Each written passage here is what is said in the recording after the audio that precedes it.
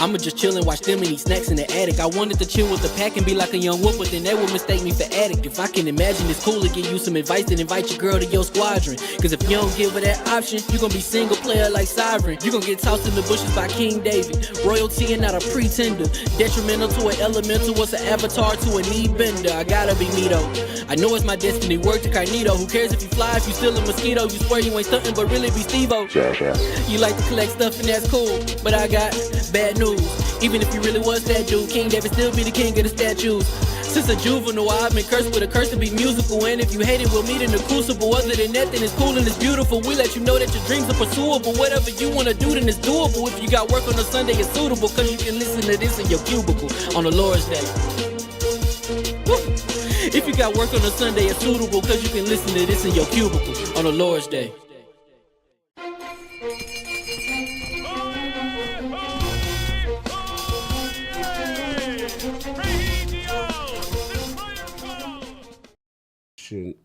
Switching over. Last night, you know, remember that? I really had a ball. Union Square. Check out the show. Wonder what Playboy's doing. I was listening to the other day. I was listening to On the Road to the Riches. When, when I was 5 years. What? Yeah. All right, so I got a quick story, right? Let's go. Calvin, we was cutting school. While we was cutting school in another school, I have no idea. Right? Shout out to Cal. So me and Calvin is there, so we get picked up by truancy police, and they take us to the precinct. So they got us in front of the head cop or whatever. He's the white shirt. Yeah, right? the white shirt. Oh yeah, truancy. Yeah, he looked like the magistrate. Right? Yes, so yeah. And it just reminded me of the video where Coogee Rap and DJ Polo was standing there with their hands there. With the hands. So he was like, he asked Calvin, what was you doing in the school? So Calvin didn't say anything. And he looked at me, and I tilted my head and said, when I was 5 years old, I realized. You said the rap? Took the break, never made a mistake to create because it's money to make. Yo, Calvin looked at me like, oh no, we're going to jail. We're going to jail. It's over. This man is not doing the right thing. They took us, they put us in the cell. They let us out at 3 o'clock because they couldn't hold us. Shout out to the truancy police. Good old truancy. Steering us wayward youths, trying to spend our hours at the arcade, not doing work. All right. It was quick to catch you at the arcade. You know what's funny? Yeah, the fact that they knew, it's like when you were hunting an animal and you know where the animal reside at. They knew the kids resided at the arcade. Yo, we was dares going to the water, to the pond to drink some water, and it was the alligators. I knew water. Look at the wayward youth grazing next to the water. He's playing Street Fighter, and the kids is running. Truancy! No! You get snatched up. Well, that was the day. That was the era. Man. All right, hear ye. You got some arcade history, and we are live. And welcome to the Iron Lords podcast at lordsofgaming.net, presented by PrizePicks. Download the PrizePicks app and use code IronLords for a deposit match for up to $100. This is episode number 357. It's another glorious Sunday. We're back at the round table on the Lord's Day. And today, we've got Elden Ring Shadow of Erdtree. That's the hot one, y'all. We got the NintendoDirect, BlackMythWukong Xbox delay, and the MattBooty interview to discuss. So we gonna get right into it. So let's introduce... Kid and Play, y'all. It's a Kid and Play episode. I don't know what happened. Hopefully we'll get one of the Lords. Shout out to Addict. You know, I spoke to him last night. We'll see how he's feeling. And then hurt nobody. Remember that? They had, what was that? They had the Gut and Funky, Ain't No Hurt Nobody. What was the other joint they had? They had joints, man. I ain't gonna front. Kid and Play had joints. But and then of course Lord Sarv will be coming in hot. But he will be arriving, so just shout out to the rest of the Lords. But we still got some other people here. The Incredible Hulk of this, a.k.a. the Excess Gamer. Ooh. The Prophet of Xbox. Kwame. King of the Statues, who demands nothing less than that premium experience. It is the Ascendant One of the Xbox platform movement. Beloved Lord you Lord Play today. Lord Play, how we doing, sir? I'm doing fantastic. Finally getting my credit for stuff that I've said before other people. Like I told you, that PlayStation VR was DOA, and they didn't believe me, and they still holding on to hope without hope. They stopped production on the joint. They're just selling out stock, and they're just doing what they will with it. Same thing with your PlayStation Portal. I told you these are passion projects under Jim. Jim was going to sink you. I think the PlayStation 5 is a passion project of the Pro. Oh, wow. And I cannot wait for it to sink y'all guys completely. But first, I want to bow my head. The most dangerous thing in this world right now is to be a rapper. I'm gonna send my condolences out to Coolio Fulio's family. Oh, wow. In Florida, he celebrated his 26th birthday, and assailants took the opportunity to unalive him on his born day. Yeah, rest in peace. I didn't even know about that. This is getting out of hand. The most dangerous occupation is to be a rapper. It doesn't matter if you're white, black, it doesn't matter. It's like this industry is chewing them up, spitting them out, putting them on drugs, putting them against each other. It's something terrible to see. And you expire in your hood, in your neighborhood. It's nothing worse than your neighborhood. The envy, jealousy, and hate grow and permeate through people that seen you rise and can't stand your ascendant, or the fact that they feel that they should be in your place. That is nasty work. I'm getting sick and tired of putting up my YouTube and seeing our young men don't get a chance to get old. So when you see me with my gray beard and you're trying to understand why I'm rocking this so proud, why I'm here. I've seen so many people not make it to where I am right now. So I got another day to try harder to do something else in this world. But my heartfelt condolences goes out to his family. And this boy has seen tragedy for so long. And I'm not saying that he's absolved from anything that he has ever done, but when he is gone, we have to reflect on his life. And it sucks so bad that this industry, this music industry that forms so many changes in young men and women fundamentally, has also saw their demise at the hands of the same change. So my heart goes out to these people that are affected by this. Yeah, rest in peace, rest in peace. I didn't know about this. That's what I said. Thank you for putting me on. It's unfortunate, man. It's unfortunate. Like you said, what I hate is it be ones that close to you, the ones that watch you come up, and then the envious eye and that kind of stuff, and then the industry kind of putting brothers against each other, you know what I'm saying, and benefiting, let's be real, off the beef music. You know what I'm saying? That's another. I don't know if this had to do with this situation, but witnessed one of the great raps beefs in the history of rap right now, and for both rap artists to still be here, right? You know, and it didn't escalate to a different place. That's a testament to the maturity of those two individuals. Factual. So, ego plays a large part when you're making millions of dollars and you feel like you don't have to take a step back. And I got to respect both egos for sitting down or moving to the side or allowing the other individual to, you got that one good one. You know, let's keep going. Keep it right there. And a lot of times it don't even be the two individuals. It be the camps that be escalating the joint. It be the dude in the camp you know how that go. Yo, how y'all guys hear me? Do you hear me good this week? Because last week, dude was hitting me up talking about it was disgusting. My microphone was disgusting, and it's a Zoom issue, but we're trying to work it out. Just let me know how I changed setups. I'm going to keep trying to figure it out until you guys are satisfied. Yeah. No, it's the same thing. It's your volume level is good. It's just when I try not to overtalk you because I notice that's when the suppression go down, and it could be like you said a Zoom issue. It's some issue with your unique setup in conjunction with Zoom. And we got to figure it out. But for the most part, you sound great when it's just you talking. Nobody interrupts you. You overpower. You booming. I like people, busting in. Pause. What I was playing today. All right. Let's get into what we was playing. Yes. Because you can introduce yourself after that. Yes, sir. Yes, sir. Because you're very important. Hey, I appreciate that. So, all right. So this week was a wild week because I played Starfield. I went back into Starfield, and it was certain things I was frustrated with. Finding the missions, getting the missions done, And now it's a little bit easier, to find where my objectives are and what I have to do. So I went and did a couple of objectives there. Then I went to go to Destiny. Need help in Destiny. Yes, I know. We trying. Help me, people. Trying to get that done. Then your man Erdtree tried to get into the business.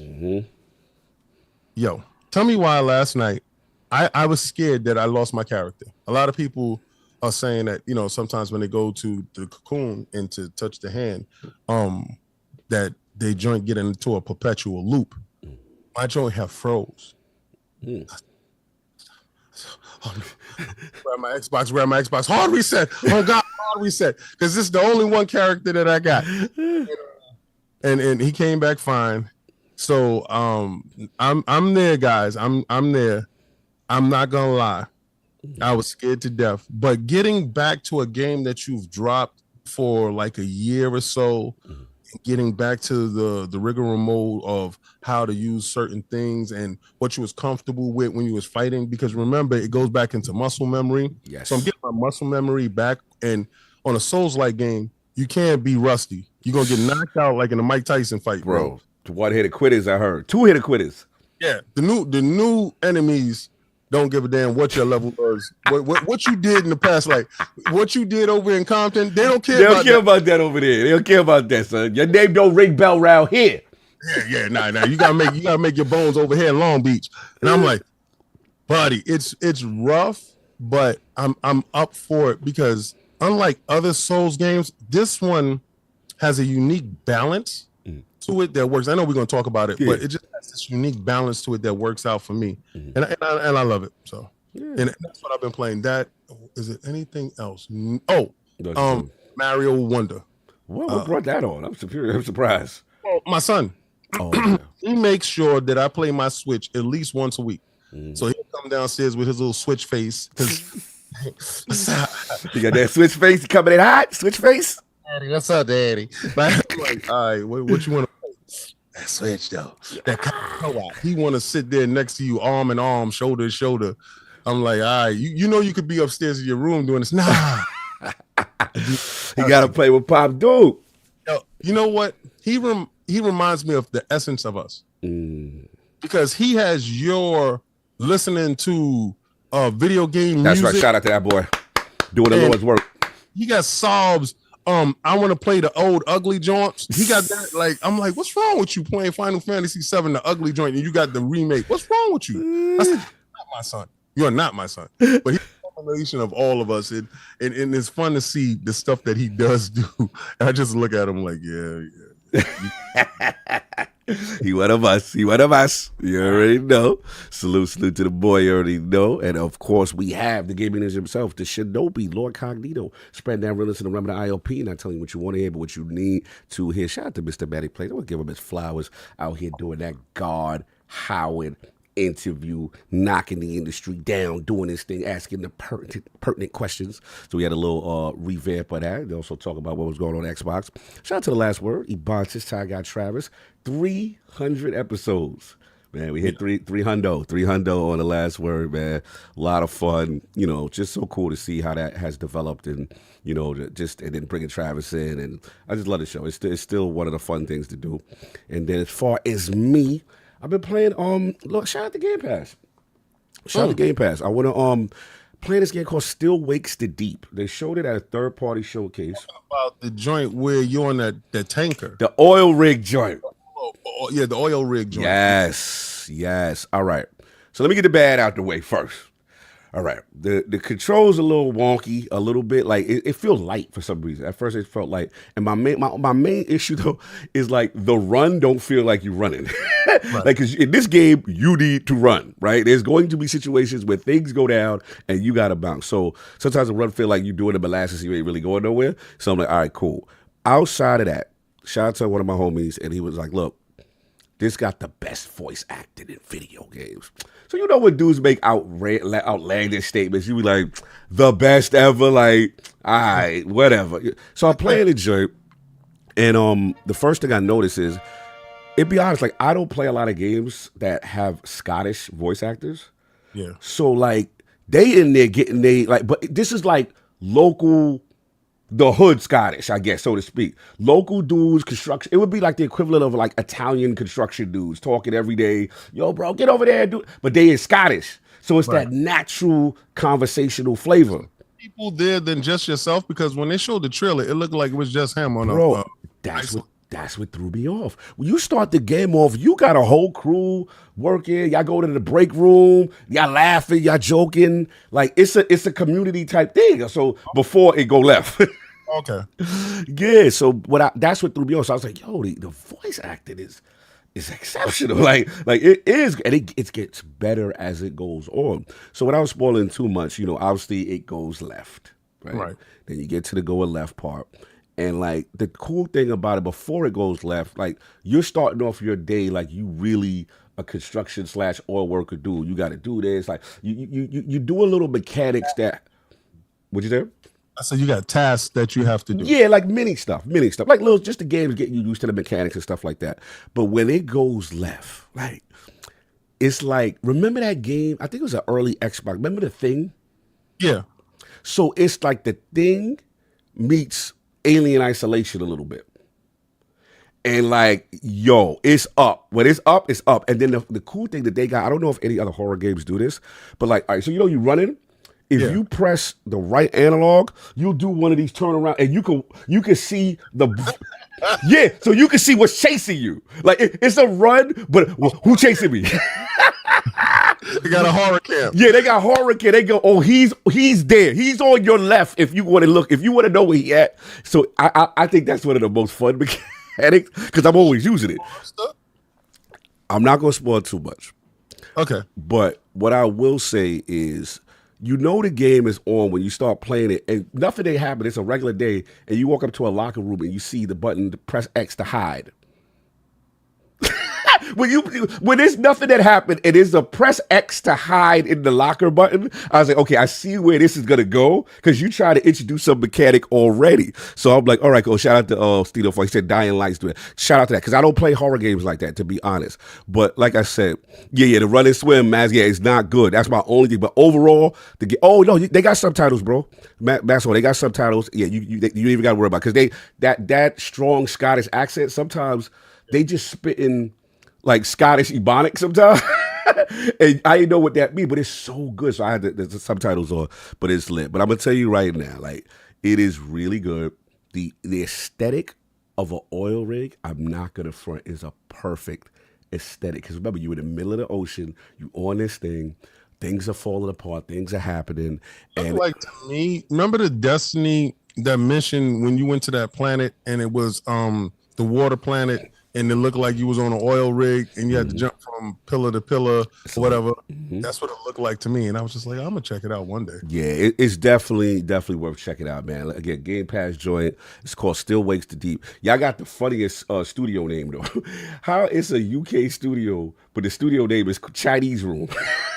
I was like, what's going on here? Like, I was confused. I was like, wait a minute, Chinese developers? Inside joke. But yes. How much you pay for that? Oh, that was $3.99 on Game Pass, sir. Oh, that's crazy, man. That was $3.99. That was a joint I had my eyes on. You know what I'm saying? Yeah, shout out to the oil rig is a villain itself. Yeah, if you're into a little horror joint, some of the best voice acting going. Like I said, a little rough around the edges on the control a little bit with the running and stuff, but the game is super addicting. I'm going for it, so I'm looking to try to knock that out. And of course, I've been rocking that Destiny. You know what I'm saying? Shout out to the Final Shape. Shout out to my man. I know. Earlier in the week, I was rocking Destiny that I had played. But I've been trying to link with you. You know I've been trying to link. Oh, here we go. I mean, I'm just going to say I'm available. I hit you up, sir. I think it was Thursday. Yes, you did. And then, situations. But we're going to get it done. Shout out to DJ Oris. He got you. He said, look, DJ said he got you. All right, no doubt. We're going to get this going because they did this dual mission, exotic mission, fantastic. One of the best. It is complete. What's the gun or whatever you get? Well, what it is remember they give you the prismatic. You got the prismatic ability that starts off Final Shape, which is you can put powers however you want. You want the void grenade. You want the lightning super. Like now it's full build crafted. You customize it the way you want when you do prismatic. Now when you do prismatic, to unlock this thing called the exotic. You know how you got your class out of warlocks. We got our bond, right? Right. So now what they doing is you can rock a regular exotic with prismatic, but if you do this mission, you'll unlock the exotic bond.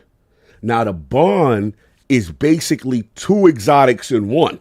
They make the class item super useful now. Okay. So now if you rock the exotic class item, you cannot rock an exotic also on top of that. Okay. But the exotic class item has clothing. Yeah. But you rock an exotic gun. Yes, correct. And so with the clothing now, it's like 2 baby exotics. So you know how you got the gloves that poison somebody, right? Right. You may get a random roll one with 1 perk of that, with another perk that make you invisible when you melee somebody. And they random. So it's like basically they take a piece of a lot of other exotics, put 2 of them into one, and that's the class item, and you could get crazy combinations and build it. It's crazy. To make you continue to do that mission in order to get right. Okay, cool. Right. But the cool thing is once you unlock it in the mission, the mission is wild hard. Pause. But once you do that, then any other time you just in the world open up a chest, there's a small chance for the class item to drop with a random roll. So you don't have to, if you don't want to do that mission no more, there's still other chances, but that mission is the guaranteed way to farm it. There's like, nah, you already did the hard joint. It could be in the world for you now. Yeah, they open it up for the world. So that's what it is. Robert Keller with the $5 super chat. Blessed day, Lords. Today we celebrate Sonic's 33th birthday. Ooh. Continue escaping the cities, rolling through the hills for another 30 years. Salute. Yes. This is the year of Sonic. Well, it's supposed to be year of the shadow. Mm-hmm. Okay, we got Robert Keller with the $2 super chat. The Final Fantasy concert yesterday was fire. I did not see that. Yeah, I think he was in New York. Keller was at the Microsoft store in New York. The joint. Remember when we went and we did the Forza Motorsport interview with your mans and them? Yeah. He was at that one. Okay, that's what's up. So we got B. Lou, member for 33 months. Peace to the Lords. Best gaming show out. Keep killing it. Sometimes you got to pop out and show ninjas. They definitely not like us. Oh, salute to B. Lou. I like that one. Shout out to all my mans. That's my second homie, the Doctor 63. Follow super chat. He says, Cog, I need you to get in the Erdtree and pick these great new katanas. Nah, bro, I ain't about that life. Look, I respect y'all. Y'all the killers. Y'all the shooters. I'll watch y'all from a distance. It's like, yo, them boys is ill with it because it's crazy out here in these streets, man. But salute to you. And then we got Big Mad Mo, member for 47 months. Shout out to the Lords. Yo, Xbox hurt them with that show. They upset. Hashtag boots on next season. Full effect. If you build it, they will come. Game Pass.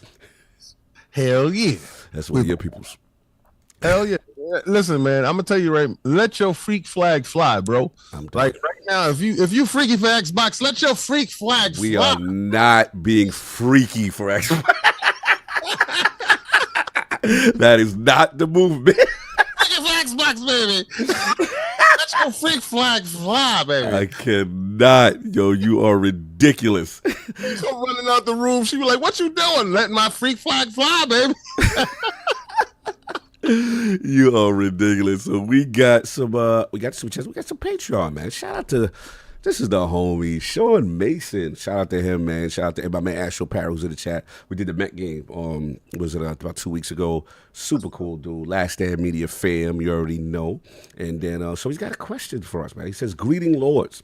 Thank you so much for providing me with endless amount of entertainment over the years. I truly look forward to every episode during my long Monday morning running sessions.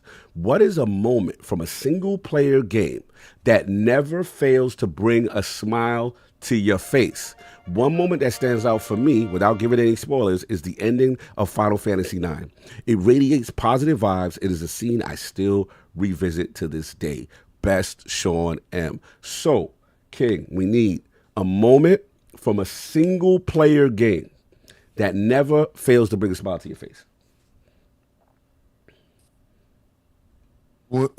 It's tough. When Master Chief gets a hold of Katana again and puts him back in his head. I don't know. I'm a sucker for that love story. It's what is it? What's the word?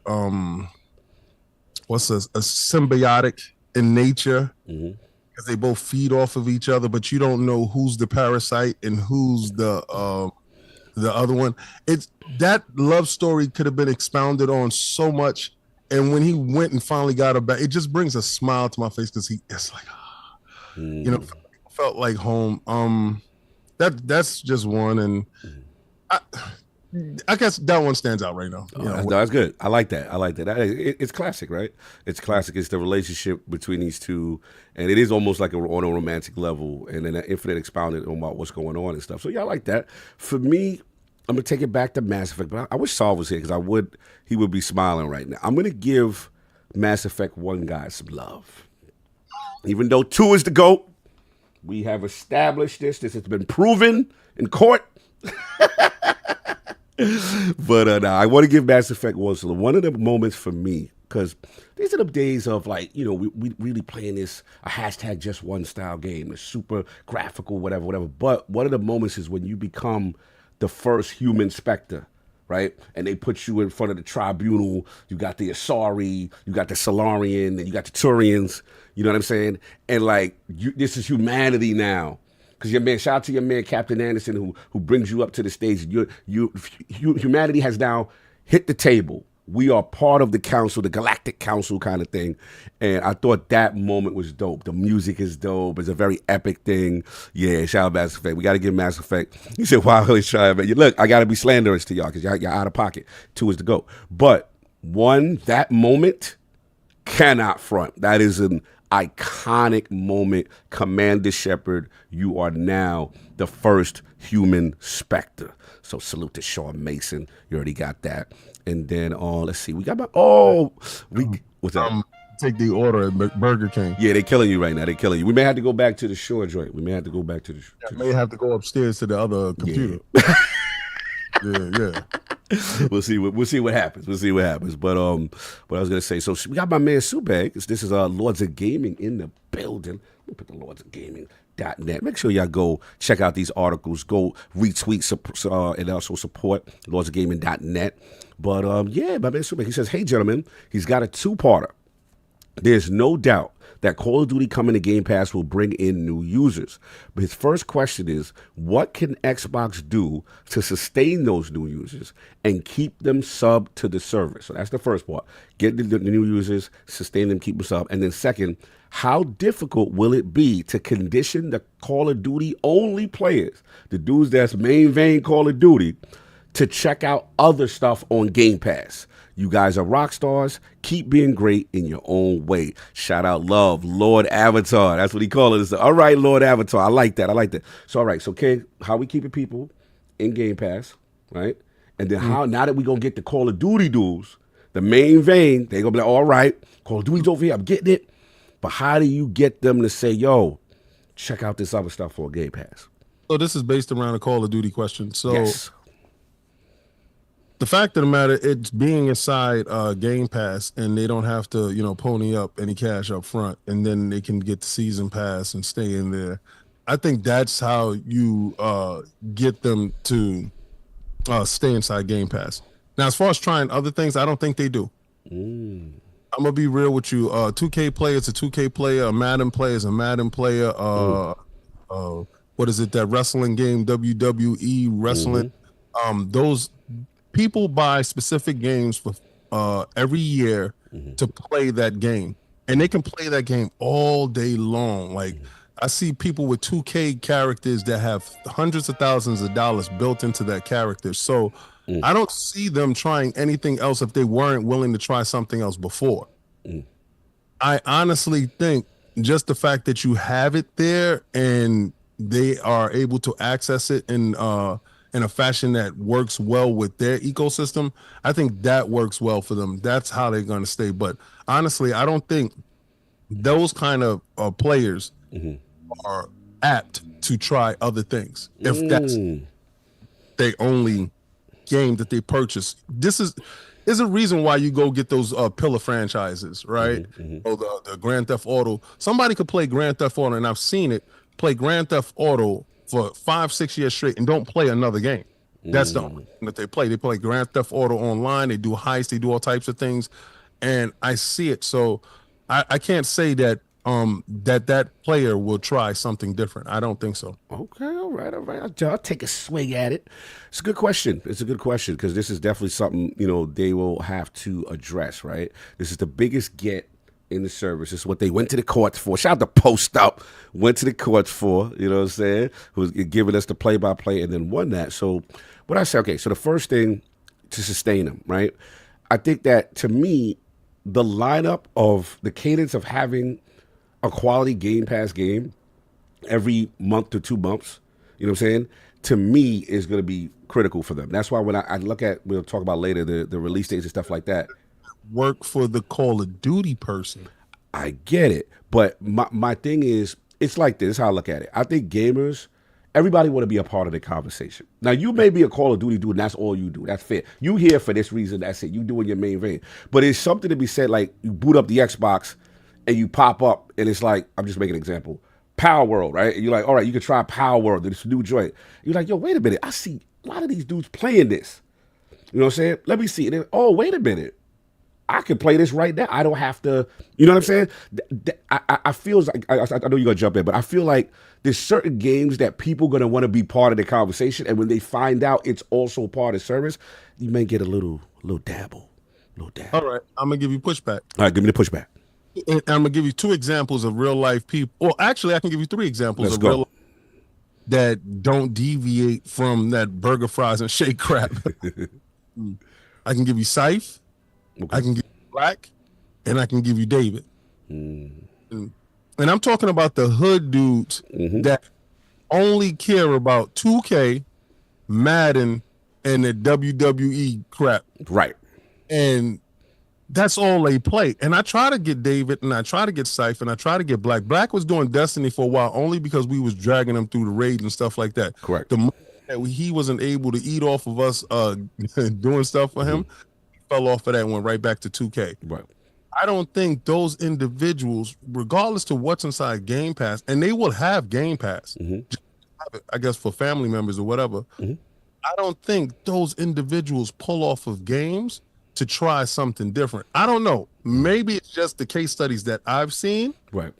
I don't think those individuals that strictly go to those yearly games that keep coming out every year in that cadence, I don't think I have a switch off of anything else. But you know what I think? Let's use those 3 examples, right? You said, Black, David, and who's the third one? Scythe. All right. We have to admit, when dudes is off something, and you see your whole friend list doing this other thing, peer pressure is a mother. You'd be like, because you know how it be. Usually, all these games at some point do something to piss people off. Yo, I can't believe they nerfed that joint. You know what I'm saying? Nah, son, they took my whole build. I'm tight. And then you see King. Yo, he over there. He doing Fortnite, whatever he doing. Yo, how is that joint, King? Has I heard that Fortnite or whatever? Okay, y'all doing it. All right, how much that joint cost? You be like, nah, son, right here. Free the Game Pass. Word. I ain't got to pay. Word. You know what I do? You know, as soon as dudes say, oh, I ain't got to pay. Yeah. So I guess you are right. Those dudes tend to be. But we got to get them isolated in the room, though. Yeah, we got to get them. But it's something that Microsoft is doing. True. That's something that we do. True. I guess I feel like gamers are easily influenced by what their friends are doing. Yes. And if their friends are all saying, yo, this is the new wave, whatever that game is, this is hot, you got to try, this is the new joint. Dudes fall under the pressure. Dudes be wanting to be part of the conversation. This is true. And nobody followed me over on Fortnite. I came over there. No, when you told me there was no build, and then you said surfers out, I stopped everything what I was doing. He got his surfer and left. Thank you. I got what I wanted. No doubt. But as far as the other question, as far as new users, because we talked about the Call of Duty, we kind of combined the topic, but he did say new users, not other than Call of Duty stuff, and keep them in the service. Yeah, I just think they got to keep that cadence, right? What MattBooty was talking about, which is that every month or 2 months, there's something in the service. And I think that's why we're not getting a lot of these release dates, because they want to be strategic first with their first party stuff, not cannibalizing in conjunction with third party partner stuff that they may have marketing deals. And that's why they're waiting for release dates to drop. But if they have stuff in a monthly, quarterly cadence, they'll be fine, because there'll always be something to keep staying in the service for. I believe that they drop games weekly. Wow. Inside Game Pass, and they do, because I do Game Pass Tuesdays on Xbox Frontline News. Shameless plug. Salute. And I noticed that every week they have a game that either was super hot before, or indie game that you've heard of that was coming up that goes inside Game Pass, like Callisto Protocol. Yes. I downloaded that, and I got to play that because people told me that's like as a successor to this other game. Mm-hmm. But yeah, I've noticed that. I think that keeps the Game Pass user, because I think the Game Pass user, opposed to the yearly guy, is two different guys. Mm-hmm. I think the Game Pass user is more apt to try buffets. It's like the restaurant guy versus the buffet guy. Mm-hmm. You can't get a buffet guy to say, I'm going to go to Red Lobster and go get the one meal for the $60. Fair. And then, why would I do that when I can go to the Chinese joint? They got all the stuff that they got there for that. Why would I do your joint? And you can't get the restaurant top chef guy, to go to a buffet, because he's like, ew, all that is like shovelware. Like, why would I? Everybody's around the food. Oh, that's disgusting. I think those are two different individuals doing two different things. Fair. And I'm glad that they have the opportunity to partake on both. I think that's the beauty of the platform. But at the same time, I don't think you could get the crossover. Really, you may get a dabble, you may get the Roof Chris guy to go to one buffet and be like, yeah, that was nice. Say Roof Chris, I like to buy my games, and you see those people there. I like to buy my games. I feel your guys. No, and you may be right. You may very well, like, the Call of Duty guy just might be just the main vein Call of Duty. That's what he here for, and now he is good. You know what I'm saying? But I guess in Xbox's best interest is what they think. They hoping he at least flirt once or twice a year with some other choice and see. I don't think. Yeah, I think honestly, I don't think. Once you're in the service, once you're in Game Pass, I don't think they care if you play anything else. I think what they want you to do is, even if you dedicate all your time to one game, I think this is why they brought back Prestige. Now dudes is going to sit inside. Sitting it. No, you're right. And give all their time there. And the key point, not to cut you, you're absolutely right. Not only sitting there giving the more you sit, the more microtransactions and the more monetization you spend. So you're actually spending more than the dude that may be flirting with a bunch of games that ain't spending money. Like, they want you to spend money and revenue, because I think that's another part people don't understand. People, as far as the Game Pass sustainability part, they're looking at not only how much time you're spending, how much money you're spending when you're in that joint. Yeah, because I've noticed with the Diablo DLC, you got to buy that. Diablo's in there. But this is how they make their bread. All right, good. We give you the core game. You got that. But all DLC, all boxes and lines is mine. You got to buy the DLC if you want to be part of the conversation. You like that trailer? That trailer got you? Yep. Yeah, go get that. And you like that skin? You like that horse? You like that? And you know how I do with them. I don't like Ubisoft. Ubisoft gets me all the time. I get a flaming horse with a devil mask. I'm done. No doubt. So we got that. Shout out to Sue Bag with that. And then before we get into the poll questions, we do got a couple of super chats we got to get.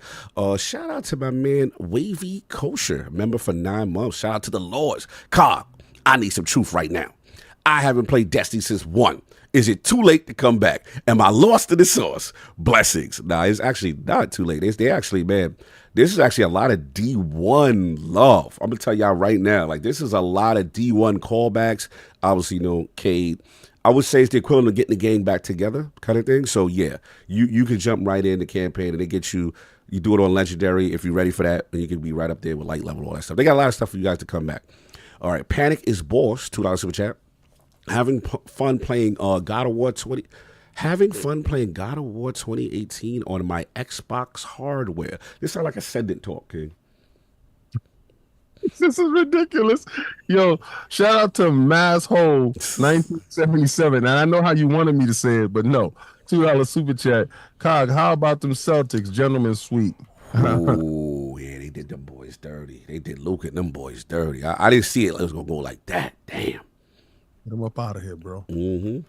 Out of Kyrie, no ring for you, boo-boo. Yo, you stupid. Then we got, shout out to Donald Taku, member for 13 Up. He a fan. Freaky Xbox, he a freaky. Yo, you wildin'. He a freaky Xbox. Hey, run for your life. Yo. Run for your life. Let your freak flag fly. Savagery. Don't encourage him, Donald Taku. I see what you're doing. Let me hear you say, oh, yeah. Stab the way. You stupid. Shout out to the Doctor 63 again, the homie 2000 chat. Mass Effect 2 is indeed the GOAT. There is no dispute. That's why I rocks with you, the Doctor. That's why I rocks with you. Shout out to Gaming Forte, the homie. Remember for 54 months. Isn't that crazy to see? Yeah, that's love, man. I love that moment in Mass Effect 1, but nothing beats kicking individuals out of windows since they pissed you off. Plus, F Ashley for killing Rex in Mass Effect 1. Okay, you're not letting it go. Okay, let's see what we doing. And we got, who we got? We got Bear Rules. I'm sorry if I mispronounced it. $5 super chat. Sustain Game Pass memberships. Big BIG releases around Call of Duty. BIG, what's that? Releases around Call of Duty drop. They gotta feel it to believe it. Big releases around Call of Duty drop. Okay, gotcha. They gotta feel it to believe it. Salute. Buns. Why are you calling yourself Buns though? But that's something else. But so they say, okay, so he said we just have big releases around it. Okay, that's what you're doing. Back with the $5 super chat with 17 in the mag and 1 in the chamber. Game Pass first party locked and loaded. Hashtag Xbox World Order is real. Hashtag green bitch. Salute to J Mac Bay Area. You already know Hollywood Rules. Member for 29 months. Happy Sunday to my New York City cousins. Always good to spend the Lord days with my boys. As an Xbox guy, so proud and excited of where we are headed. Best game pod. Salute. All right, Dr. Strange Glove with the super chat just wanted to spread some hate to all the film software. You messy. You hating on them? You not letting them have a moment? Shout out to Hollywood Rules. $5 super chat. A lot of these dudes don't get what Game Pass is. I think the wall stick around, but he said, I think they will stick around. But Call of Duty and Game Pass, who did that for you? Who jumped back into Witcher 3? Okay, who did that for you? We ain't get that. No doubt. What you got? We got the next one, kid? ET Maverick 707, the $5 super chat. We all know the dudes that say they like to buy their games against Game Pass are the same dudes using their mom's Netflix subscription service. Thank you, ILP. Yo, don't listen to these dudes because they buying digital and they don't own the game. You messy. Salute. We got that all taken care of. Shout out to that. We do got a poll question I gotta take care of. Give me a second here, and then like I said, Saab. Okay, I got you, Saab. He's running late. He just hit me with the update, but he coming through. And hold on, let's take care of this right quick. Okay, so we got the pre-shows. We got the poll last week. With every first-party game revealed at the Xbox Showcase, which single title could help catapult them to the vaulted title of Best Xbox Game Studio? So remember, this is just for the games that were shown at the Showcase. These singular games, if they get like a 90 Metacritic or whatever, they the best Xbox Studio. So the winner of this 4-way ILP poll for potential Xbox Game Studio with a single game at 48% of the vote is Playground Games with Fable. People is on it like that. They say if Fable is that thing, Playground is them dudes. And then second place at 26%, the Coalition with Gears and E-Day. Controversial at third place at 15% of the vote.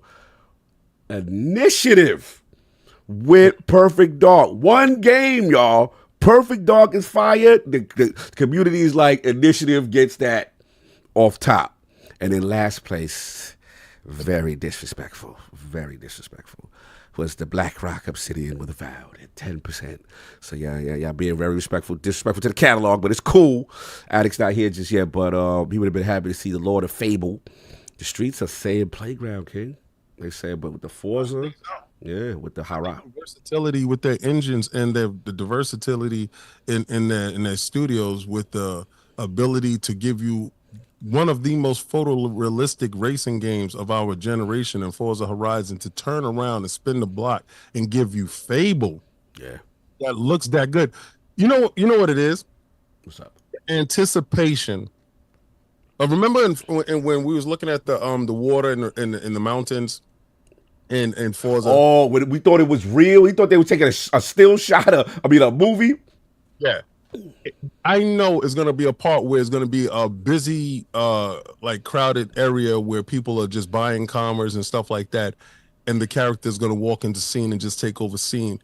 And I don't think there's another studio like Playground that's able to capture those photorealistic moments, and with their ability to do that, if they're able to pull that off with this game, because remember, Forza, you're moving really fast, yes, all over the place.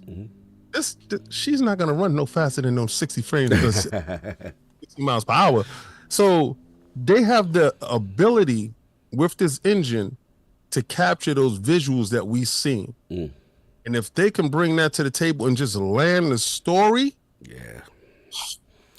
no, you look. I said it before, and I know I'm very biased towards Obsidian, but I can't deny what Playground is doing. And the fact, to my understanding, that's Forza tech. That's not even Unreal. And I looked at that engine, I'm like, that's a flexible engine. That's a flex. Remember, the reason why it's even more of a flex, let's be honest, Coalition been them dudes when it comes to the graphical dudes, as far as especially in Xbox with the Unreal.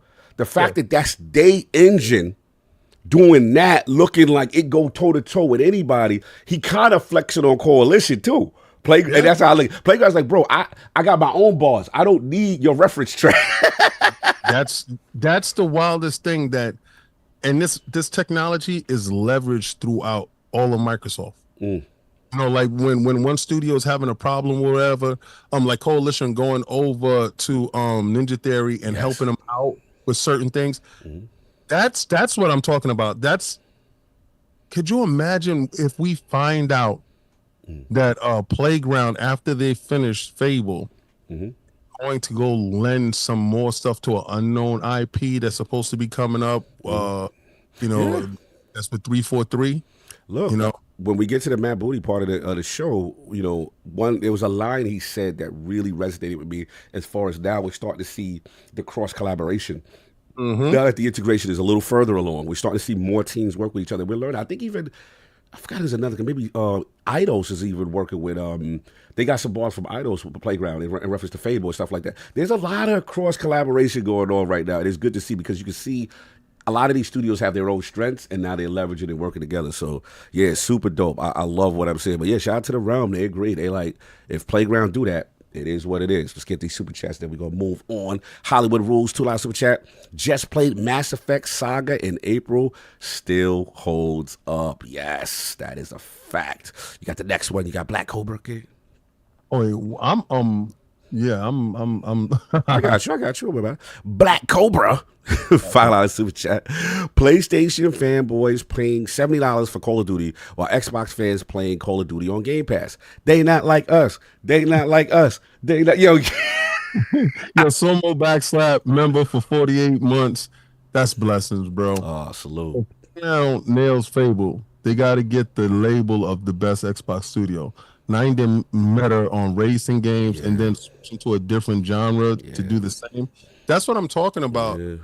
That studio has to be looked at in a different light. It has to be looked at like Guerrilla Games, right? To go from a first person shooter game in Killzone to switch it up and go to Horizon. And I know Horizon for a lot of people is not well received, but graphically that joint crazy. It's not a technical marvel with what they've achieved with Horizon. Shout out to Post. He said, if you look at the studios that are using UE5 and Xbox, it's real. It's real. And the reason why, again, I would have to bend the knee is because one of the reasons why I gave Obsidian the title is the flexibility of all the different type of games they could do. They could go from Outer Worlds. They could do a grounded.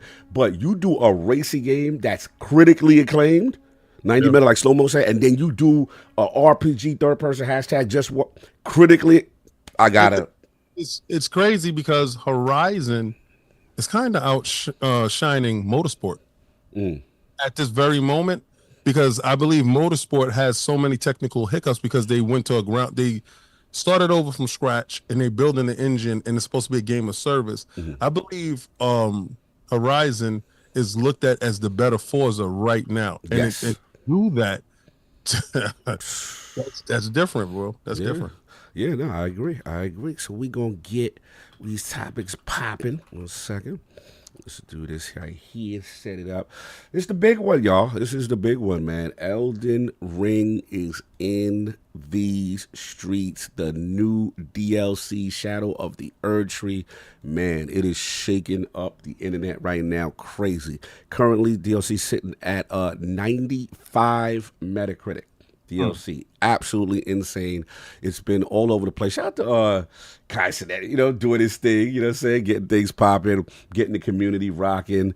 And hold on, we got Killer Hills. We got Park Hills own Wu-Tang Clan, G Park. So woo. Wait, are we live? No, we're not. We live. You in the building. You cameo straight in. Oh, okay.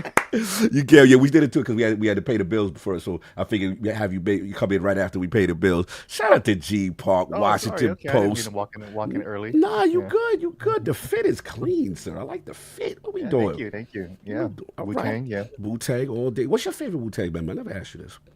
Oh, that's a hard question. I feel like I think Inspector Deck has been underrated over Rebel the years, INS. Right? Rebel INS. Right? Salute. Yeah. People don't talk about him too often, but I think it's got to be Raekwon for me.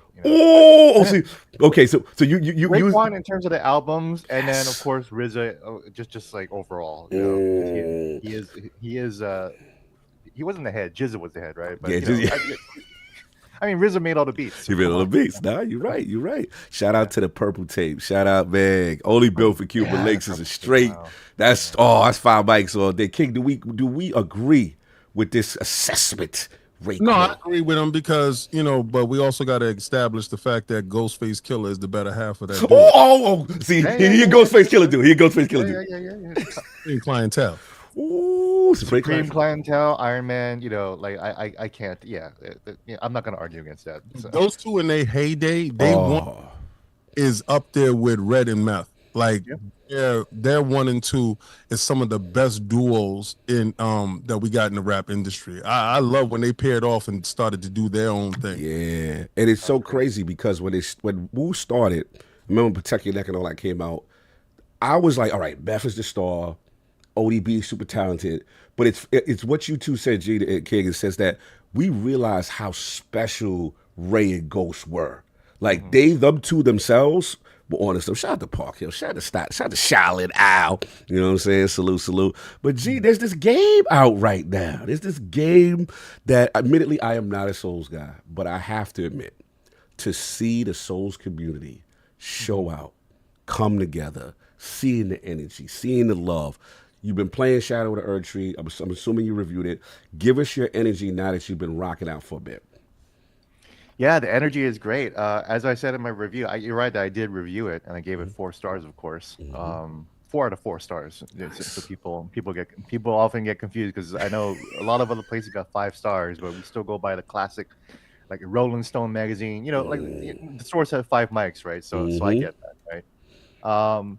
But 4 out of 4 stars. I said that there's a electricity in the gaming world right now.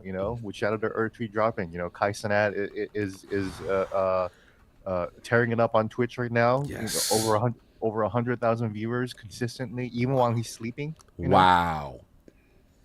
And he is making good progress. He is, I would say, what is it now? Sunday, right? So it's like day 3. So he's like 50% done with the game. I think. Wow.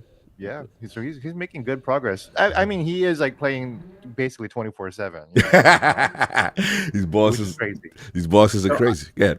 Yeah. So I've been like watching him on the background on mute just to keep an eye on his progress, and I've been watching my other friend, Quaylog, who is like a historical analysis person.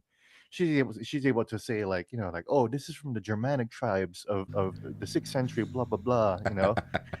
So I'm listening to her like play through the game and like observe all of the lore details, you know. She's like, because she can see things that even I can't, you know, because she has all that historical knowledge in her brain, you know. So like I can't be like, oh, this is just like when the Romans did this or whatever like that, and then I can make those parallels in the story. So I got like 2 iPads like on my big old chair over here. One on the right side, Kaisenat muted, and then one on the left side with Quaylog just yapping away, and I'm playing myself, you know. So I got 3 screens with Elden Ring, basically just hitting me in the face. So I'm locked into the community right now, you know. Like I'm like Batman in the Batcave, you know. You got all the screens up in Gotham City. You looking at it all go down.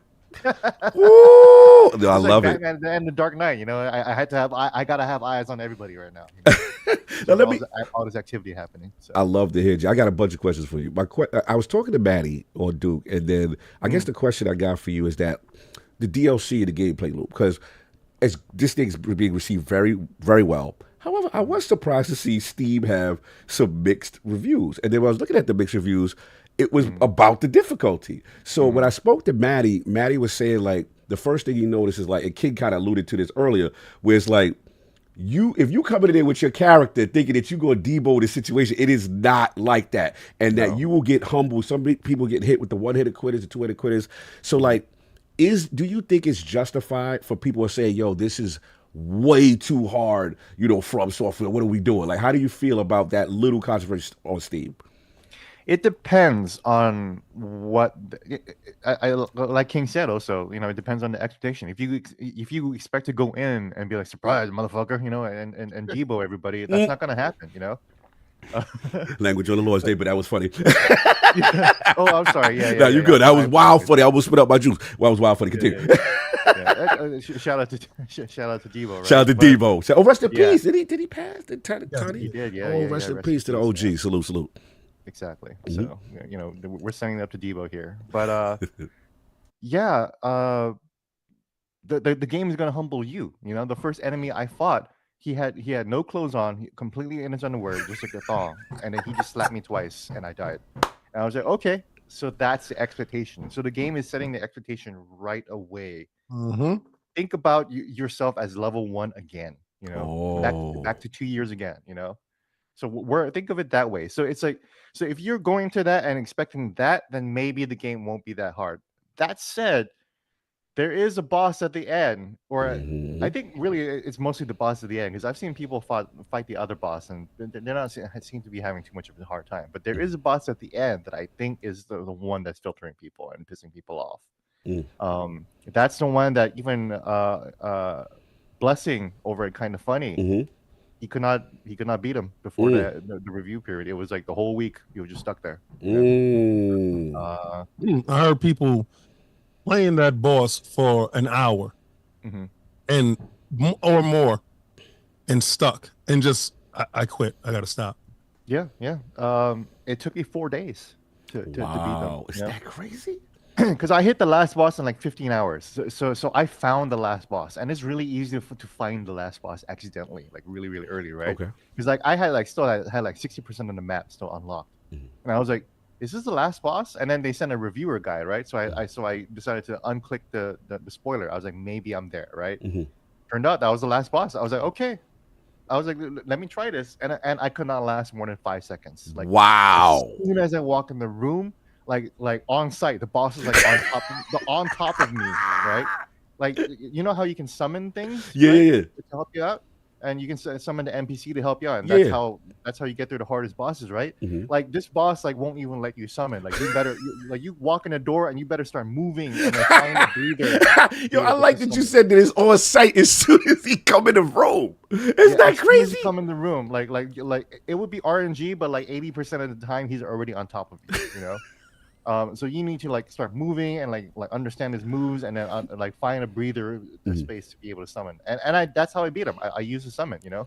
Wow. Did you use Mimic? What did you use? Mimic. I use Mimic. You know. Yeah. So tell us the build. Tell me the build. What you rocking? Give us the whole thing. What you doing?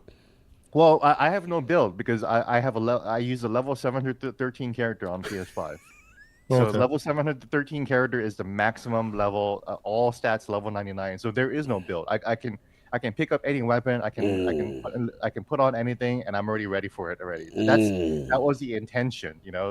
And also people, it's been annoying because people accuse me of cheating. Yeah. One on PS5, like, you know, okay, if there's like mod tools on PS5, let me know.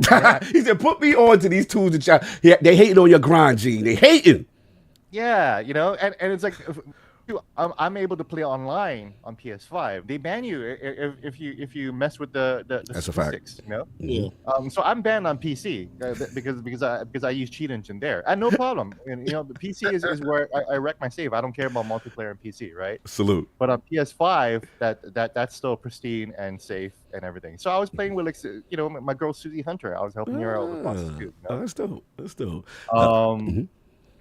But yeah, so my build was level 713, so I was a max character. Wow. I was as godly as you can be in this game, and I was still getting, you know, washed by this game. Anyways, you know? That is so my build for the last boss was basically, you know, whatever I was using the whole game, which is like a spell sword, right? But what I did though is I had the mimic tier, and I only realized in that fight that you can heal the mimic tier, right? So there was a grab that the boss has, and when the boss grabbed my mimic tier, they set him down. They just like stood behind the mimic tier and just blasted it full of heal blasts. And the mimic tier went back to full life. Ooh. So like I basically cheated and like had a second life bar for my second character. And that second character still died. They still died after I healed them, and then it was still me and the boss again. But it was like five more hits. And I was able to like you know, squeeze it out and end it. And that's why by the time on the fourth day, I was able to beat Shadow the Erdtree, and I was shaking. I even tweeted like I'm shaking, and people were like, you know, because I've been sick and everything like that. Yeah. Like, oh, Chin, are you okay? I was like, I deleted it because I know my family follows it, and I was like, okay, I actually don't realize that I might be worrying them if I tweet. If you tweet that. Yeah, but no, it was just Elden Ring. I got so excited. I was just so happy to finally beat the boss. It took 4 days. That was the longest I've ever taken to beat a FromSoft boss. Wow. The previous record was 3 days with Ishin in Sekiro, and Millennia equally in Elden Ring. Took me 3 days for both of those. But, yeah. Does the boss allow you to get distance off of him? Because a lot of the moves that I have is like bleed moves. So and I need distance off of that. Like I'll let my mimic go out and do stuff, and I'll heal my mimic while he's out there doing whatever he's doing, and he's getting all the aggro on him while I'm in the background playing the puppet master. Are you allowed? Does it give you enough distance? Because I make sure that I don't look at anybody playing. Like really, I try to go in as blind as possible. I love the wonderment of worlds and stuff like that, so I try not to look at anybody's playthroughs. But my question is just, do you have that opportunity to have that step back? If not, I have other weapons that I can use. But will I use my bleed katana? Because that's where I'm at right now, because I'm doing a blood bleed. I think it can work, but the boss is on top of you a lot, and there are moves that the boss does later on that, like Blessing was saying, like I'm surprised my PS5 was still alive, like during the boss fight, because like you can't even tell. Like, and I watched a YouTube video ranking all the hardest bosses in the DLC, and the #1 boss was the last boss, because the YouTuber was like, I haven't beaten him yet. Wow. So this is the hardest boss because I have not beaten him yet. And the YouTuber said what a lot of other reviewers were saying. I can't even tell what is going on the screen, which is true. When I got to that part, I was like, I don't even know what is happening. Like I don't know what's going on the screen. I can't tell visually like what I need to avoid or what not to avoid. Wow. So is that chaotic? It gets crazy, but then you're able to. But you got to learn it still. You got to learn it. You know. Got you. So. No, there are enemies where it's like, you know what, you're not going to be able to hit back for like a good 30 seconds probably, you know. Wow. Like because this boss is on your ass and you need to block and avoid the whole time. Like don't get greedy. Don't get greedy. You come in and try to sneak them hits. Are you using a shield? Because I got the thumbprint shield. Are you using a shield? Yeah, I use a shield. I even upgraded to great shields too. I never used like the big shields too, but this time I was like, you know what? I need full coverage. Full coverage. I use the thumbprint shield, and Oh, that's a good one. yeah, that's probably one of the best ones in the game to save. Sure. That's crazy. Now, so I mean, this is really interesting. So now, again, as a Souls guy, you've been playing these games for a while. You know, I'm hearing rave reviews, obviously with this DLC. Now, where do you have it in the pantheon? Now you've beaten it, one of the few. You know, where is Erdtree in the whole pantheon of these Souls games? Where you got it? Well, surprisingly, even though I thought it was probably harder than Sekiro, I still thought Sekiro was harder because Sekiro, you can't level up. Like you're stuck. You're Sekiro. That's all you got to be. You know. So if you can't be Sekiro, then you're effed, right? Yeah. Whereas in Elden Ring, you can be whoever you want to be, right? Like you know, King Tao was just telling us about who he was, you know, and I'd say spell sword, you know. So we're just two completely different people approaching situations a different way, and that feels good and that feels rewarding. So that's why, like, even though Erdtree might be harder, like I still felt like I had so many options to come back to, you know. Gotcha. Again, like I had like heals, I had mimic tier, and I was able to pull it out, you know. I don't know what Kai Cenat is gonna do, or people like him, like Maximilian Dude also, because Maximilian Dude is doing a no summon run too. Oh. And he was fighting Mesmer, the guy on the box. On the box, yeah. And he was you know, I checked back at like 7 a.m. He was still playing. You know? He was still in the grind in the trenches with that dude. Still on the boss. He gonna rethink that no summons run. He gonna rethink. I think some people might have to rethink their strategy, especially when it comes to the end. But we'll see. My boy Pat beat one of the secret bosses, but he used 2 summons, like one of the character summons and one of his own summon, and worked it out. He was only level Scadu fragment 5, because in this one, so this one has a new leveling system. So if people who are saying it's too hard are not engaging with the leveling system, then you are not playing the game. You need to level up with the unique level system here. Scattertree fragments. There are 20 levels of Scattertree fragments that you can get. You get a piece of fragment, and then you get 1 fragment, and you can level up once. And then you can get another fragment, and you level up once. And then by level 3, it's like, okay, you got 2 fragments, and you can level up to level 3. And it goes up to like the final level is 5 fragments, and then you can level up to level 20. But these give you a flat 5% boost to your attack and defense, whatever you got. And that will massively level out the playing field. So even though if you're level 150 or level 713 like me, if you get those fragments, you're going to be pretty much equal by the end too. Got you. So again, just for clarification for the uneducated like myself. So if I was to attempt this, which I'm not, the Scattertree fragments. Now, what about the Spirit Ashes thing? Is that also helpful? So basically, what people the frustration. I love those too. So there's a separate leveling system for the Scattertree fragments for yourself, and then there's something called Revered Spirit Ashes, and that will buff up your summons and your horse.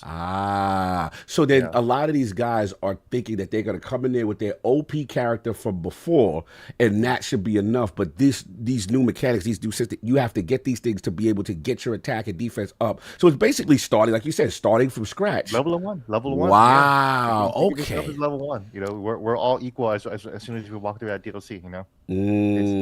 But the thing is that, like, to get to the DLC, you have to kill 2 bosses, and one of them is like an end game dude, you know. So if you're good enough to get to the end game and get to the Mog, the boss that you definitely need to kill right before the entrance, then you should be ready already. You know, you should be around level 70 to a level 100 or whatever to get to that point. You know. Got you. Or if you're a level 1 person, then you're that good. You know.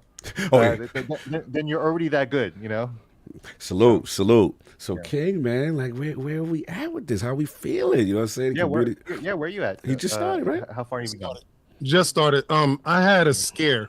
So I was telling Kai earlier, because Kai, first of all, I want to take my hats off to Kai Cenat, and I was explaining to him why it's such a big thing for an influencer of his archetype to be gravitating towards this game.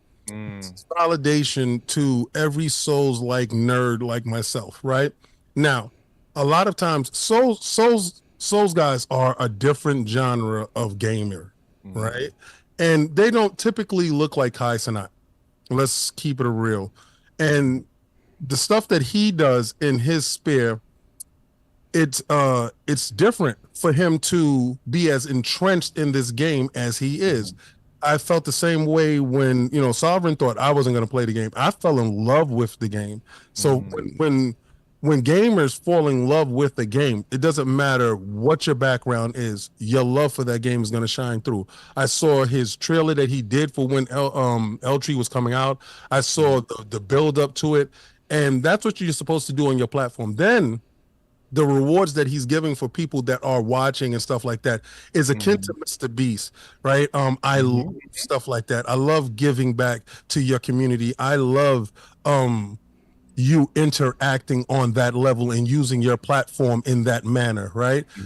He had a slip up before, and that slip up is nothing compared to all the good that he has done, right? Okay, so that was just poor planning. Now I'm watching him play, and I'm saying, this is what I'm talking about. This is the diversity that we need to see in this space on these hard games that sometimes, you know, you look at them, you're like, nah, I'm not going to play that. I'm going to go play something else that's a little bit more easier. But seeing that he can do it, you can say, I can do it as well. So shout out to him. Now, me playing, I had a scare.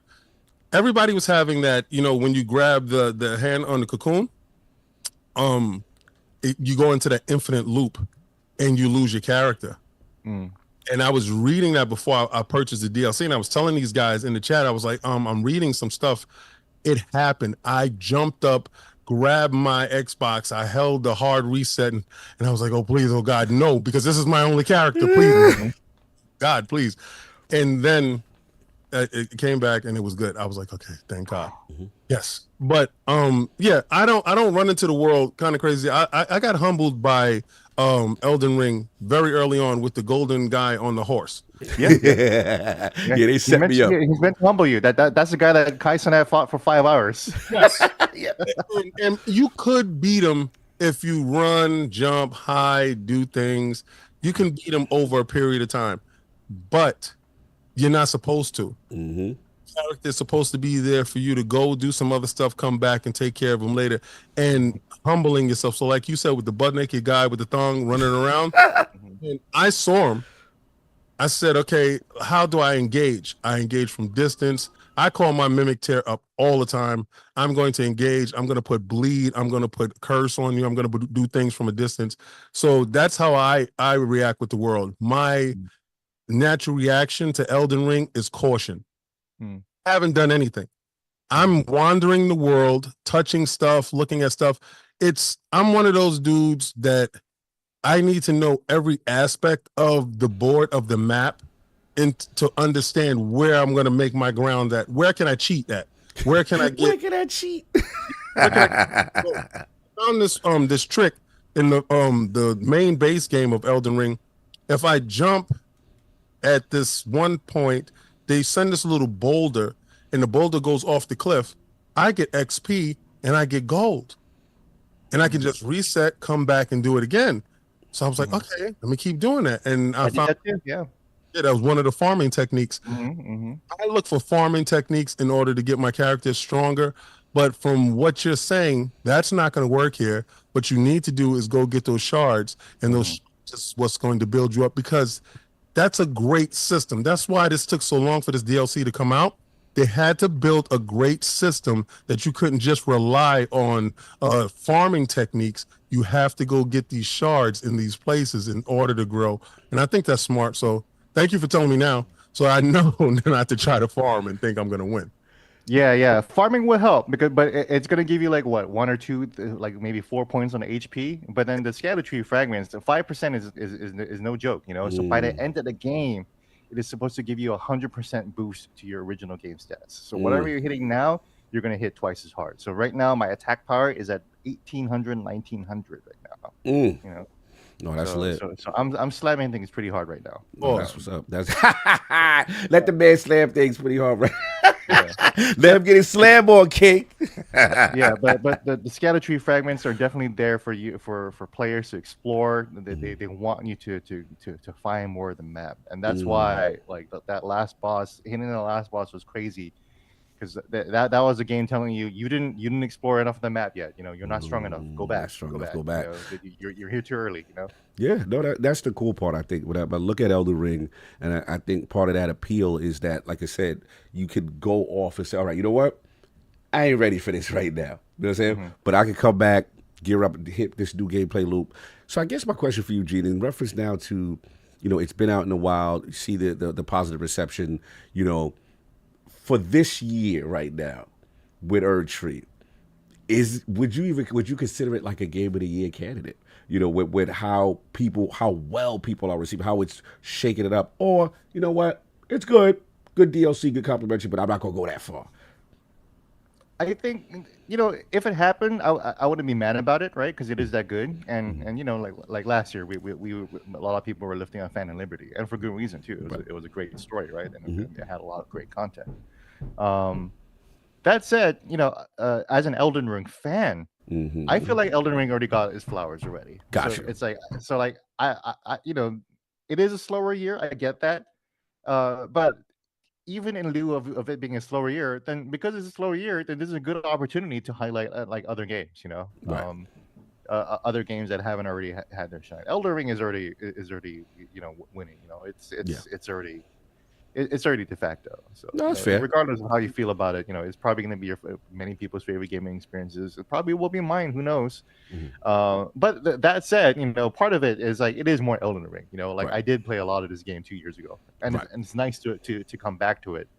But ultimately, it is just more Elden Ring. It's more Elden Ring. So in your case, like you're of the position, great. It's DLC. Elden Ring's already got its flowers as a base game, got its awards as a base game, but maybe this in a DLC specific category, yes, but not like a game of the year, like it's a new release.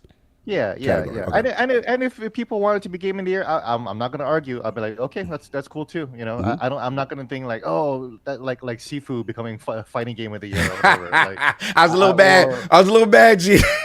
I was so mad. That's just a slap in the face of the Bro. community, man. You know. All right, fair enough. Crazy, you know. So I hate.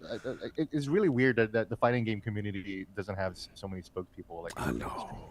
Whatever, you know. Like you hear all these Xbox podcasts talking like Killer Instinct isn't that big of a deal, and it's like, come on, man. Like it's talk like that tells Microsoft that Killer Instinct isn't a big deal. You know. That's a good point. Like, you have to come on and show up for it. You know? Engagement. They don't need to listen to you. All they need to do is look at the metrics. If these guys aren't engaging with games, that's their telling point. Conversation doesn't really push the needle, right? Because I've told people that Gears of War multiplayer is garbage, right? In my opinion, it doesn't change the fact that there's people playing it, right? Yeah, the metrics dictates exactly what they're going to do. I think the conversation around it is more of a talking point for ourselves, opposed to what they're looking at, because they got to go by hard numbers. They can't go by what hearsay is. They have to go exactly what hard numbers are. So absolutely. But play Killer Instinct. Yeah. I forgot what I was saying though. Killer Instinct. No, we were just FGC vibing and stuff like that. And I guess the question. The DLC, the categorization of the DLC. Yes. Yeah. So at that point, like I wouldn't consider it a friend like Dave the Diver being like an indie game or whatever. Right. I don't think it's one of those situations. I think it could still loosely be a game of the year because this is a full game. You know. I spent 75 hours on it at this point. You know, that's crazy. You know, that's bigger than most games. 75 hours. 75 hours. Yeah. King said, "I got to do 75." Yeah. Welcome to that life. You about that life? Yeah. What's up now? Ghost? What's up, Supreme Clientele? What's up? I have no choice. My die has already been cast, right? So I have no choice. You know, when it's more of what I love. True that. Right. So I literally have no choice. I've done so much in that game, and people really I stopped playing Destiny because of that game. I stopped playing Outriders. I stopped playing a ton of games because I play games of service just to play this game. And to be sequestered off into the ether by yourself in a single player game, what does have overtones of friendship that you can bring friends in. Me and Attic was doing a lot of stuff. Let me tell you the real reason why I got this game, right? All right, let's go. The real reason why I found out that you can invade people's worlds. And I said, I'm going to be the most evil invader this world has ever seen. And you got to break your finger. You got to do all these little rituals, some little nasty stuff to get into the world. They ain't fixed that yet, though. Come on, G. They ain't fixed it. I got to put a bloody finger up on a Thursday to try to get in. They still got that nonsense, G. Come on, man. You know what? I'm with you on the criticism. I've said that before. It's like, you know what? Just give us a regular ass co-op, man. Come on, please. That's all I ask.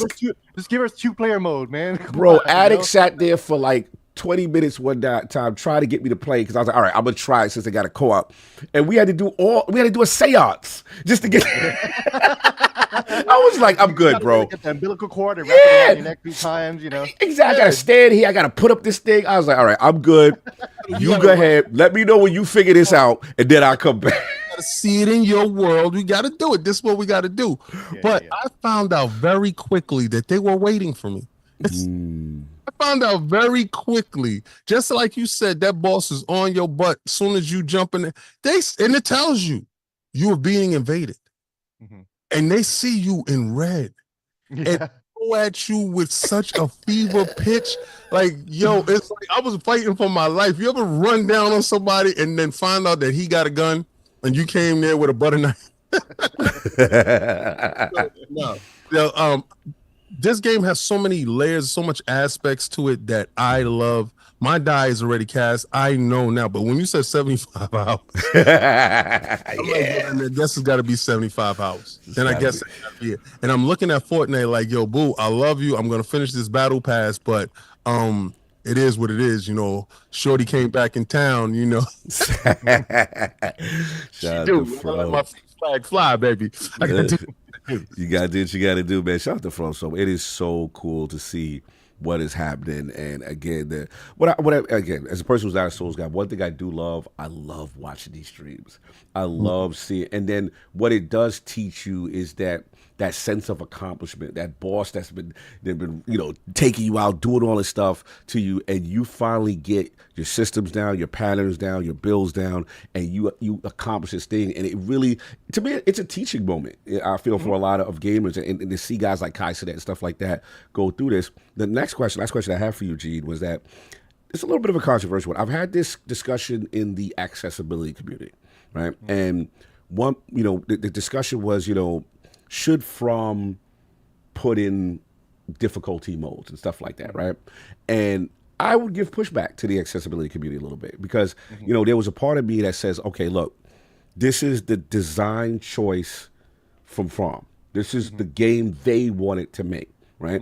So they were like, well, Congo, some people, you know, won't ever be able to beat that kind of stuff, and you know, they should accommodate that. So I think the middle ground that we did kind of come into was kind of like, well, maybe like you're fighting, you know, these characters, and there's, you know, some type of audio cue when the swing happens, the one hit and quit swing happens, whatever. Like, what's your thought on this whole thing between the accessibility community and the Souls community and wanting to retain the difficulty? Because it seems like From is not acquiescing, they're not bending to these claims to make the game add a difficulty to it. What's your thoughts on this, Jim?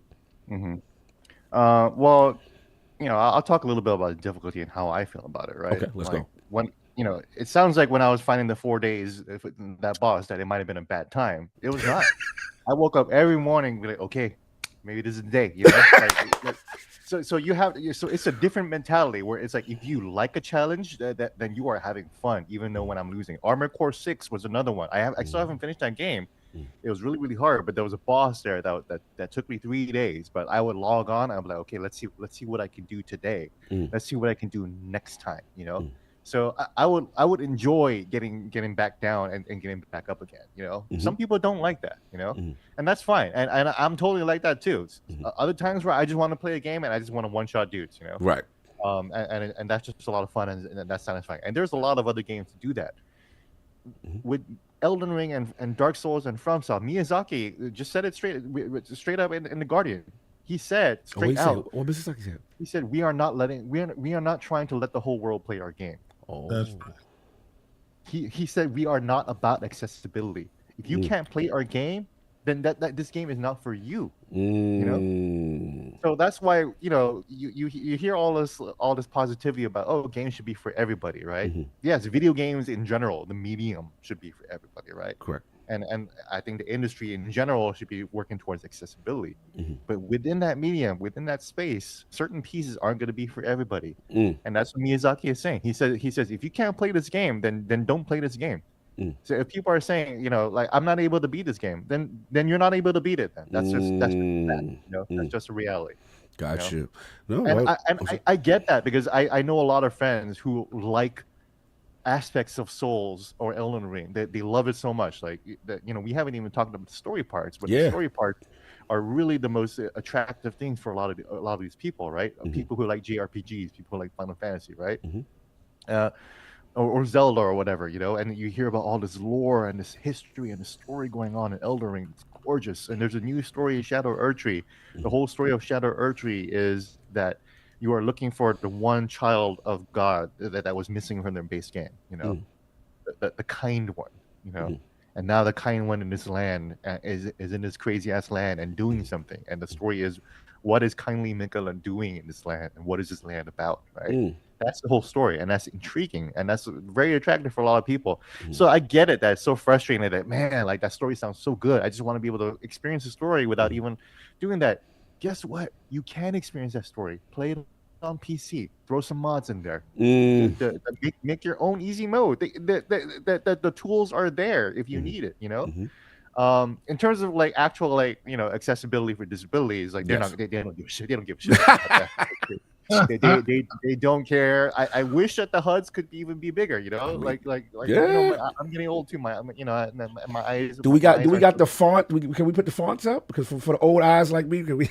Yeah, exactly. I actually start using a large subtitle. Oh, I'm a large font dude. I knew I got old when I look, King. When I see font size in the options, bro, I knew I was getting old because I rushed to that part right there. I've been that a long time ago. You go on my phone. You look over at my everything I wrote. Oh, your phone, like, it's like two apps on the my joint looking like a first grade. It's like this. Straight jacket. I ain't gonna front. I ain't even gonna hold you. I don't care. And I don't care because I earn these eyes. I earned these eyes by playing Mario when he first came out. My eyeballs was bleeding. I was going across the boards and I was trying to find secret worlds. I earned these eyes when I got my turbo graphics and I was doing Keith Courage and Alpha Zones. Let's go. I've earned these eyes playing Jaguar. So yeah, if my eyesight ain't all that good, my mama told me when I was younger this was gonna happen. And I'm a gamer, and I was holding it down. Playing them damn video games, you're gonna burn your eyes. It kind of end up bitch. Yes. Yeah. It's funny because that you mentioned that, because I was literally just thinking about that too. Like, man, our parents really did tell us this. Their parents told us that. She's on that screen. Larger font sizes in FromSoft game, but check this out. They said that video games was gonna hurt eyes. They wearing glasses. What video games was they playing? Yeah, that's true. That's true. Exactly. I'm doing mine. I earned these. No. And last thing, you did say, so, because again, one of my critiques about the game has always been that narrative. I'm like, man, it do look like a cool world. I just wish they kind of invested more. So do you consider this a substantial improvement from the base Elden Ring game from a narrative standpoint? Or, it's, they tell a little bit more, but it's still kind of the same, weaker investment into narrative content within Sure. This one is much more direct. When you go in there, right before you go into the DLC door, and Town knows this, that there's a character telling you, oh, you come in here, well, this is what you're gonna do, So the game is telling you, you're coming in here for this. You're looking for Mikola, and you're finding out what he's here to do, and you're finding out what this world's about. Gotcha. And then there are 7 NPCs. The Mikola has like a fellowship, a literal fellowship of followers who are also following in his footsteps. There's a pilgrimage that you're following. So there's an actual, like, much more direct story that's being told through these 7 followers with these different personalities. Each of these followers have their own, like, motivations. So they are definitely trying. And Elden Ring itself was a much more straightforward story. Other games, you can never really tell like when things took place, you know. Right. Whereas in Elden Ring, you're like, okay, well, this took place and then this took place. There was an actual like chronology that George R. R. Martin writing actually helped, where they were actually able to like have an actual chronology of events that you can kind of lean out and figure out, So I do think that they are trying to come to something a little bit more easier to digest. And I did see an interview where he with Rolling Stone, where he was like, yeah, I want to make a JRPG. And I was like, I think that's what he's been doing, because the whole reason why the Souls genre exists in the first place, if you guys don't know, is that Sony went to them during the Xbox 360 and PS3 era, and they looked at Xbox 360 and they had Elder Scrolls Oblivion, which was the whole reason why I bought the Xbox 360. Absolutely, right? the Bethesda games, then they ran well over there. Yeah, they ran well, and that was exclusive for Xbox 360. Correct. It was. Bethesda was always having exclusive on Xbox before, right? Correct. And then Sony went to FromSoft and they're like, hey, can you help us? Make a fantasy game. Can you make it like Elder Scrolls? Oh wow! And then Miyazaki was like, okay, yeah, no problem. And then he just made Demon Souls, which was completely something different. Wow! And he kept lying to Sony, like, oh yeah, the Elder Scrolls game is great. It's got all these NPCs and towns and shit like that. So basically, it was they wanted their RPG. He kept making the Souls games, right? He kept making Demon Souls, this weird game, But I guess now the question to you is, now that Elden Ring has come out, which is, let's be honest, the thing with the Souls games is there's no, I'm going to come back after I struggle with a certain boss, right? You're stuck there in more of a linear style game. So I guess my question to you is, with the success of an Elden Ring, do they ever go back to the old school Souls where it's not open world and you can go back and level up? Because it seems to be the amount of money they're generating, the amount of zeitgeist this is. Could they ever go back to the old style?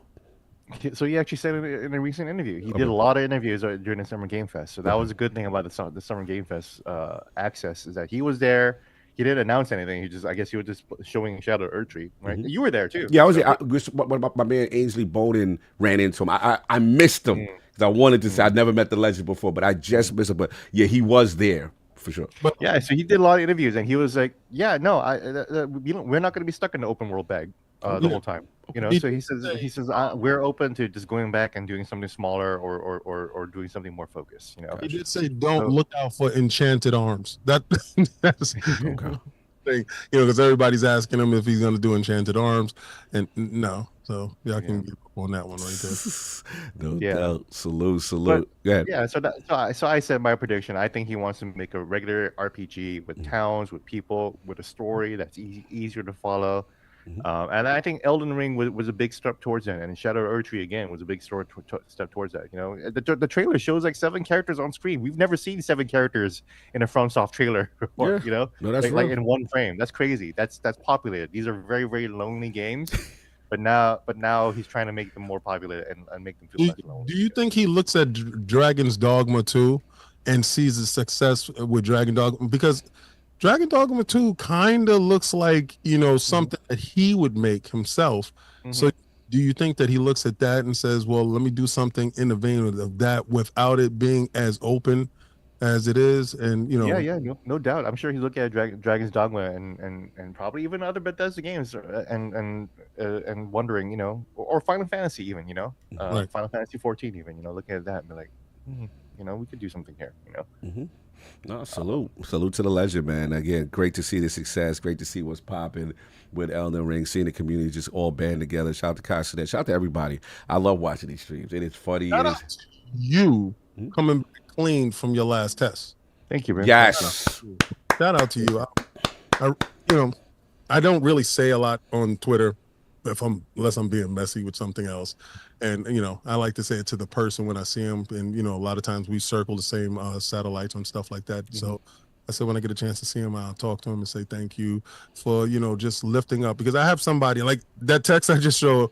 He wants to do something for the V Foundation because he's going through some stuff at the moment right now. So I'm with a friend of mine and we're doing that stuff. And I tell him, I say, I got a good friend, Gene Park, and he is cancer free right now. So I said, you don't give up the fight. You continue to fight every day. And, the guy is amazing. So, I just tell you you're amazing, and I appreciate everything that you do. Because little do you know, that tweet allowed me to send that to my friend so it can give him hope. Yeah. I appreciate that so much. It's good to hear, and it's been nice. I was really worried about it, Of course. Scanxiety, as they call it, right? I knew it was happening Thursday. I was like, man, it's happening right before Shadow Erdtree drops. Like, that's gonna be such a week killer. Like, I have all these streams I want to watch, and everyone's gonna be happy and excited. So it was really a relief for me, where I was like, oh, okay, good. I can enter into the launch period, and I can have fun and just enjoy chatting with friends and enjoying their streams and enjoying the game myself, just free of that anxiety, Absolutely, brother. Yeah, what we like you said, David, don't stop fighting. That was I still think about it just happened 2 years ago. What is it, June right now? So I was diagnosed 2 years ago around this time, and I had to keep telling myself that it's crazy what I went through. So that's why I got mad when people told me that I was cheating on my PS5 level 713 character, because they're like, how did you find that much time to grind that much? You know how I found that time? I was doing chemotherapy at home. Woo! I could not even I did chemotherapy at the hospital for 8 hours in the hospital. I would just be sitting there tanking damage, and they would send me home with another bag of poison attached to me. Wow. And I have that crap on me, and I have to have that for 72 hours at home. Yeah. Bro, pumping that ish into me. Yeah. And so I'm like, you know what? I made a decisive decision. I'm going to level up my character in Elden Ring to level up 713 while I'm on chemotherapy. Bro, that is going to be the best use of my time. Where it's like, you know what? I'm just kind of like soaking in it, literally. And I'm just gonna grind, and it's gonna feel good. So I'm gonna thank myself later. And so now look at me. And now. look at you now. I'm a god, real life, and Erdtree. I gotta be whoever I want to be, bro. In Erdtree and in real life. Gene, this is super dope, because it also shows the therapeutic nature of gaming, right? And you at one of your lowest moments, and you're going through this period of uncertainty, but you didn't allow yourself to just wallow in it. You said, you know what? I'm actually going to play some games. I'm going to do something that gives me comfort, right?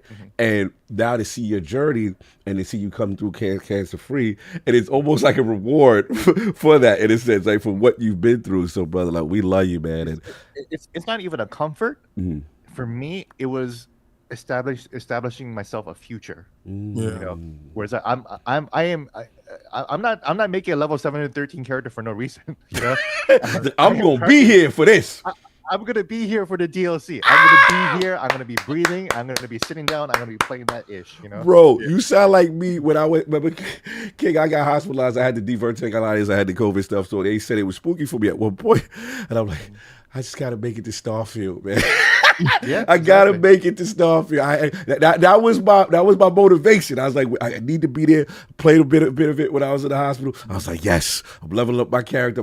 So it's funny you say that, because it's like I'm trying to be healthy to be around for this stuff. You know what I'm saying, kind of thing. So because there was a line in Death Stranding that really hit me, right? I don't know if you guys got to that point, but one of the characters tells Norman Reedus is like, the thing that separates us humans from everyone else is that we can imagine a tomorrow. We can plan for tomorrow. We can look at the weather and see what the weather is going to be tomorrow, and that's what makes us, our brains and our hearts, matter and work, right? So I kept up with that. Kojima's words really powered me through. As long as I can imagine a tomorrow, then you never give up that fight. So that's what I say for everyone else. As long as you can imagine a morning, the tomorrow morning, and you're gonna keep fighting. And that's an easy thing to do. Imagine what tomorrow's gonna be like. Absolutely. So just take it one day at a time. And that's what I did. Well said, brother. I love today. I did 10 levels. I love the grind. I like he on it, King. I love it.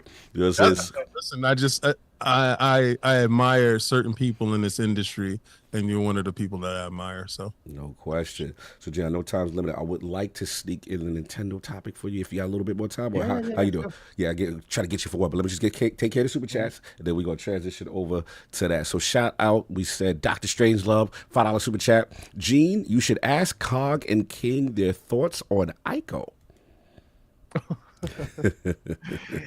Yeah, so we got a little last stand media internal tussle What going happened? on. What I missed? Where Dustin is playing the PS2, the PlayStation 2 classic Eco, directed by Fumito Ueda, right? Yes. And the director of Shadow Colossus, and he thinks the game sucks. Oh no! Which sounds blasphemous, especially since that is a game that inspired Miyazaki to make video games in the first place. Wow. He sat down, he played Eco, and he was like, "Wow, video games is where it's at." You know, he's like, I need to apply to a video game company and make a video game. You know? This game is so inspirational to me that I need to do that, and then that's where Demon Souls comes from. You know, wow. And then you even play Elden Ring, and then you still see that influence in Elden Ring to this day. And you see the mausoleums walking around, and that's Shadow of the Colossus right there. Yeah. You know, It's not for everyone. That's what I would say. And for some games to not resonate with certain people, I'm not going to say that, you know, his choice is wrong. For me, I thought it was a technical marvel at the time, and then the remake was even better with the lighting and stuff that they were able to implement into the game. I still have that game. I never got rid of it. So I can understand it's not for everyone. Like if my son goes to play it, he's not into climbing monsters and, you know, stabbing the weak point and stuff like that. For us, seeing these giant colossus walking the earth and getting on this colossus and climbing up there, not being shaken off. If it was a different level of dexterity, it was something that we didn't see in games before. We didn't see that level of scale of an enemy. So they brought something new to the table for him. He's playing it now.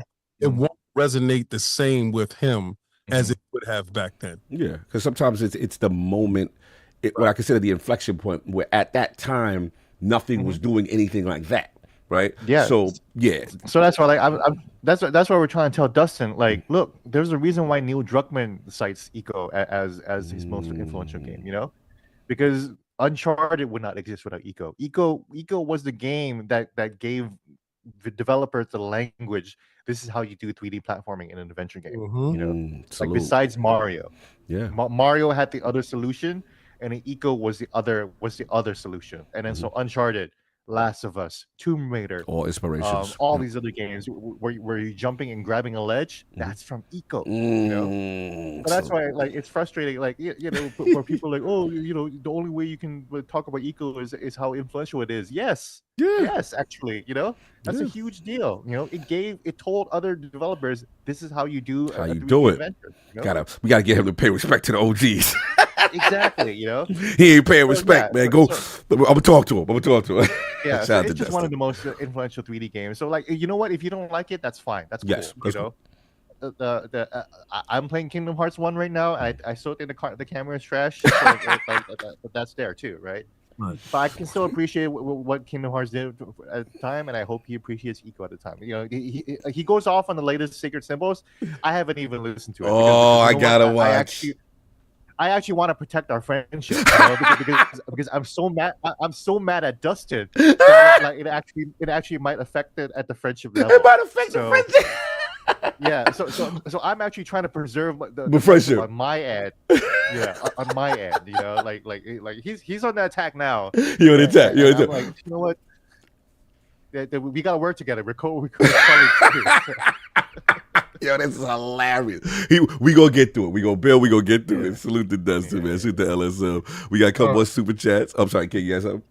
The $5 super chat. What up, boys? At work today, but lucky enough to catch you live. Peace and love. Hashtag no PlayStation 6. You know how we do it. Man. Eat the boot on contact this whole generation. This is true. You are messy. You are messy. Spread your messiness. Shout out to Boss Red 77, the $5 super chat.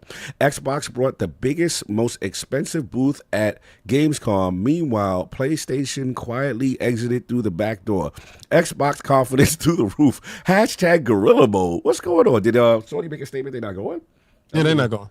Oh, I didn't know that. Oh, okay. Nintendo's not going either. The only reason why Nintendo went last year, but that was behind the doors. They were showing off the Switch 2 behind closed doors. Okay. They're not going to show it off right now. I think it's still and the changes within NVIDIA, which is going down right now. I think NVIDIA is going to hit them with some good AI stuff over there. I don't know. I think that Switch 2 is going to be crazy. Yeah, It's gonna be crazy. The Doctor 63 with the $5 super chat. Walk around. I walk around all cool in my cloth joint until I got the hit one time, and I was like, "Oh no, I need to put some armor." Oh, okay, so he said he was walking around in his cloth joints, all cool, until he got hit one time, and he got to put his armor on. Yeah, you was walking out there trying to be that naked warrior and trying to do that build, not an Erdtree, bro. Oh yeah, you were asking me about my build cog. Yeah. But I would always have like the armor set that I think looks nicest. Like it's not weak, but it was the nicest looking armor, right? The fingerprint armor. I still like that. It's the armor on the cover of the game, the base game. I still rock that all the way up until the last boss, and like, he kept hitting me. I was like, you know what? I have this bull goat armor right here. It's massive as hell. I'm gonna look like a tank, but let me wear it. And I won that fight. I was like, oh, function over fashion. Armor. Sometimes you got to do it. No doubt. And there was a talisman that gives utmost, quote unquote, utmost protective damage against that element. Oh wow. Trust that. Put that on, and it is your defense against that element is going to be huge. If it says utmost fire protection, you see utmost, do that, and you're going to survive every nuke. It's crazy. Oh, okay, all right. Crazy. Looking out for the utmost verbiage. Salute. Utmost, yeah. Look out for the utmost verbiage. When you get that, put that on and right before the fight, because you're going to be like, oh, here comes the nuke. And then you realize, oh, I'm still alive. Survived it. I survived that. That's crazy. So that was also what happened with the last boss, where I realized, like, again, those massive attacks that were filling the whole screen, I was surviving them because I had the right equipment on. So do that too. Dope. Salute. Then we got 63 with the $5 super chat. The fragment system is similar to the flag system in Wukong to me. Quite possible. Yeah. No doubt. Black Ronin 357, member for 28 months. Shout out to all my Iron Elden Lords. Another banger from From Software. DLC of the year. Mims the Mimic tier is a G. True dragons don't like drakes. I see what you doing there.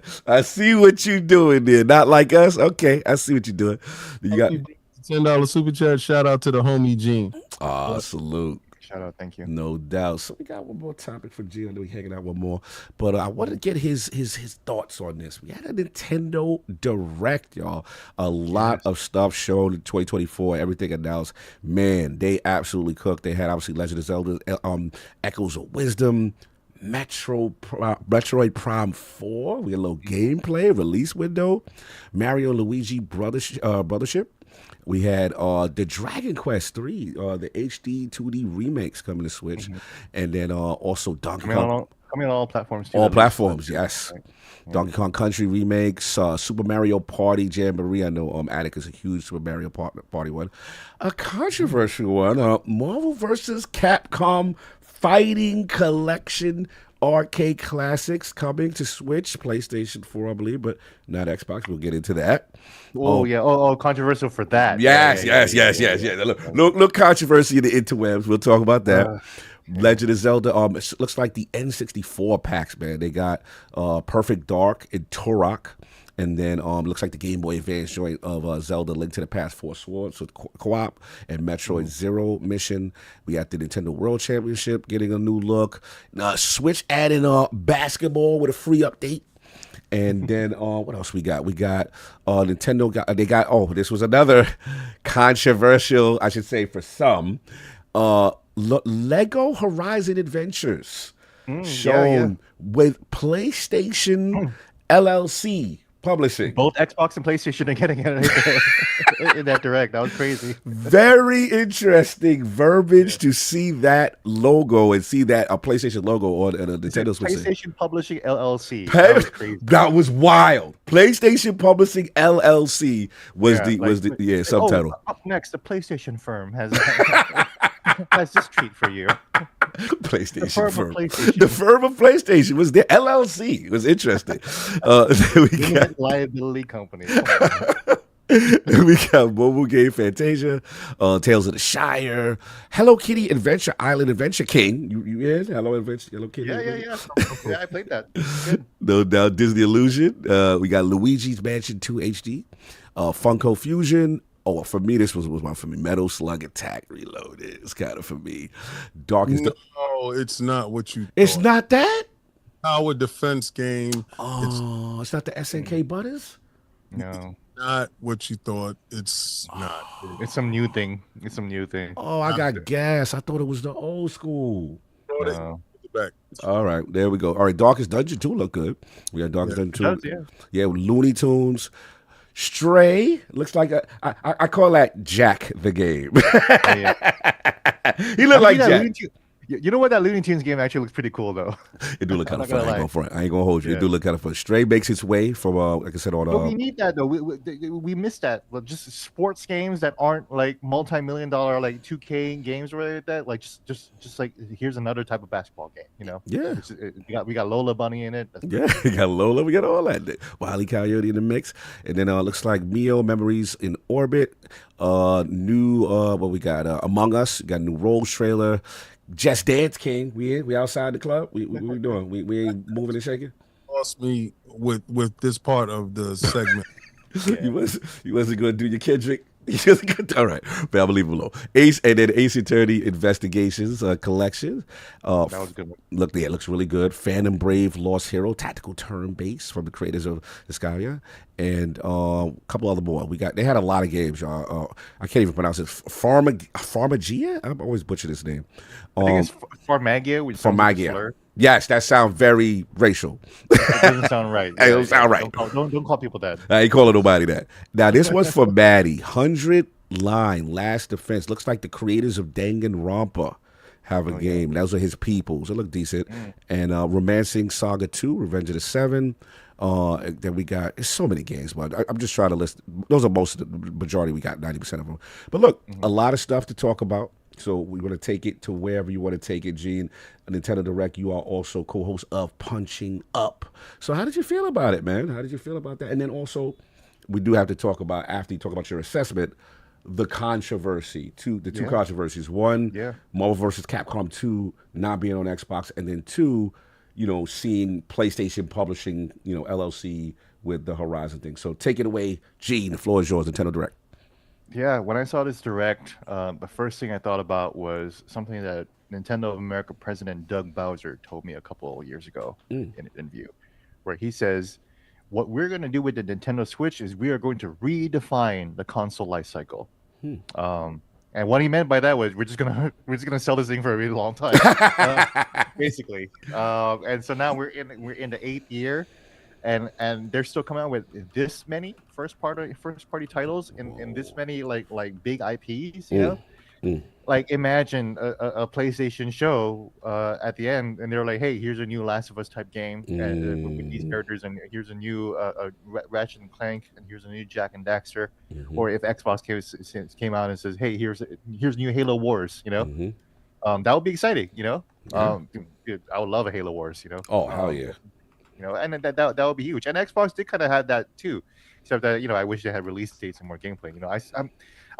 I wish I could be more hype about Fable, but like I still feel like we didn't see enough of it though. Like Fable is the thing that excites me the most, but I need to see how the game plays. Okay, you're tired of the flash cuts. I need the Starfield the direct style breakdown. Yeah, got you. Fair enough. Because when I saw the Starfield Direct, I knew exactly what the game was going to be, and that's why I love Starfield so much, because I felt like the Direct was actually very honest and very clear in what the game was going to be like. So my expectations were set for Starfield. Fair. I need that for Fable. Fair. I need a breakdown for Fable. What is there is so tantalizing.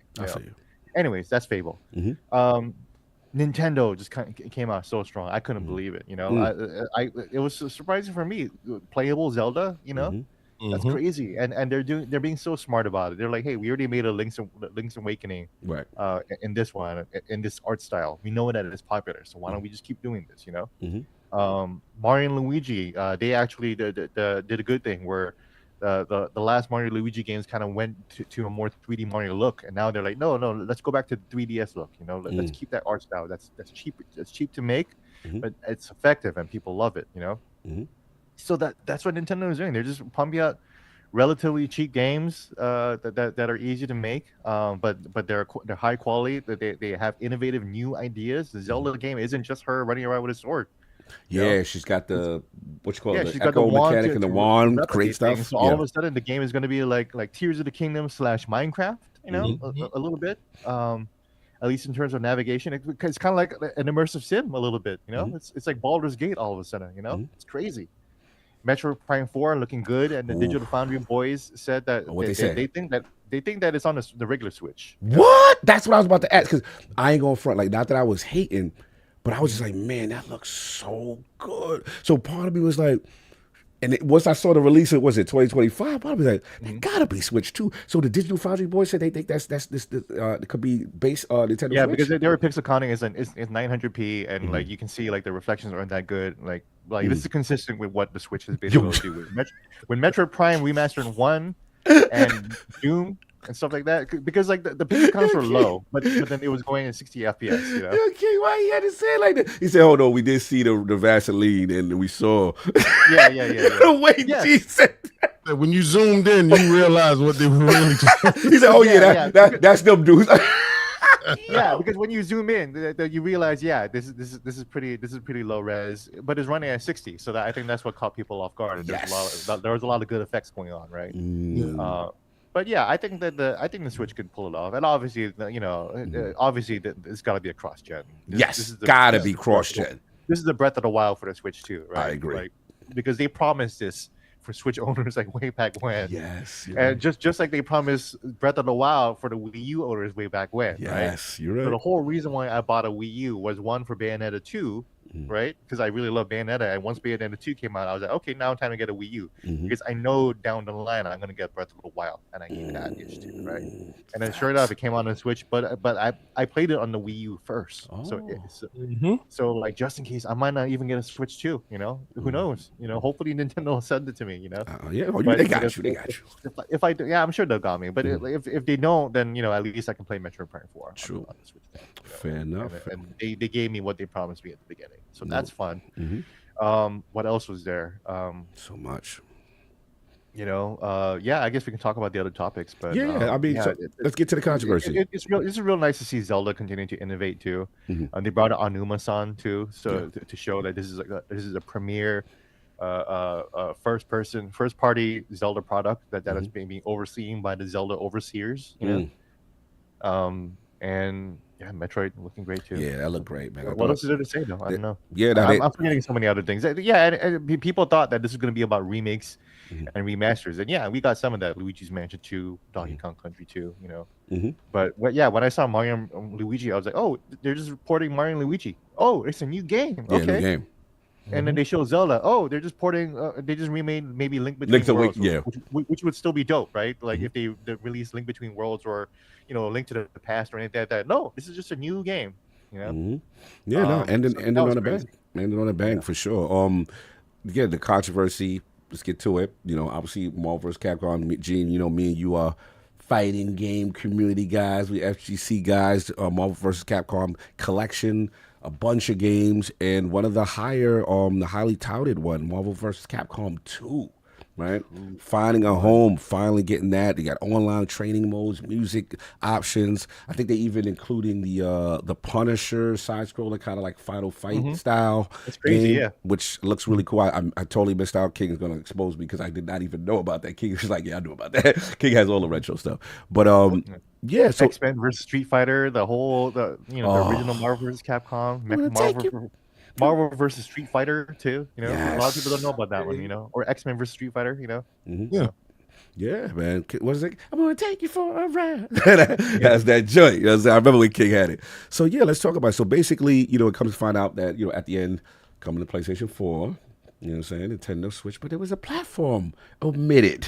And shout out to Windows Central and then John Muncher. They, it looks like the source indicates that Capcom's MT framework issue is partly to blame for the Xbox omissions, and saying that Capcom has no pipeline for porting the older MT framework titles to Xbox modern era system, which is, again, technical terms I don't know, but and it would make it more expensive to deliver the same titles than it would be porting them to PlayStation 4, Switch, or PC. And the thought is, well, maybe Microsoft could step in here. So what say you first about the game, and then about the whole controversy? Yeah, the announcement was interesting because, like, I like watching reactions to a lot of things, right? People listening to Not Like Us for the first time, or people fighting an Elden Ring boss for the first time, and of course, people seeing the Nintendo Direct reactions, and we all love Maximilian Dude and the way he popped off from Marvel vs. Capcom 2. Like, this was like a lifelong. It was nice to see like a lifelong battle, like end for him. Yeah, for sure. And he's such a good guy. Like, he was like, like, I didn't do this. Like, the community did this. And he's right. It's like he did marshal the community. And he was a leader in that hashtag free Marvel vs. Capcom 2 movement. But it was also funny to see people who aren't tapped into the fighting game community. Again, like, the fighting game community is huge, but it's pretty niche and pretty they've got their own problems. That is true. Right? That is true. But it was interesting to see, like, Nintendo Direct reactors, like, be like, oh, Marvel vs. Capcom, cool. And versus, like, fighting game people or people who know the mythology behind Marvel vs. Capcom 2 see that and be like, oh, we're seeing history right here. We're seeing everything change right before our very eyes, right? In terms of the rarity of Marvel vs. Capcom 2, and the fact that it's been gone from home consoles, and the only way you can play it is for a while was the arcade 1-up machines. That was the only way. That was the only consumer way you can buy it for the home. You spend $600 to buy one of these machines that I have right here. Arcade cabinet in the back. Yeah, the arcade cabinet, but it's that one's Street Fighter 2 Champion Edition, because I want that one. I wanted the Champion Edition. That's the one that I remember from when I was a kid. That's the machine that I saw. I love growing up. So yeah, so I was like, man, I could use a Marvel vs. Capcom 2 machine. That'd be cool, but I don't really need it. So that's why I'm so glad that these are out. It is such a bummer that it's not on Xbox. Yeah, shout out to John Muncher for possibly pointing out that MT. Yes. For possibly pointing out this pattern. There's a pattern of Xbox Capcom releases where even like Ace Attorney games that were on MT framework won't release on Xbox. So it's not even about, like, maybe it's probably not even about the fighting game community. I'm sure it's part of that, where it's like, maybe the audience isn't there for us to actually work on MT framework. I don't know. Again, I'm just spitballing, right? But yeah, it is interesting. It's too bad because the last really good home conversion of Marvel vs. Capcom 2 was the Xbox 360 arcade version. Correct. And that was such a big deal. Xbox 360 arcade also had the best version of Street Fighter 3. And Street Fighter 2 Turbo Hyper Edition. So Xbox Arcade had excellent fighting games. So it's for me, as someone who used to play all the fighting games back in the day on 360. It's a shame to see such a historic moment just miss the latest Xbox consoles, especially since the Xbox consoles are so good with backwards compatibility. The fact that I can just still boot up my old Fallout save from 2012 or whatever, and that's still on there. So it's like, man, I wish that there was a way to reward Xbox players who have been waiting this whole time, because we were there. No, absolutely. King was there. I know King has thoughts in reference to this. I can't wait to hear what King says about this. Yeah, please. The Nintendo Direct and the Marvel Capcom Part 2 and the collection controversy. Well, I thought the Nintendo Direct was amazing. I thought it was a masterclass in showing you how to put out all your IPs at one time when no one expected anything of this sort. They told you in 2 days' notice, check it out. We're coming out in 2 days. So what we expected, we thought it was going to be a typical Direct where we get a couple of games here and there. I mean, the Zelda isn't for me. I'm a Link guy. I'm not a Zelda guy, so I don't want to play Zelda in a Zelda game, which doesn't make any sense if you understand what I'm talking about. I get that, though. When I saw that she didn't have a sword, like, a part of me was like, it'd be cool if we just gave her a sword or a gun, though, Right? But this is the year of highlighting characters that were in the background that you typically had to save. Now they're being the authors of their own story, right? It's a speak no time, yeah. Peach, Zelda. So actually, this is. I will probably pick up this game just to have it, just to say I got a Zelda game playing Zelda. Normally, you play Link, right? I mean, the first one. I don't know if it was done before, but I'm just saying. It was done on the Philips CDI, but it was never like made. Wow, by, that's a Nintendo. throwback. I got that game. They did publish it though, so that's why they can't say that this is the first playable Zelda. Like even their tweet that says you can play a Zelda, they don't say it's the first playable Zelda because they did publish Zelda Wand of Gamelon. So, yeah, but they put their name on it too. So type of thing. Yes, Philips CDI. I remember that. Oh, that's kind of crazy. That's crazy. I'm gonna go to the other controversy before I go double back. Thank you, Sony. I appreciate you guys for being full third party. It's been a long time coming, and I know sometimes you got to dip your foot in the water to just check and see if it's cool. Cool. Yeah. So it's not too much differences either. Hey man, it looks really good. Man. Are you implying PlayStation Publishing LLC is the start of something, sir? Oh, it's the start of something big, just like Nixus. That's my heart. I love it. You didn't know what Nixus was until they was PlayStation porting PC games. But continue, Bessie, being Bessie. I want to hear this. But I did say that that will be the end of these things, and God bless. Thank you so much. Appreciate you. So, what does this indicate to you, sir? I'm curious. PlayStation Publishing LLC said it on Xbox Frontline News. Shameless plug. Yes. That the game will be coming to Xbox by next year. I honestly believe so. I believe Sony have setting up their self to. They got to get this bag, bro. So that LLC, hey man, hey, the LLC is doing it, man. We got. I feel that, and it's cool.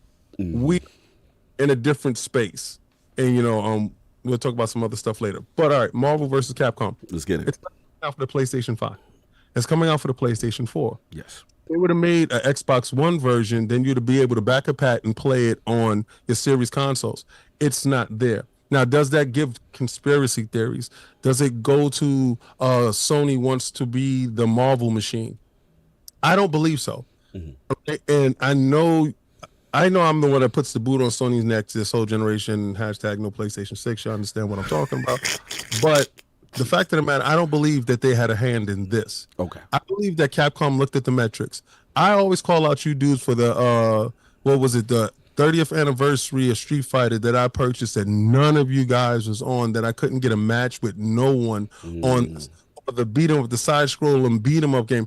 And I had a whole video that I made, and I was going to expose all of you frauds. Actively right now in the Xbox store, they have the side scroll and beat 'em up. If you purchase it right now, you're able to get a half off or buy two or get one free, something like that. But it's a deal going on right now. Y'all wouldn't know because you're too busy out here faking the funk, talking about y'all upset about Marvel versus Capcom coming over to the Xbox platform, that y'all don't give a damn about the game, to be honest with you. Don't lie. You don't even play fighting games. So let's keep it a buck. Wait, are you implying that the Xbox community is frauding on their love for the fighting games? What are we doing here? The Xbox community in some aspects are weak and soft. Oh damn. And they know who they are. They know exactly who they are. Those are the dudes that didn't buy Street Fighter, didn't buy Mortal Kombat, didn't Fighting Collection, You are not part of the conversation of fighting, but you want to talk about a fighting game that came out before you were born, and now you care about it. Get out of the way. Right? Get out of the way and let the real fighter guys talk about what they're upset about. Yeah, I would love for this package to come over with all the games and all the stuff that they're talking about as far as the online connectivity of the game and able to find matches. I hope it does come out. I hope it does happen in that manner that they're saying it. It was a good fighting game. I got it for every Sega Saturn card, and I think it came out for Dreamcast. Every time that thing came out, I purchased it. Why? Because me too. I'm a Hulk fan. That was the only game that allowed me to gamma charge. Facts. A wave to have my character and then use the Hulk versus the Juggernaut. Y'all wouldn't know aspects of this stuff. I got Marvel Infinity. I got it with all the DLC. I have it. So I can talk from a fighter's love of fighting games. Disingenuous nature of you individuals that either want to take away from Xbox Showcase and want to pop up another showcase to show that what Xbox didn't have, but you're not talking about what Xbox did have at that show. You're talking about one game that you won't play, but there was like 10 games that you will play, like that Dragon's Age 3 Steve remake. I'm just saying, I get to a point sometimes when I'm making videos that I have to delete and go back and know that I can't curse. You that bad with the community?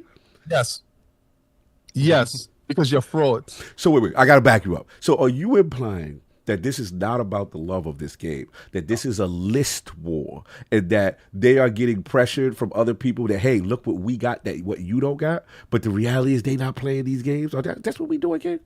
Right, so they can't fight J-Dub when J-Dub tells you, I got Marvel versus Capcom.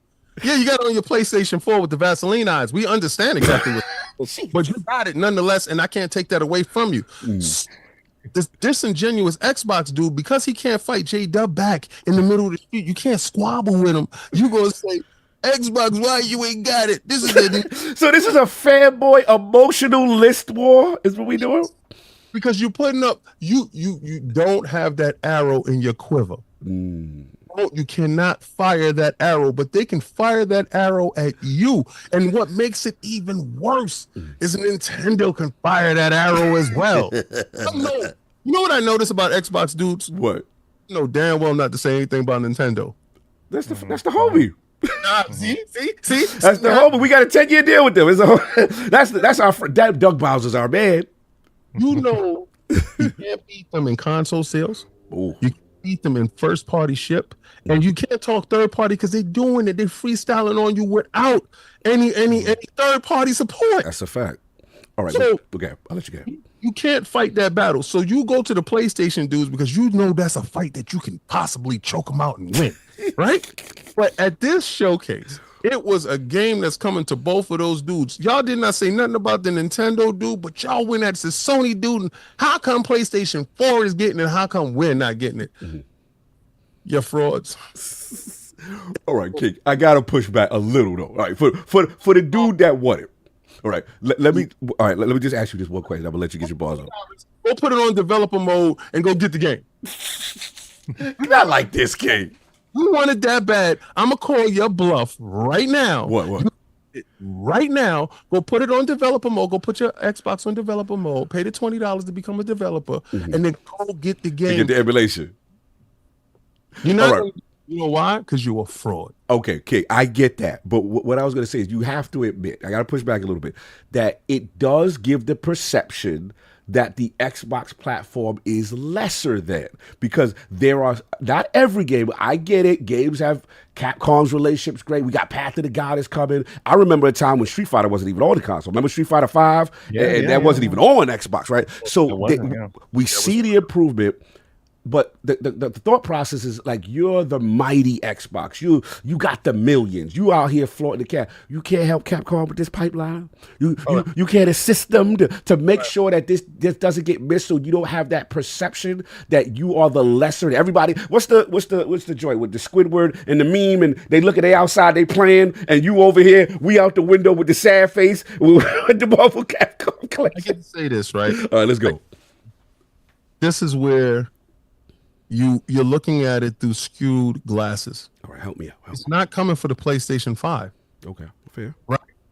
So that means that the PlayStation 5 is lesser than the PlayStation 4, right?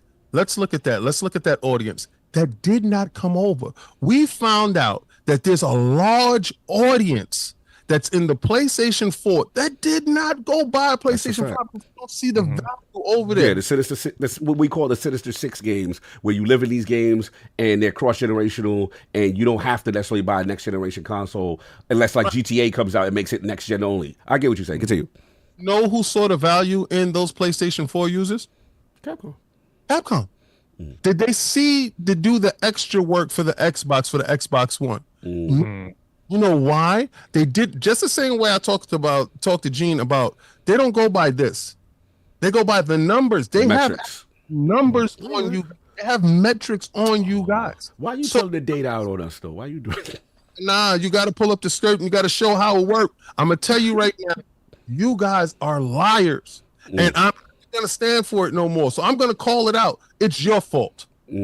Absolutely your fault, because when Capcom put that beat 'em up there, you didn't go buy it. You like Final Fight? Do you really? Did you buy it? Did you like Street Fighter Champion Edition? All that's you don't. Just want a talking point just to say it's not coming, and you probably wouldn't buy it anyway. But I'm gonna challenge you: if you really want to go buy it, $20, go get developer mode and go emulate the game and put it on there. Man. That you want to go that far to get the game. Show Microsoft exactly how far you willing to go that you go joint in developer mode. I can't go to change.org and make a petition. Genuous, we don't know if you're gonna buy it. You know what? And on these lists, or on these petitions, pay the full price of the game to sign up for these petitions. None of these petitions will exist. That's look, true. let me jump in. It can be messy. But look, I get it.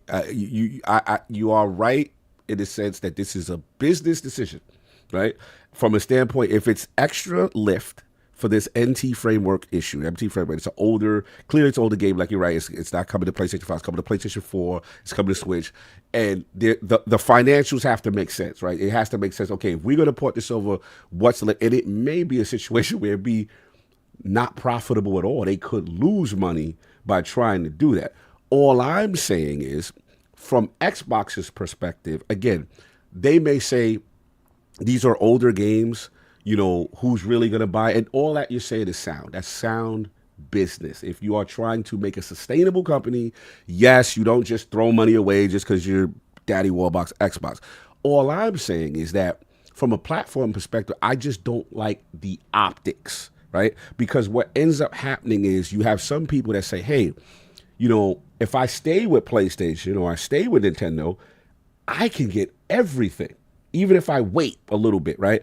And I just hope from a technical standpoint, because you got to give me this one, King. Even though you're right, business, and I'm corporate, I got to be corporate cock for a second. You are absolutely right. Doesn't make business sense. I get it. But what I will push back on, they are claiming to be the kings of forward compatibility and backward compatibility, right? They are the technical wizards of game preservation, even better than Sony the last generation. So all I would say is, if they could lend Capcom a hand and say, hey, maybe we take a little bit of the lift off, right? That's all I'm saying. And you may be right. They may say, look, for just 1 or 2 games, this don't make no sense. You know what I'm saying? But we're cool with the rest of it. But it just the optics look so bad. I say this, out of all the leaks and stuff that do come out, I didn't hear not one leak about Marvel versus Capcom collection being made, right? Right. So the same way it blindsided everybody at this show. Everybody, Maximilian dude is locked into that community, and nobody told him. Yeah. The fact that he was shocked is crazy. Yeah. Justin Wong, who is that's my homie. Yeah, fighting game FGC. Who's an advisor on these games. He saw that and he was like, "What? Wait, what am I? Nintendo? What?" Yeah, that was huge. It came out of nowhere. It was a true surprise. Yeah, no, absolutely. Okay, King, finish your balls out. Said, maybe Microsoft was surprised. Maybe Microsoft right now is scrambling. Maybe it's fighting dudes that's inside the building that says, well, you know what? Let's take a look at it. Let's see what numbers we can get to work. Because if we can put it inside Game Pass or something, we can do some resurgence and this, that, and the third. I don't know. It'll be a good Game Pass game. Oh, that'd be a huge Game Pass look. Yeah, get them a Game Pass back. I'm with it. I'm with that, King. Does it make financial sense with all the business that you have throughout the year? We're at a point now. Did it make sense for Nintendo? Yes. Did it make sense for Capcom? Yes. To put it on PlayStation 4. It ain't make no financial sense for them to upgrade it and put it on PlayStation 5. That's the reason why it's not there. It's nobody actually looking. They're too busy with trying to feel the pain and the hurt, opposed to looking at something objectively and saying, wow, it's not on PlayStation 5. It's on the PlayStation 4. Why? That's a good point. That's a really good That's point. a good point. That's a good point. They were looking at the platforms that have 100 million audience base. Right. Yeah. And if we can get a fraction of that to go over, because the fighting community is so small, right? So if you can get 1% of that 100 million to purchase, that's 1 million sales, we're good, right? Off of digital. And then, Nintendo, a lot of guys buy Nintendo games, don't even take them out the plastic. So, we can bat on those dudes, right? That's me right there. Yeah. G said that's me. I That's got so me. many games still on the plastic. It's so stupid. But yeah. So listen, you got to know who your audience is. You got to know who your core is. Has the metrics. They understand that the PlayStation 5 dudes don't buy games, right? They understand that. Oh Lord. Half of those PlayStation 5s aren't turned on, so they say 60 million. Oh Lord. We understand exactly where they are, but they know who lights is on. Dudes is rocking and bopping over there. They freak flag is flying. So PlayStation 4. PlayStation 4. If you asking me to put my money, how many Xbox One dudes is out there? Let's keep it about. Oh, facts. I mean, it was evident. Capcom, the relationship with Capcom during that era was really bad. Like I said, I remember Street Fighter V missing the platform. I remember many Capcom games missing the platform. And to your credit, this it seems like a smaller thing in the sense that we do know Capcom has improved the relationship for Xbox Series consoles tremendously. But we got Solve in the building. You know what I'm saying? I want to do a mic check. Smooth is here. Want to see how you hear your level, sir. Hello. What's There we going go. on? Good to see you. Good to see you. Good, my brothers. It's good, Gene. I came into royalty. What's going on here? Yes. I see you had to call in the big guns. Yeah, Man. we had to call it Big G. We had to call it. These are Big perfect G. topics for him. So obviously, Mr. EldenRing, but I want to get you. I don't know if you get a chance to watch the Nintendo Direct, and then your thoughts, your highlights, and then the two controversies, which was one, the Marvel vs. Capcom 2, the collection, and then obviously the Marvel vs. Capcom 2. That's our joint. Not being on Xbox, and then the second one, which rubbed some people the wrong way, was seeing PlayStation Publishing LLC, Horizon, Lego Adventures, whatever situation. So, what are your thoughts on the showcase highlights and those two controversies? All right, hold on. Showcase highlights. I just want to get in front of me for a second. Sure, Listen, overall though, I did not expect much from this. I'm like, this is kind of closing out the show on the Swan Song. On the Swan Song, exactly, for the Switch. And I'm like, okay, you're going to see a bunch of remakes. We're probably finally going to see the Wind Waker and Twilight Princess. We'll see all of this. They're still holding that bullet. They're holding a few bullets, Gene. I swear they probably have like 5 games done, ready to go for whenever they feel like it, right? That's the crazy part, man. Yeah, it is. It is. And the fact, what's crazy? It's like this whole slave labor thing they have going over there, because they don't even allow you to shine for the games that you make. They're like, you're not telling anybody that you're working on this game. We're not telling you who's working on the damn game. Just know that you get in the game. It's kind of crazy, but it works for them. And the thing about it is that they have this rich history, this rich catalog to sort of glean from whenever they feel like it. And to be honest, like, they do it when they need it. But who the heck was expecting, three or four brand new games to be shown here? It's kind of crazy. It's kind of crazy that this is what we're getting. But so right off the bat, obviously once I saw Zelda, I was like, oh wow, okay, this is what they've been doing. And to be honest, I'm glad we're finally getting a Zelda game where we play as Zelda. I like the mechanic of her sort of being able to mimic stuff and copy stuff and use that as weapons, because it's kind of taking off from what they did with Tears of the Kingdom and Breath of the Wild, right? So it feels like it's going to be a smaller 2D game, but with this sort of gameplay element where it kind of feels like an immersive sim. Like, anytime you give me, that's exactly what I said. Choice, yeah. Oh yeah, that's what Gene said, literally. See, that's to me, because when I play Breath of the Wild, I was like, this is an immersive sim. This is an immersive sim. They just gave me all these tools to mess around in this world as I see fit. And the fact that it seems like they're trying to attempt that in a small 2D game is very, very cool. I would like to see Zelda with a sword, some kind of weapon. That's exactly what I said. You are verbatim saying what Gene said. This is eerie. Because I saw it, I'm like, you know what? Because Nintendo's thoughts on like society and women, like, you could tell it's still kind of a little bit in the dark ages, right? Because it's like, it's like she can't get the knife. Yeah, she can't get the sword. There's no combat for her. You know, same with Princess Peach Showtime. They were like, just give her a damn platformer. Why does she have to be, you know, dressing up? And, you know, it's cool, right? But to be at the same time, it's like, just put her in regular scenarios. You don't need to be Whatever. that creative. You don't need to be that creative about it. Right. You're doing too much for the girls. Hey, yo, continue. Because it's funny because part of that reaction is from my niece, right? Because she was like, she saw the Princess Peach Showtime, and she was like, I don't want to. I mean, she's older already, right? Okay. But she likes Peach, but she's like, I don't need to really dress up, whatever. And there's more to the game than that, right? There's obviously different gameplay styles within that game, but again, just on the surface level, you look at it, it's like, whatever. And she thought the same thing about Zelda. She saw Zelda, she's like, oh, finally, I get to play as Zelda, and I'm creating stuff to throw at the enemies. And I'm like, I get it. I get it too. I'm right where she's at too. But I will say, like, again, it's I'm glad they're finally there, and we have this game that we've been, you know, it's been the Legend of Zelda forever, and no playable Zelda to be seen. Then Metroid Prime 4 finally seeing it again, you know, after it being restarted by Retro, which should have been the team making it to begin with. This is most definitely a cross-gen game. And we will see this at the launch of whatever the next Nintendo platform is. And look good. It looked good to me. You know, I love Metroid Prime Remastered. They really did a great job with that. I think this is kind of indicative of what that game's going to look like. Then after that, we got Nintendo has a thing about like making their own words up, and I'm like, brothership.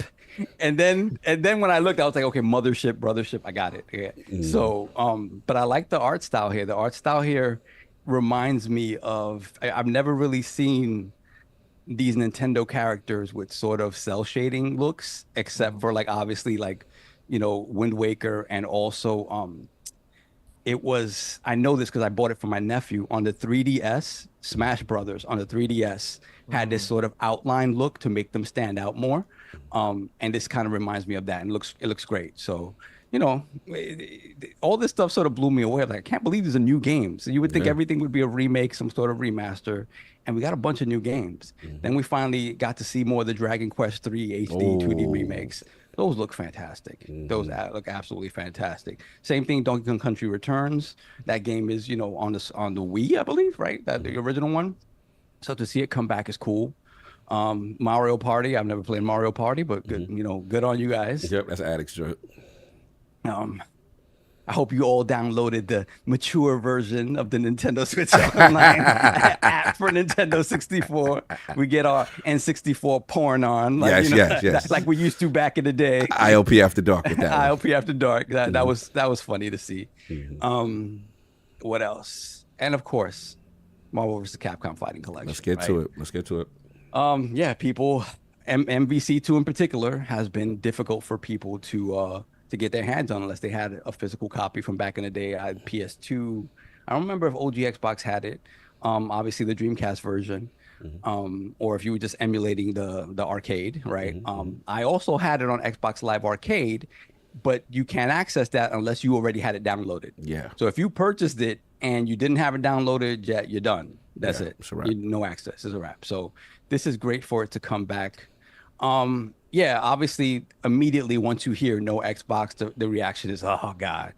But again, I you know, in hearing people more in the know talk about it, it really does feel like it is. You know, it was a is it worth it to do when we haven't updated this the MT framework engine for the longest, right? Is it worth it to do it?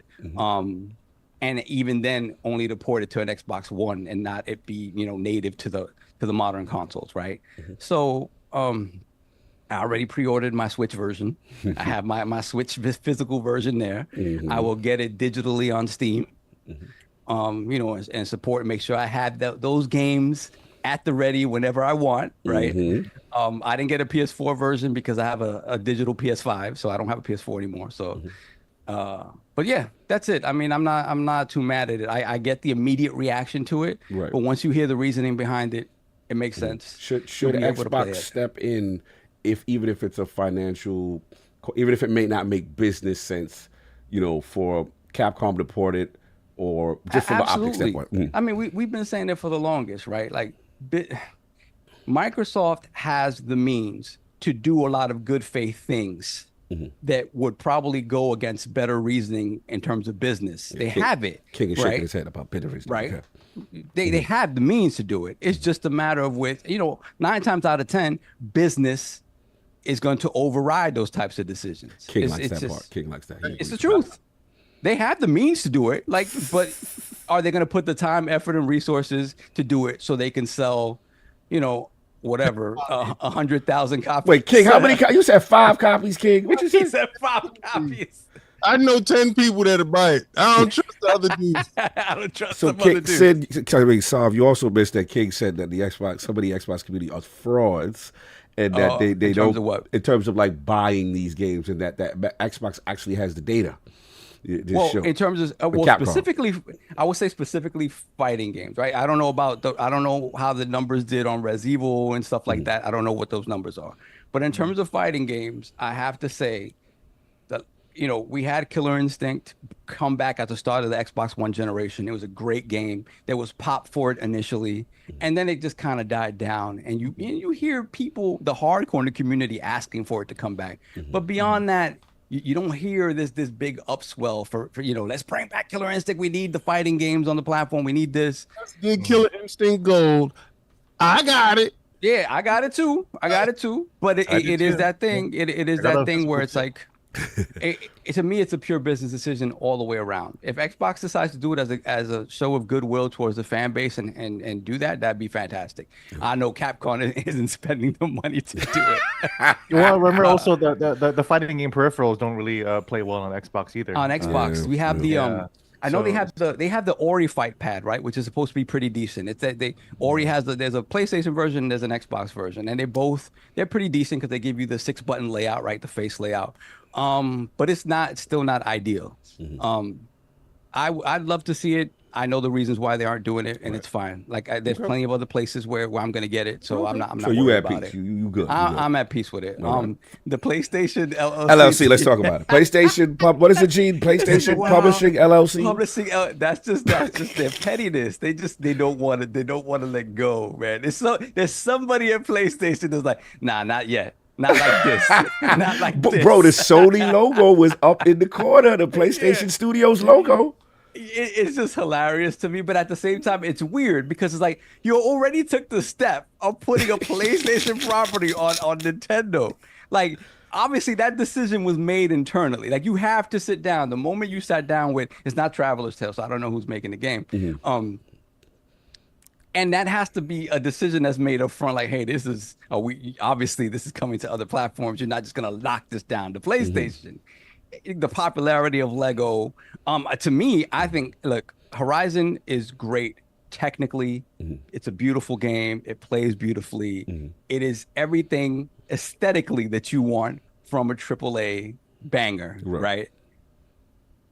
I like Aloy as a hero, but she's a wet rag. Like she's very like she's too heroic if you want. She has no dirt under her fingernails, really. Like, but she gotta have a bad past. She gotta have some felonies. Like, it's just the thing about her. Like, there'll be situations where she needs help, and she's like, "Nah, I got this." And I'm like, "Aloy, come on, man! Like, you need help. Like, let your friends know I got this. It's me against the world." And I'm like, just let it go, man. Like, she's just, there's nothing about her that, obviously, like, you can't compare. That's like her only struggle, right? That's her only struggle in the character arc, is that she doesn't know how to let go, like people. Right, how to depend on other people, right? And it's just do it and just boom off with the story. I'm tired of this like character beat, Yeah, and it served its purpose in the first game because it was her arc. It was her finding out who she is, right? Yeah, it worked. It worked. But now, in Forbidden West, I was like, nah, man. Like, you already know what you're up against. Why are you fighting this? So it's just something about her. And it's kind of why I feel like, these games have gotten their lunch eaten by, like all-time classics like Elden Ring and Breath of the Wild, right? They have bad luck. Remember they came out with Breath of the Wild? Ooh. And I wanted to really love these games, and I enjoy them, and I recognize them for their technical prowess. but it's just, I don't know, it's just something about it that just, if something else like a Zelda comes out, or Elden Ring comes out, Right. that gets But dropped. what about her in the Lego Adventure? What about this? So as a nice this, little move? I like this because I believe it's the same voice actress, right? So she's getting to like, she's getting to play a different side of Aloy, which is very slapstick, which is very Lego game like. And from what I've heard, it seems like this is a Lego game that is more robust in that way than pretty much anything since like the Lego movie, where it has a lot of personality, right? And I think that goes a long way to maybe getting people interested in Base Horizon if they haven't played it. Obviously, we know that for whatever reason we have a Horizon remake coming, so that's coming. That's on the horizon, right? You know, and get people interested in Forbidden West again. So, and I'm glad that it's not a straight remake of either one of those games, that it seems to be telling kind of the general arc of both stories, right? In its own way. So it seems like a cool thing. I have no desire to play it, but there's definitely a market for it. And, you know, and to me, you know, it needed to be everywhere. The pettiness is funny where you just don't put Sony on it because you did it to the show, right? You did it to the show, and you were obligated. You basically MLB told you either you put the game everywhere or we're taking the game away from you. But the question remains of what King is alluding to. Is this the start of something? Is this what is the nefarious rabbit hole that we're talking about here? The rabbit hole is just like King had predicted. Nixus would be the death to the PlayStation fanboys list war, exclusive war, right? So his implication with this is the start of the flirting. This is the beginning of now seeing with a PlayStation Publishing LLC logo, other titles hit other platforms. Is this the case to you? I absolutely believe it. Oh, wow. Once you dip your toe in, they're going to make money with this. Wow. They're going to make a lot of money with this. So she was with the other girl in the club. We caught you in 4K. Caught you. Yeah. Okay. Yeah, nah. And you going to, and another thing is, you're going to Nintendo. This is going to sell on Nintendo. I know the argument happened. What's up with Xbox? Nah, we can't do that. Somebody overrode somebody. Because I know in that meeting, somebody said, yo, what's up with Xbox? Nah. Or somebody was like, not yet. So we open relationship, but those are still the ops? What are we doing? For some people, it's still the ops. Okay. And that's just going to be a gradual changing. But yeah, it's going to happen, man. Like it's going to happen. Because at the end of the day, if nobody is figuring out how to make these games for cheaper, then the answer is to put them on as many platforms as possible. And nobody at a AAA publisher is saying, you know what, we got, Uncharted, the new Uncharted just has to look like Uncharted 2. Like that's what it's got to be. No, that's not going to happen, right? So the answer is whatever we make, little by little. In PlayStation's case, it's going to be little by little, baby steps. Right. So this is the flirt. It's the flirt, yeah. Because the third, for them, right now, for some, the Nixus bag going to the PC, day and date with the service games, right? Yes. That is the flirting, right? That is them stepping outside of their comfort zone, right? Helldivers, exactly, right? Super successful. That exactly. That showed them, so they're not going to stop that. So for them, that's good, right? And then bringing the single player stuff to PC in shorter and shorter time spans, we're going to start seeing that. We're going to start seeing a year, year and a half, a year, 6 months. We're going to start seeing that. Okay. So I just got to give a little bit pushback. That's already over with. Day and date is already happening. Concord is launching on PC, PlayStation. I said service games, day and date. I said that. But they haven't released a single party game yet. And I believe the single party game that will be released next year, which will be Wolverine, will launch on PC. Ooh. I believe they already groomed you. They already got you ready. You're not complaining. You're not crying. And it's going to be Wolverine because it's going to be get down and lay down. And that's the game that can do it with. Well, this is not going to say anything. You're just going to be happy that you got a game because y'all don't have games this year. I mean, look, if there are properties that you would want to be everywhere day one, it's a Marvel property, right? It would have to be Marvel, yeah. It would have to be Marvel, right? So when you look at, they were too late. They were too late on Spider-Man, right? Spider-Man will probably be coming to PC this coming. They'll probably announce it by the end of the year, early next year, latest. Yeah. Grooming? We grooming now? This is what we doing, yo? Listen, bro, like the thing about it is, look, they know they've made good money on that second wave of zeitgeist with these games, right? Getting the PC crowd in on it. Right. Now, I don't believe Herman Hulst when he says, yeah, we believe that this cadence that we have where, we drop everything on PlayStation first, and that's gonna, people get so excited because they played the previous game on PC that they're gonna be willing to go out and buy a $500 PlayStation or whatever when they've never been in a console ecosystem before. I don't believe that. Like that's just, to me, that's word salad. No, you don't believe that, so because PC that's dudes not true. ain't gonna go run out and get a PlayStation there. Listen, the PC dudes are patient.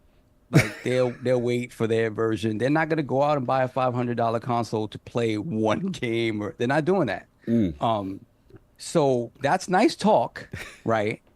But moment to moment, day to day, things change. And I see that changing and evolving very quickly, because it's not the reality. You're not going to see, this big jump in people going out to buy your console because they're so excited because they played the first game in the series on the PC, and they can't wait a year and a half, 2 years till the sequel comes to PC. No, right. It's not happening. Okay. So that conversation is going to happen. It's already happening. It's just a matter of, to King's point, what's the right game? What's the one that's going to make the most impact? 'Cause again, if you're going to do it and have PlayStation fans livid with you, it better be for the right game, right? It better be for the one that's going to make you a lot of money. Okay. And Wolverine will do that. So I don't necessarily disagree with King that should be it. Whether they do it or not, I don't know. But all right. Now look, I hear y'all say. I just finished up. My boss provided you a finish. Oh yeah, I'm done. Yeah, no, look, you guys, we beat this thing to death. I pretty much agree. Everything you guys said. For me, I love to see Square Enix there.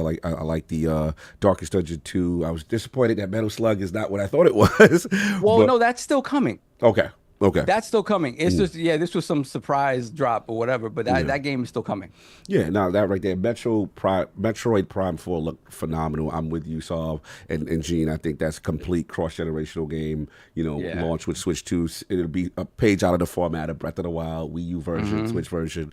And if Switch 2 is holiday, then I bet you, like to Gene's point, they probably have that 2 and 3 remaster in the pocket ready to go for whatever, like summer or something like that. Love the UI. That's the thing about Nintendo is that I think Cog or Sal said that Nintendo can just pull out anything. If John Linneman said this, where it's like Nintendo could fail 5 more console generations and they'll still be fine. Wow. Because it's like, but that's true, because we've done reporting on this. Nintendo is recession proof. They could fail so much longer. So it's funny that people are like, oh, Nintendo almost went bankrupt and during the Wii U days. That was not even anywhere close to being bankrupt. Wow. They were not even close to being damaged. Nintendo can just keep going, and if they're in trouble, then they'll be like, hey, we can release a Game Boy, but it has a backlight, it has all your favorite Game Boy games on it, and we're gonna sell it for $100, and they're gonna make millions off of it, and they'll be fine again. Because they can always pull out that trick at any time, and then a bunch of us are gonna be like, oh yeah. We'll do it. They've got nostalgia on lock. They got on lock. They've already done that. Bro, they've already done that work. So that's why like I see it punching up that my prediction is that we're going to see the next few years of PlayStation and Xbox kissing Nintendo's ass. Look, I mean, that's what we got right here. We got PlayStation publishing LLC in the direct. No, you're right. Hilarious. I mean, look, we have to admit they have been proven to be the immovable object in the sense that they are not going anywhere, and they're extremely profitable, and they have carved their niche perfectly. And you have to give it to them. So in that respect, and because surprisingly, there's no Lego Mario game, right? Which is a shock. But when they do make a Lego Mario game, because that's coming, right? When they do make a Lego Mario game, is that going to show up on PlayStation? Is that going to show up on Xbox? No. Doubt it. Nope. Doubt it. Yeah. They F you. Yeah. Buy Nintendo. Yeah. They buy us. That's what it is. But God of War, see, I always feel that they use Horizon as a stunt dummy, and I've been watching it for the VR, for the PC, They've Yes, always yes. used that franchise as the testing the waters and everything. And then after that, the floodgates happen, right? So we have to look at the games that came after Horizon that went to the PC to give us an indication of what game will go next to Lego. And then we'll know what game would be on the Nintendo. And I believe after they're successful and they run on Nintendo, those games will release on the Xbox platform at some point in time. But somebody let me know what was the game that went to the PC right after Horizon, and that's going to tell you what game is next up in the chute for Lego. Spider-Man. Well, we got to see. We got to see. There's a lot of potential here to see where this goes. But overall, the show for them, fantastic. They had way more than I thought. Quote unquote swan song before the joint. And I will say that it was so good. A lot of people were like, Nintendo got the show now. Like, you know what I'm saying? At the Xbox. I personally still think the Xbox showcase was better. You know what I'm saying? That's just my biases there. But I do understand how people really dug into the nostalgia and they pulled out so many out the chain. But it's like G said, they got so many in the clip. Funny people that were saying that was PlayStation dudes because they don't have a show on Nintendo show. They try to add on. Because I actually wrote a piece about this. The Xbox show was really, really good, right? And it's got all the big announcements. The difference between the Nintendo and the Xbox show is that Nintendo had the surprise. Because Xbox, we knew about Fable, Come on, G, I gotta push back. We ain't know about that Gears of War Emergence Day, bro. Come on now. We knew about Gear 6 though, Yeah, but that ain't Gear 6. Is that Xbox would have had a surprise with Doom: The Dark Ages if it wasn't for the fucking the effing journalists. The leaks. Yeah, certain leaks. It was crazy. Doom: The Dark Ages would have been a huge surprise for Xbox. It would have. Yeah. A lot of leaks kind of made that. Even the Gear stuff, like the Gear stuff, right? Obviously, we were so surprised at what it was, right? But we had a feeling Gears was coming, right? So that in and of itself, like, it would have hit that much harder. You know something, Gene? I think Doom, even if we didn't know, right? I don't think it hits as hard as the unknowns over at Nintendo for the simple Doom is going to go everywhere. I feel that. I agree. I hear what y'all saying. But that's why, but Xbox still would have had some surprise. It would not be as surprising as a playable Zelda or Marvel vs. Capcom 2 coming out of nowhere. I'm still riding with my Expedition 33 though. Yeah, I know about that. You know what? Expedition 33 was a huge surprise, though. That's right. And that made so many RPG fans like shocked. And I think that was a huge surprise for me. I'm still thinking about that trailer's music. It was good music. You got Ben Starr going there. Yes. One thing about Expedition 33 is like, man, this game is like French as hell, but you still got Ben Starr. You still got Ben Starr talking. It's like, man, even the French can't even avoid being British. Dude. We got Stellar Blade. These people are Korean and they still sound British. Like everybody sounds British. All our games sound British, bro. Like our Koreans, our French, Xenoblade Chronicles. Everybody's free. Xenoblade.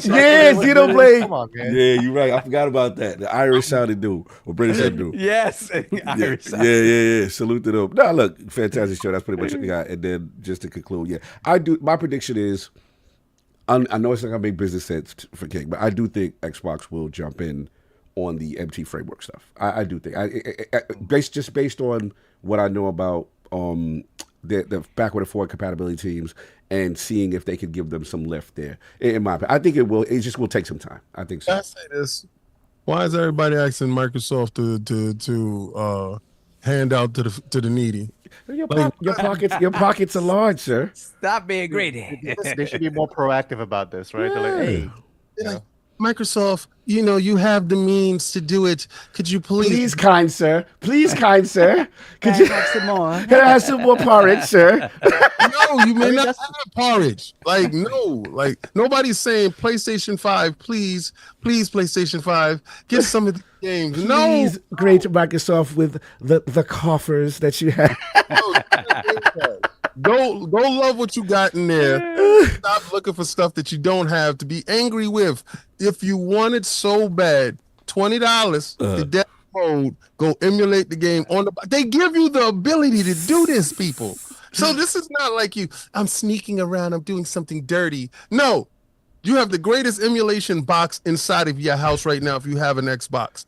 Go put the $20, become a Sir, dad. I would not like to tweak and twerk and break my services, sir. I would like to play it on the platform of my choice with the ease of use. If you can spare us a few of your coffers, sir. Or you could spend $500 on that arcade cabinet. Exactly, yeah, that's what we're talking about. I got one right here. In the Right back. there, right there in the cut. Yeah. And finally, I do think Soft. The mini arcade joint that I got, they got 62,000 1,000 games. games. Yeah. So the game is there. You know the game is there. Yeah. No.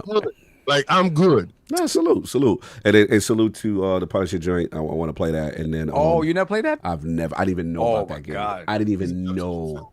And it looked like Final Fight. Yeah. I can't believe you never played never that. knew that game Yeah, existed. it's a classic. I'm waiting for Alien versus Predator though, man. Oh my God, girl! Have you played AVP, Cog? Yeah, I played AVP. Okay. Yeah, but I never knew a Punisher looking fight. I saw Nick Fury. I'm like, Fury, yo, how did I miss this? Kenny and I played. We used to play that at the Chinatown Fair. Say word. Yeah. Side-scrolling Spider-Man. Like, people forgot about the side-scrolling Spider-Man, not the joint on the Genesis or the Super Nintendo.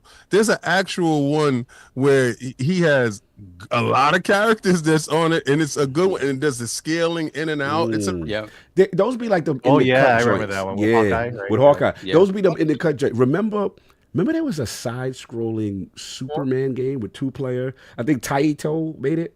Yeah, Taito game. Yeah. Yeah, that was Was it the Death of Superman? No, I don't remember. No, that was came out on Super Nintendo. Yeah, there was a Death of Superman that came out on Super Nintendo that was a brawler. I played the hell out of that one. This one was side scroller. It was 2-player. It could go vertical and horizontal. I know what you're talking about. Yeah, Yes. because there were flying sections. Too, Yes, there were with flying lasers. sections in the game. Yeah. Bro, that's crazy. That was crazy. It was an in the cut. It was just called Superman. It was just called Superman. Arcade. Yeah, a Superman arcade. Yeah, it was just called Superman. Yeah, they never had a port or anything, but I miss out. It's fun to see. They never get a port, did it? Yeah. I swear it was on a Genesis store or something. I don't know. I remember that. So this is one of those ones for me with Punisher that slipped through. I never knew about that. It's on my Steam Deck right now. Anyway, let's get out of here and pay the bills. Superman 1988 video game, arcade only on Taito. Taito. I knew Taito. I remember it because I remember going to the pizza shop and seeing that joint. I was like, oh. Never came out anywhere else. Yes, Oh, man. correct. They had the license, on the the Steam music. Deck. Yeah, Try to emulate that. But look, I want to respect. That's right. There was a red Superman and the blue. And the blue one. Superman. Yeah. It was 2-player. Yes. Okay. Salute. Bro, I want to respect Gene's time. I know it can't stay too long. So, Gene, anything you want to say to the people, you know what I'm saying, before you go? Like, again, Washington Post's own Punching Up co-host, Last Stand Media family member. Where can find you else you got going on, Gene Park? Yeah, you can find me in the Washington Post. Shout out to everybody who subscribed to the Washington Post just to read my Elden Ring review. You know, I ask people like, I don't want to pay for this. Like, man, it's like $4. It's less than a Twitch subscription, and I'm trying to provide you quality content, and you're supporting your boy, so I appreciate that. Always. And it did turn out. People turned out. Nice. That review turned around a lot of subscribers. So I really appreciate that. Really nice, Nah, a lot of people read it too. So listen to me on Punching Up if you want to hear more takes about me to talk about Nintendo getting their ass kicked by the entire industry. And thank you so much. Always a pleasure to be in the realm of the Lords. Much love, brother, and good to see your health doing well, cancer free. Brother, super proud of you. Health is wealth, brother. Health is wealth for sure. Bro, you are an inspiration to a lot of people. King Soft, some outros to the legendary Gene Park before he heads out. You know, all is well with Gene when now the internet feels comfortable that they could give him smoke. Yeah, now that they hate him, they hate him again. Now they hate him again. And that Hellblade stuff, bro, like, the X care what he's been through. The X, he didn't care about his cancer. Then he's like.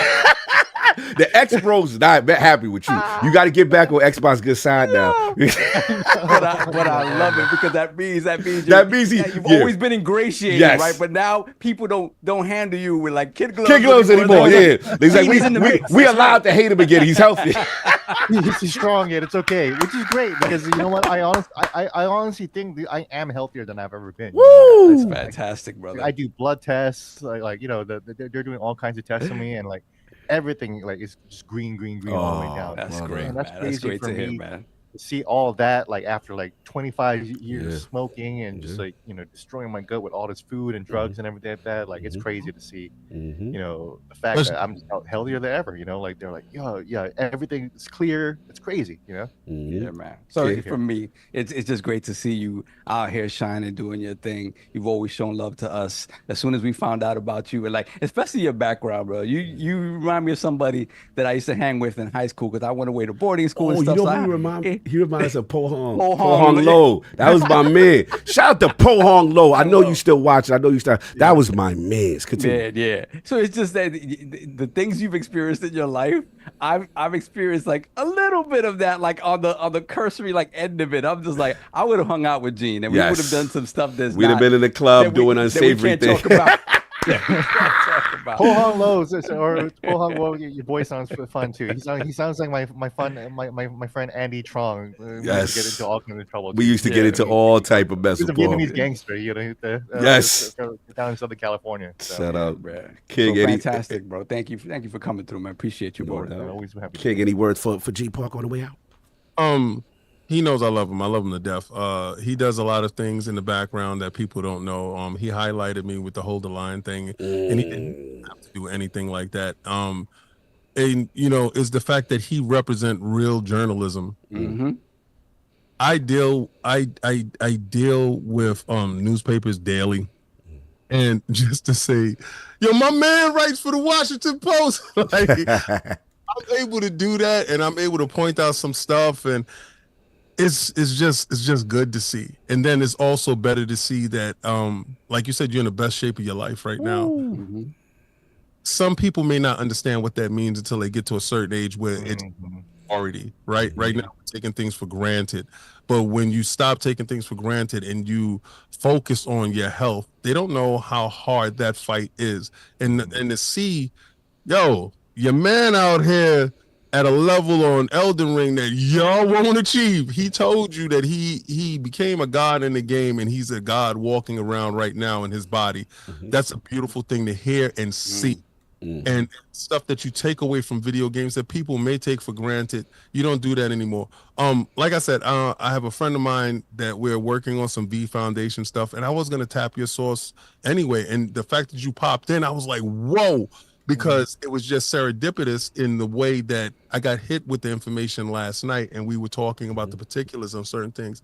And it's just, people popping on, talking about their testimonials and being cancer-free or fighting whatever fight they're fighting, because he's in a huge uphill battle right now. And I'm in the backgrounds talking with herbalistic stuff that, like you said, you were putting the poison in your body. And that's the same feeling in the words that he used to me. He's like, this stuff could possibly kill me, but it could possibly save me. And the not knowing part is killing him daily in that mental aspect. And, we talk about it, but to see you walk that walk and to make it out of that, knowing that same thing that he's going through right now, I do appreciate your struggle. I do appreciate your fight. And I do appreciate your transparency for everybody out there that needs that from you.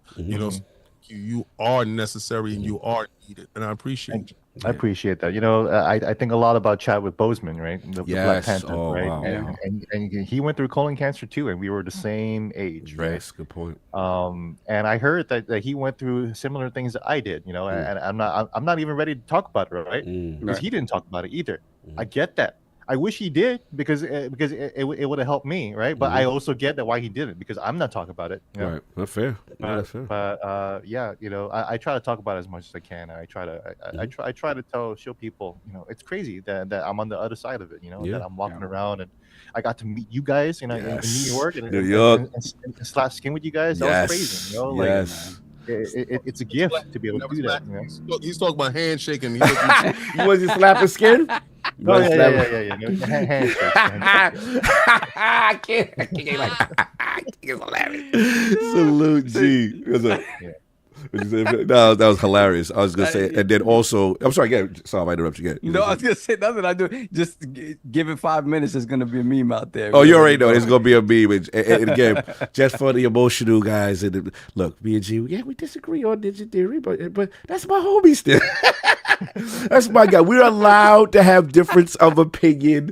Hellblade community was very mad with you, but it's okay. We got through it. We got through it. There's like 10 of them, so it's okay. Oh, see, we gotta let you go now. Now we gotta let you go. You're gonna give that game the graphical play. I know you gotta go, Gene, but I missed it. Thoughts on Erdtree real quick and on the smoke that it's getting because it's too difficult apparently. Like we talked about that. Crazy. So like even during the chat, I'm on the Elden Ring subreddit and like the dominant topic is why is everyone complaining about the difficulty? Like did you all forget that you are playing Elden Ring? Right. Like so it's like it is. People are saying like I think it is a lot of people who did. This is their first game, and like this is their first DLC. They've never experienced a FromSoft DLC before. So FromSoft DLC does not play. It is expecting you to be really, really good at the game. If you are spending $40 on this, that's why they're telling you have to beat one of the end game bosses. If you're going to spend $40 on this, you need to be prepared. You need to be ready. Do not walk into this acting like you're going to be level 1. Rude awakening for a lot of people. Kendrick told you years ago, be humble. There we that's go. What you got to do.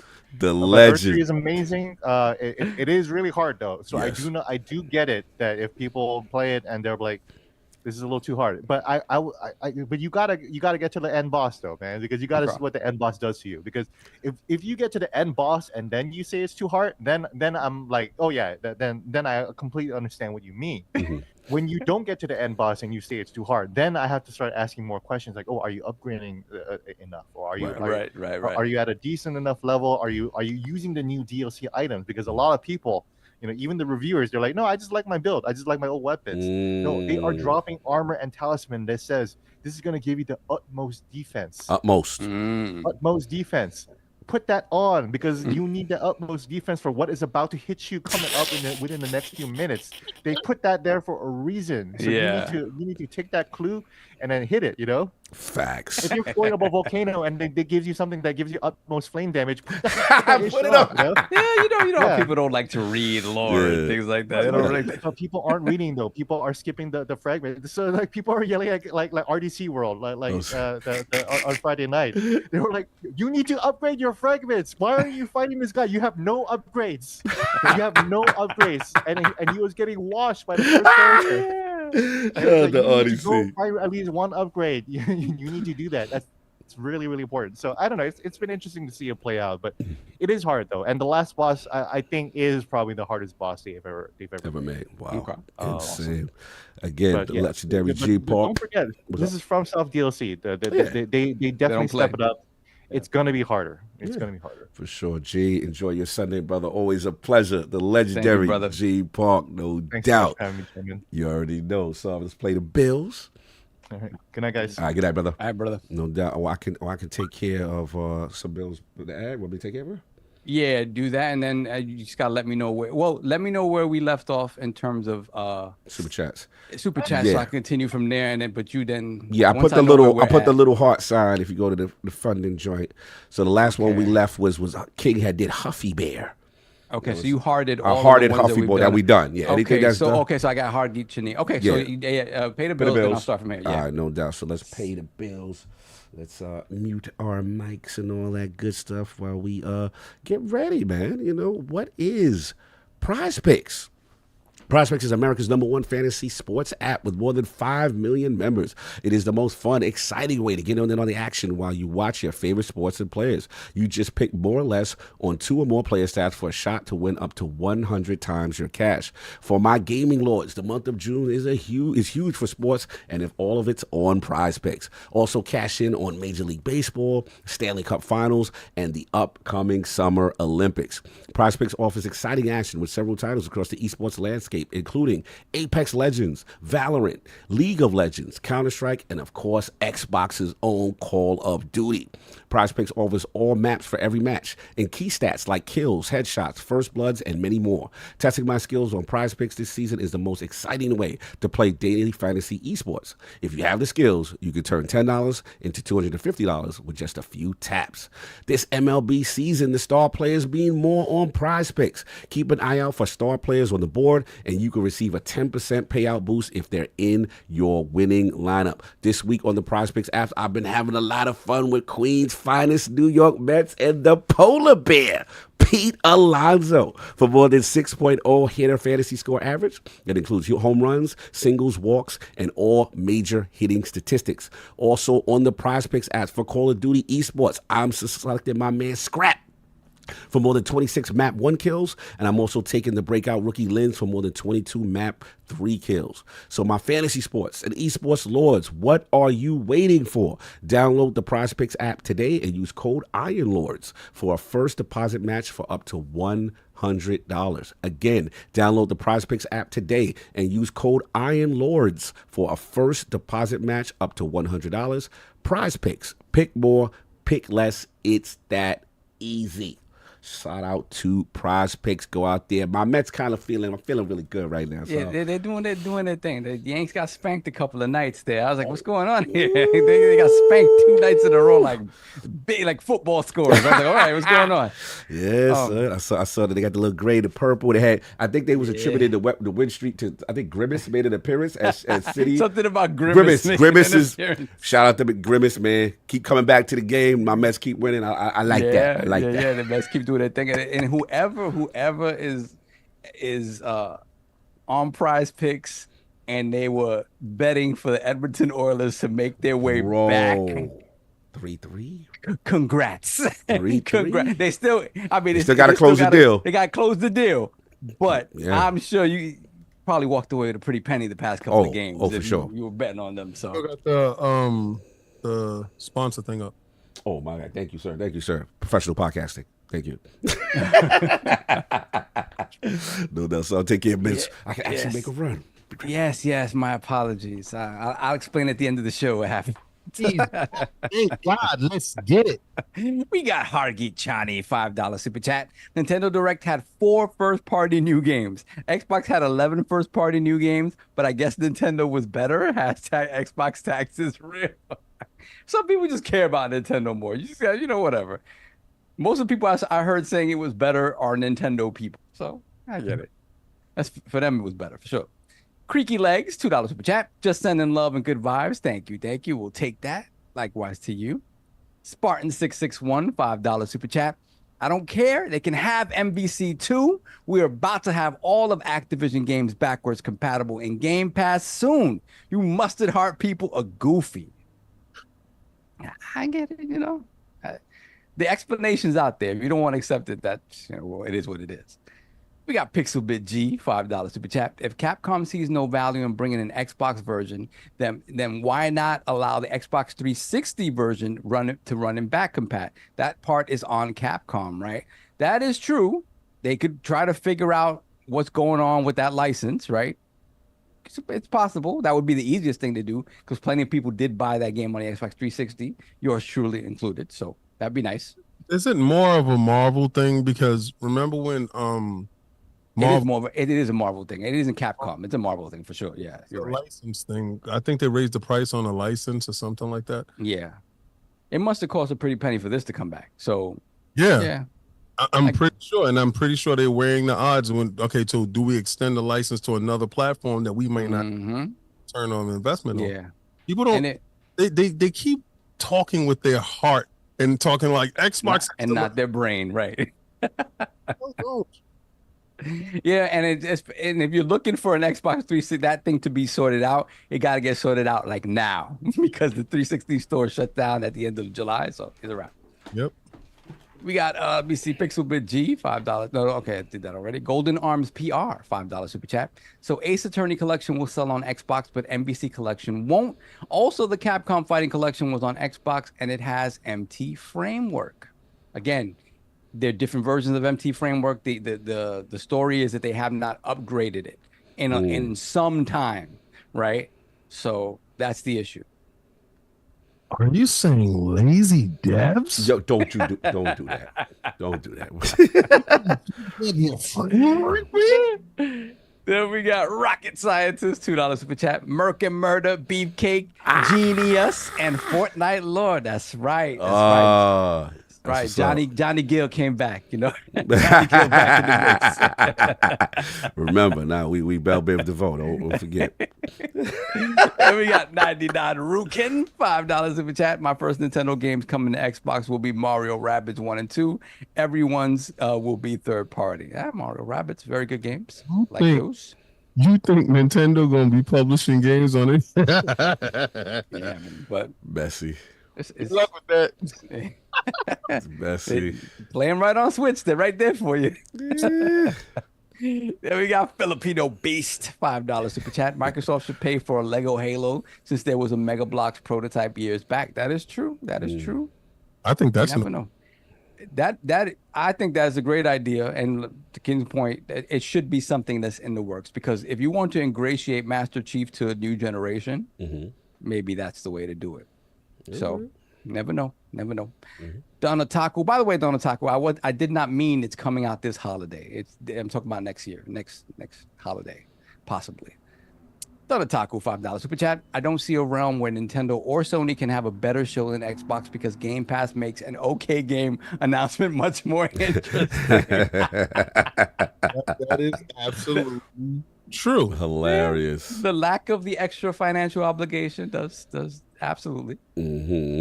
That's a premium experience. You know, you sit down inside a movie theater and they don't tell you, they bring popcorn to you. They're like part of the rewards program. They bring you popcorn and the juice, and then the other dudes is looking around like, I'm watching the same movie. How come I don't get a popcorn and the juice? Because you're not part of the program. Game Pass. Let your freak flag fly. And we got Let's Play with Each Other's Joysticks, $5. I'm assuming this is the first one. It's the first time, because me and King been kidding playing. Joystick has not arrived. Didn't do anything. Soon as you came on screen, oh boy. Sabi, baby. We need to play co-op. I got some special techniques for you. I go spit on the joystick to make you burst with enjoyment. Hey, yo.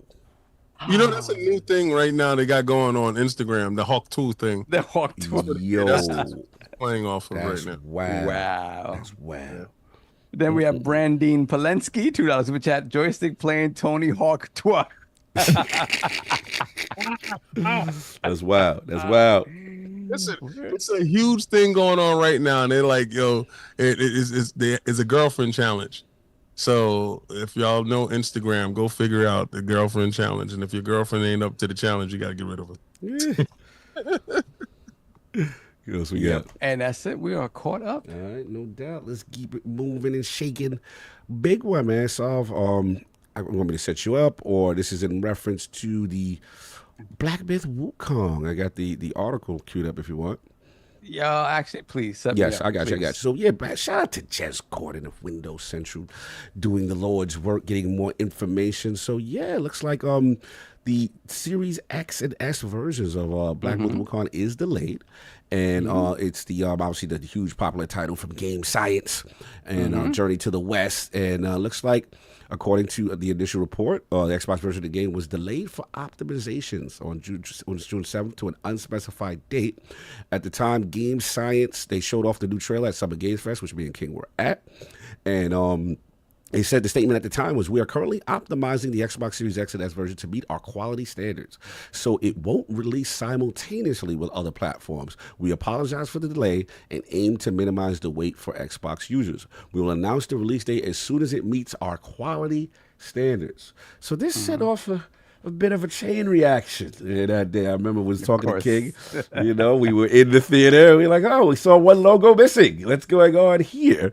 And then shout out to King David, who's doing his KNN on the floor street reporting, going straight to sources to put out on information and set Reddit ablaze as to what is happening for potential financial reasons. And then the follow-up after King put this out there, I believe, I forgot what podcast you were on, King, I'm sorry, I apologize, that you went viral, sir. You and King David, they're taking his bars, and they ain't giving my man credit for breaking the sources. This is the guy's breaking it. Canon does have some real affiliates out here in these streets.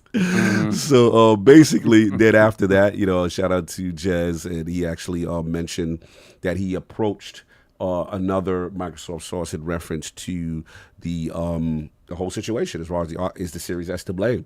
So the statement from Microsoft spokesperson was said, "We're excited for the launch of BlackMythWukong on Xbox Series X and S and are working with Game Science to bring the game to our platforms.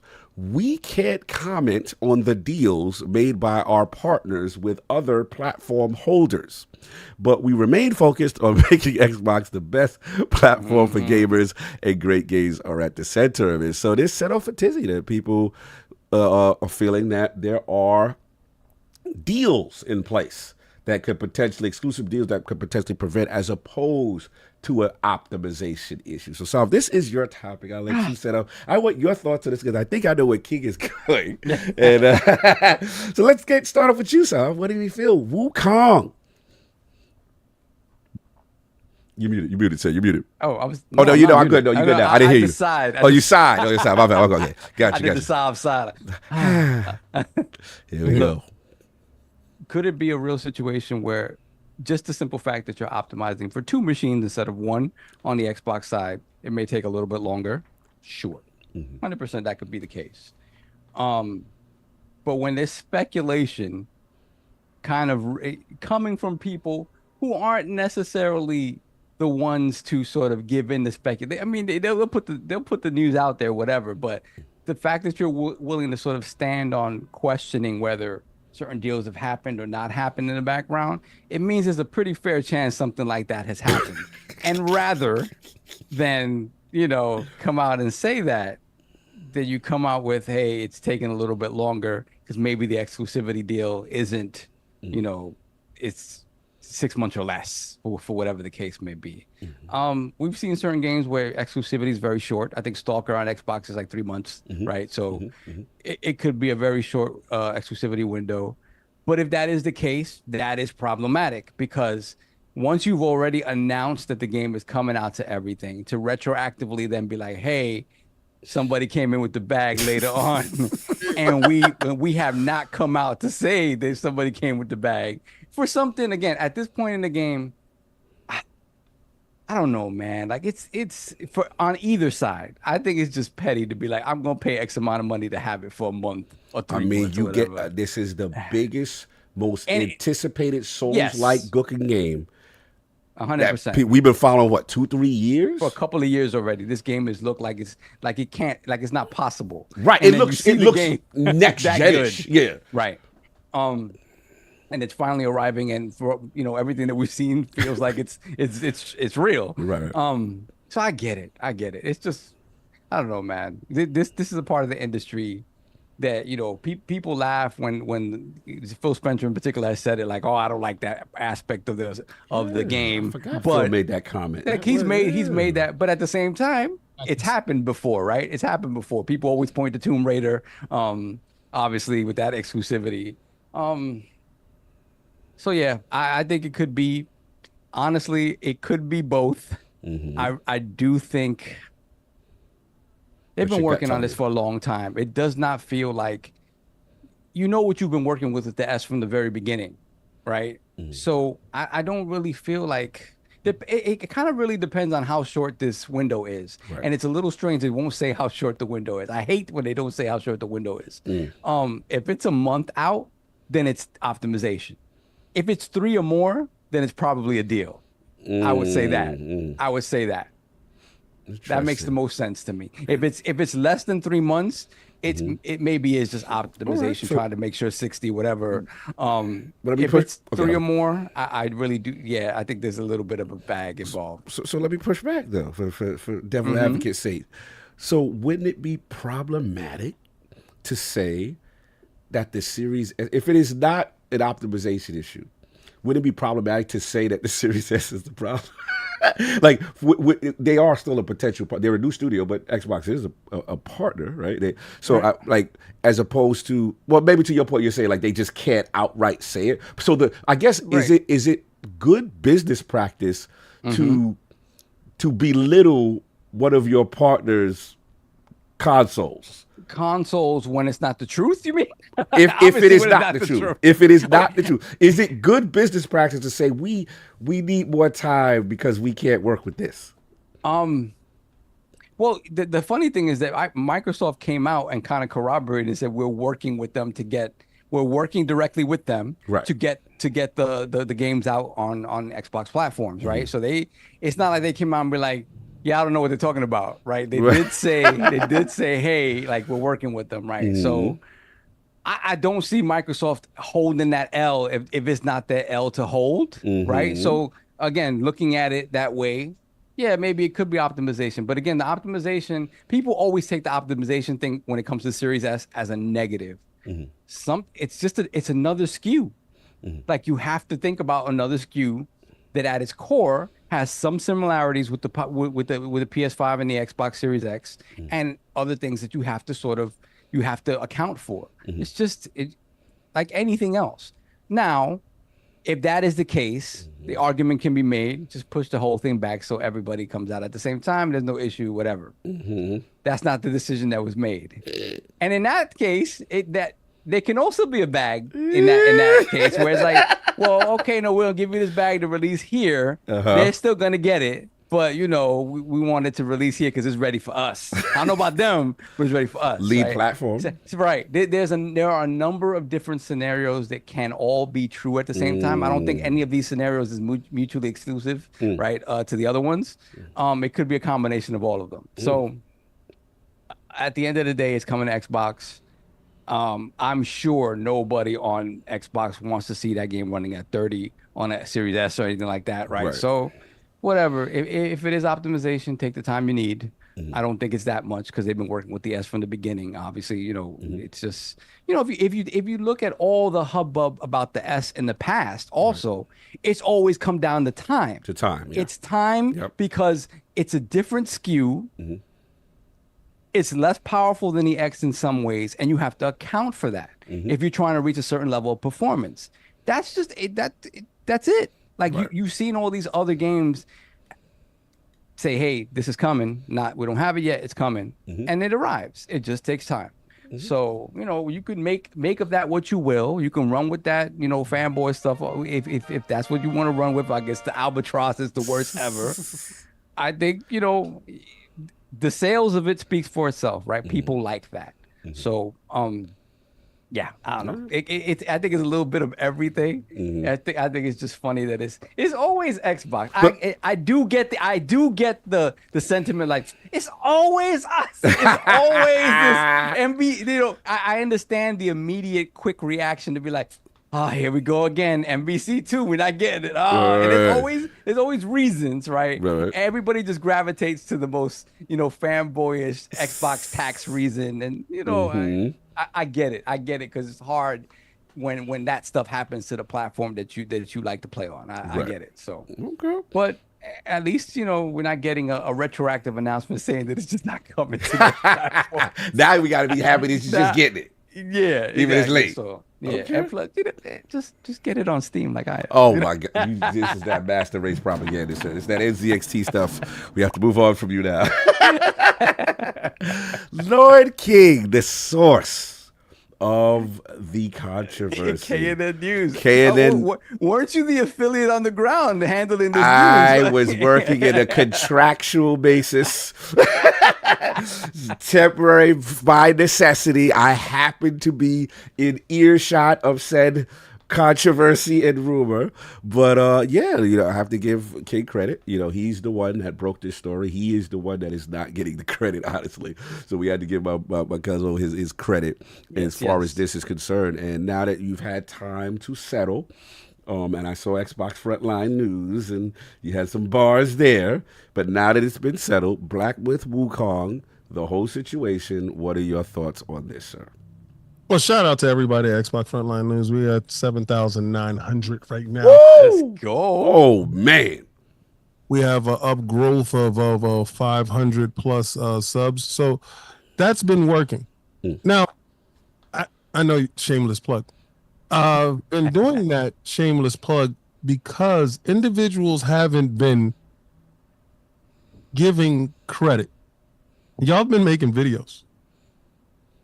And you're not linking the source. You're not saying that it was on Aim Down podcast with Erdtree and the team and, Red Panda, Nero, and stuff like that. Erdtree. Y'all didn't source where you got the information from. I watched the show. Prior to that, I was anticipating this game coming out for Xbox, PlayStation, and everybody all at the same time. So to see at the end the Xbox logo not be there, I said, what effery is this? I said, somebody is effing around. Then I watched all of you Xbox dudes get beat up online, crying, screaming, help, King, stop the beatings. Wukong is not coming. What's happening, King? I don't know what's going on. So, me getting this information, I didn't get a chance to talk to Phil Dominus Maximus Aurelius Spencer, first of his name, because I was talking to, Jason Ronald and having a conversation with him on some other stuff. Me and his conversation was on some other stuff. And then the Queen popped out and the Queen started chopping it up. And as we were chopping it up, I said, okay, that's nice, all the pleasantries and all that other stuff. Yo, now I got to give you the real question. What's up with this BlackMythWukong? And this is how I know a real one and a fake one, right? I said the same thing to Phil when we first had the conversation. Why did you end on Anthem and not on our IP? Back in the day, remember the C3? And he said business. Now, a business person understands what business means, right? That means, well, financial tie. This game, Anthem, was seen as it could be that one that can go up, right? It could have been that Helldivers. It could have been that Destinies. So if they are in with Helldivers, and this is the reason why they took the chance on Outriders and stuff like that, you got to understand they're trying to get those games of service for them first. So, okay, I understood that. And from there, that's when I came back and told Cog, yo, he's a real one. I remember. Cybon said the same exact thing. Business. And we had a smaller conversation right then. Then, I cut the conversation because I didn't want her to say too much because I'm on the record. So what I'm going to say next is it's not Little Man, right? Because it's not Little Man. No. It's business. So if something all the way up to the day that they giving you the announcement for the launch was going to be day and date, then you get the announcement for the launch, and then they say, oh, man, we having a problem with Little Man. Don't bring up Baldur's Gate because Baldur's Gate was a co-op thing. Don't bring up Baldur's Gate. Baldur's Gate had nothing to do with graphics. Baldur's Gate had nothing to do with anything else other than the co-op situation, the couch co-op situation. That's what the problem was. And they fixed that. There's no couch co-op here. There's nothing of that nature here. And last time I checked, Microsoft already did away with that parity clause. You want a Whopper, you're going to buy a Whopper, and you're not going to worry about getting a Whopper with Whopper Junior prices. Series S is what it is, and the Series X is what it is. So back to business. Back to Phil Dominus Maximus Aurelius talking about slimy business practices at the Summer Games Fest. He did say that. Which Shaun later had a response. Oh, yes, he did. Obviously, Shaun Layden has a lot of responses now, but I've seen him bending the knee talking about, oh, can't we kumbaya have one console to rule them all? No, we're about to stomp a hole in you. No, we don't want to be friends right now. Oh, my God. After you become an app, then you can go shake my hand. After we app you, then you can shake my hand. Don't try to shake my hand now, Mr. 10 Cent. This is very aggressive. Very aggressive. Shall off, pause. Patty, continue. Platform warrior #1. Yes, that is you. I'm saying this. all you dudes that's out there making videos ain't sourcing dudes. I know who you are.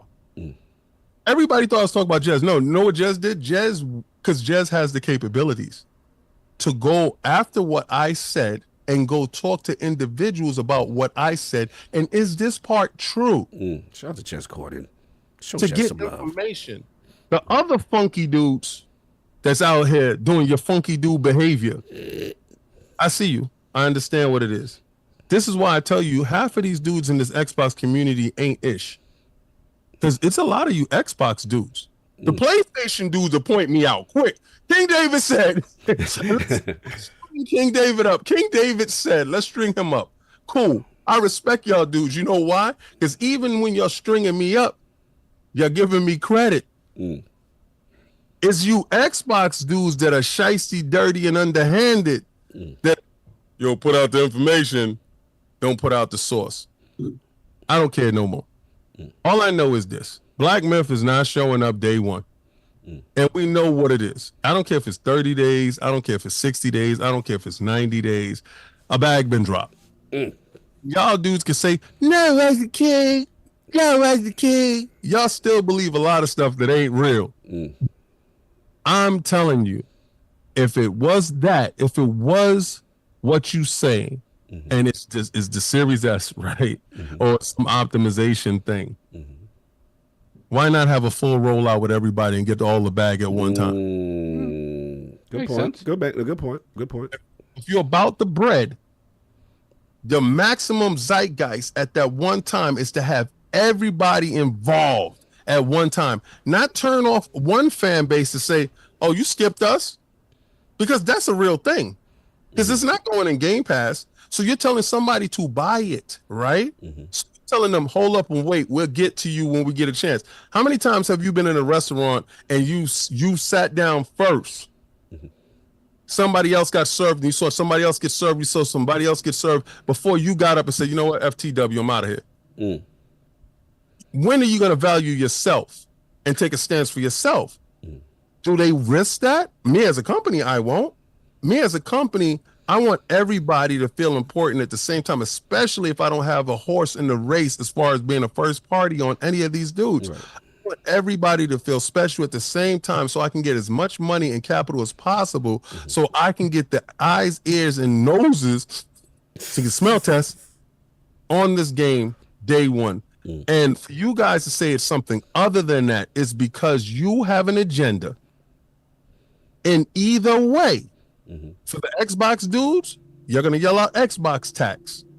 For the PlayStation dudes, you're going to yell out Series S. And for the developers, those dudes that's in the developer camp, King, you just don't really know how hard it is to develop for I do know how hard it is to develop, but I also know how hard it is to lose a fan that was anticipating your game and is turned off by you by not putting the game out day and date because you made them feel like a second-class citizen.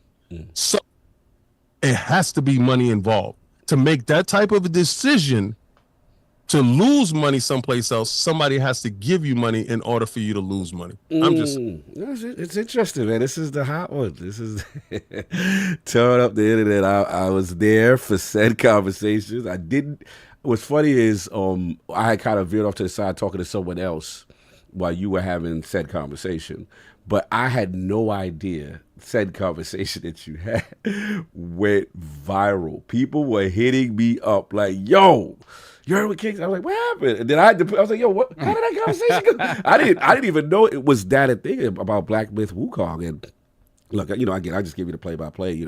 It's one of those things. Look, we've been following this game for a long time. I remember when we first saw this joint, Journey to the West. You know what I'm saying? I was like, yo, look at this game. Who are these people? This game science, like it looks so great. And I'm like, it just felt like, all right, this is some next gen joint. This ain't like it looked that good.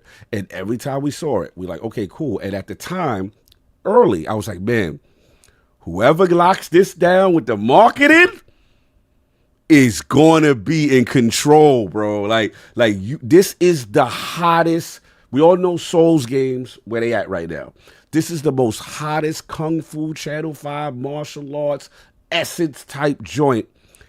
with the scale that is uncanny. And we're just like, man, if you could associate that with your platform, oh boy. And for the most part, we kept seeing, to King's point, the consistency with the marketing.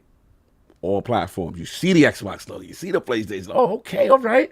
They didn't take a bag yet. Okay, so they standing on it off the strength, market to everybody, whatever. So now we get to the Game Awards. Sitting there, oh, got a new trailer. Okay, the Wukong. Okay. And I remember the end. I'm like, tap King, elbow tap. Bro, where the Xbox logo at? It's not even there. So that's the thing. Normally, I do not get involved with, look, we all know money bagging happens. I'm not going to sit there and tell you, no. It does, right? But it was interesting to me to see it not there, right? Because to me, that's the indicator that, like, don't show that. Because my thing is, if it's a delay, right, in the case of a Baldur's Gate, I don't recall Baldur's Gate's trailers omitting Xbox in the trailer. You see what I'm saying? That to me was a little bit of an indicator. I was just like, that is interesting that it's not there. So look, what we do know about contracts, if that is to be the case, that contractually people will say, hey, if we give you this bag, you have to, almost similar to Lord of the Rings joint. I mean, not Lord of the Rings, the Harry Potter joint, excuse me. Yeah. Right? Harry Potter, if you watched every advertisement, first it would be on a Sony stage most likely, or a neutral stage, and it would not show the logo. You had to go find out it was coming to what you call it. And generally, that's how contractual deals work. So I have to admit, it does smell like it. Do I have the complete? But I got my man who is 10 toes down to the source that says, Cog, this is what was said to me. So when I hear business, I got to assume business. Yep. That's how business works. And we have to admit. Else to it. Like people started adding sauce to it. Right. Said business. Business. That's it. So everybody else started adding sauce to it and some other stuff.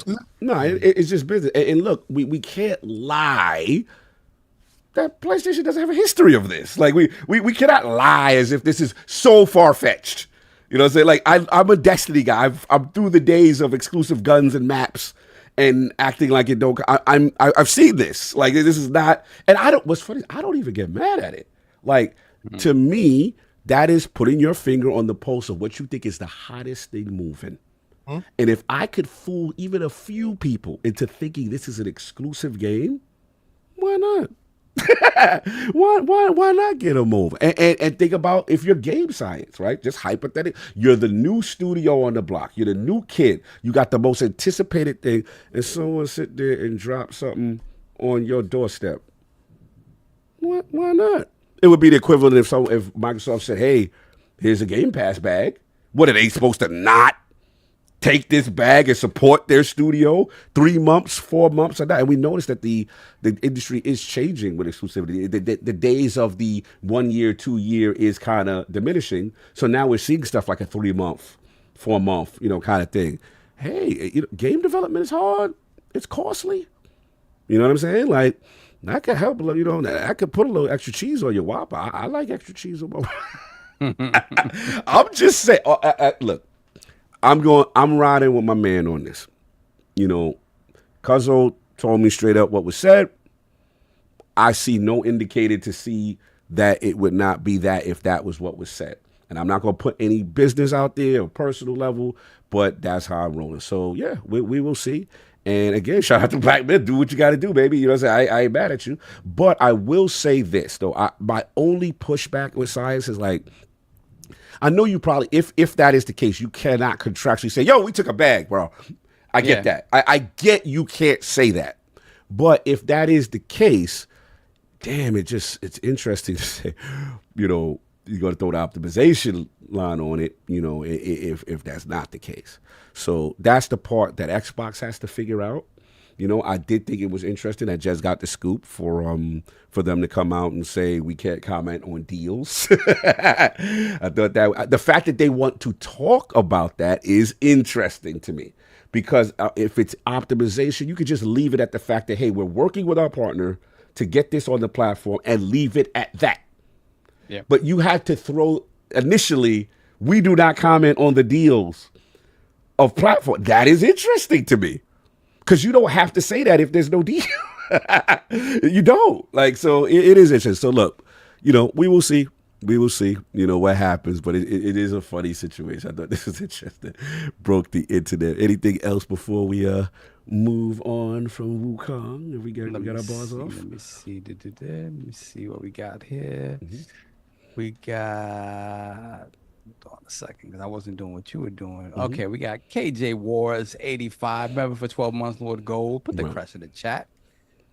Then we got Spartan 661, $5 super chat. I don't care. They can have BlackMythWukong a few months early. We have Wu Chan marketing rights when it comes out. Wu Chan like fire. Mustard heart people are goofy. Messy. Then we have Light X, $5 super chat. They see little value in putting Wukong on a Series X platform. Xbox customers tend not to buy games. I'm sure it will come eventually. I don't know about Souls games, because I have to say, like, I see the Elden Ring moving out there. I see those games kind of doing well. That's just me. I don't think it's an accurate assessment that Xbox people don't buy games. Apparently, what was told to you is the fact that they do have Game Pass, they tend to buy more games because the savings that they are getting. So your facts are not factual. You're not facting right. You're not facting. You're not facting right. Oh, that's what we do. That little, I know who don't buy games, right? Some high five over there. We know who don't buy. We got a real metric on you dudes. Be careful. Then we have Snipes, $2 super chat. Let's go Oilers. Yeah, shout out to the Oilers. Salute. Then we got God Emperor Sofa King, $2 super chat. Tick for tack can happen. Got the FTC cuff off. The FTC cuffs are off. We'll see. Recused himself and recused himself. The judge recused herself and one guy like dropped out, something like that. Oh, yeah, from the court thing. No doubt. So we are caught up. Oh, we are caught up. Final topic. Let's do this. This is the MattBooty interview. So I'm giving y'all some bars for a little bit. MattBooty talking with Variety. Thought that was interesting. Doing different things, talking to different people. Okay, kind of interesting. He had a number of topics, including the reaction to the showcase, closure of Tango GameWorks, bringing Sea of Thieves to the PlayStation. Emphasis on day-to-day availability for new games, including Call of Duty, to the subscription service, and obviously the Diablo 4, the biggest launch, one of the biggest launches ever in October on Game Pass. So, he kind of said that they've kind of hit their stride as far as their rhythm, as far as delivering the cadence of games and the rhythm that they're extremely positive about. Talked about, obviously, the first-party titles, the Dooms, the South of Midnights, the Gears, the Perfect Dogs.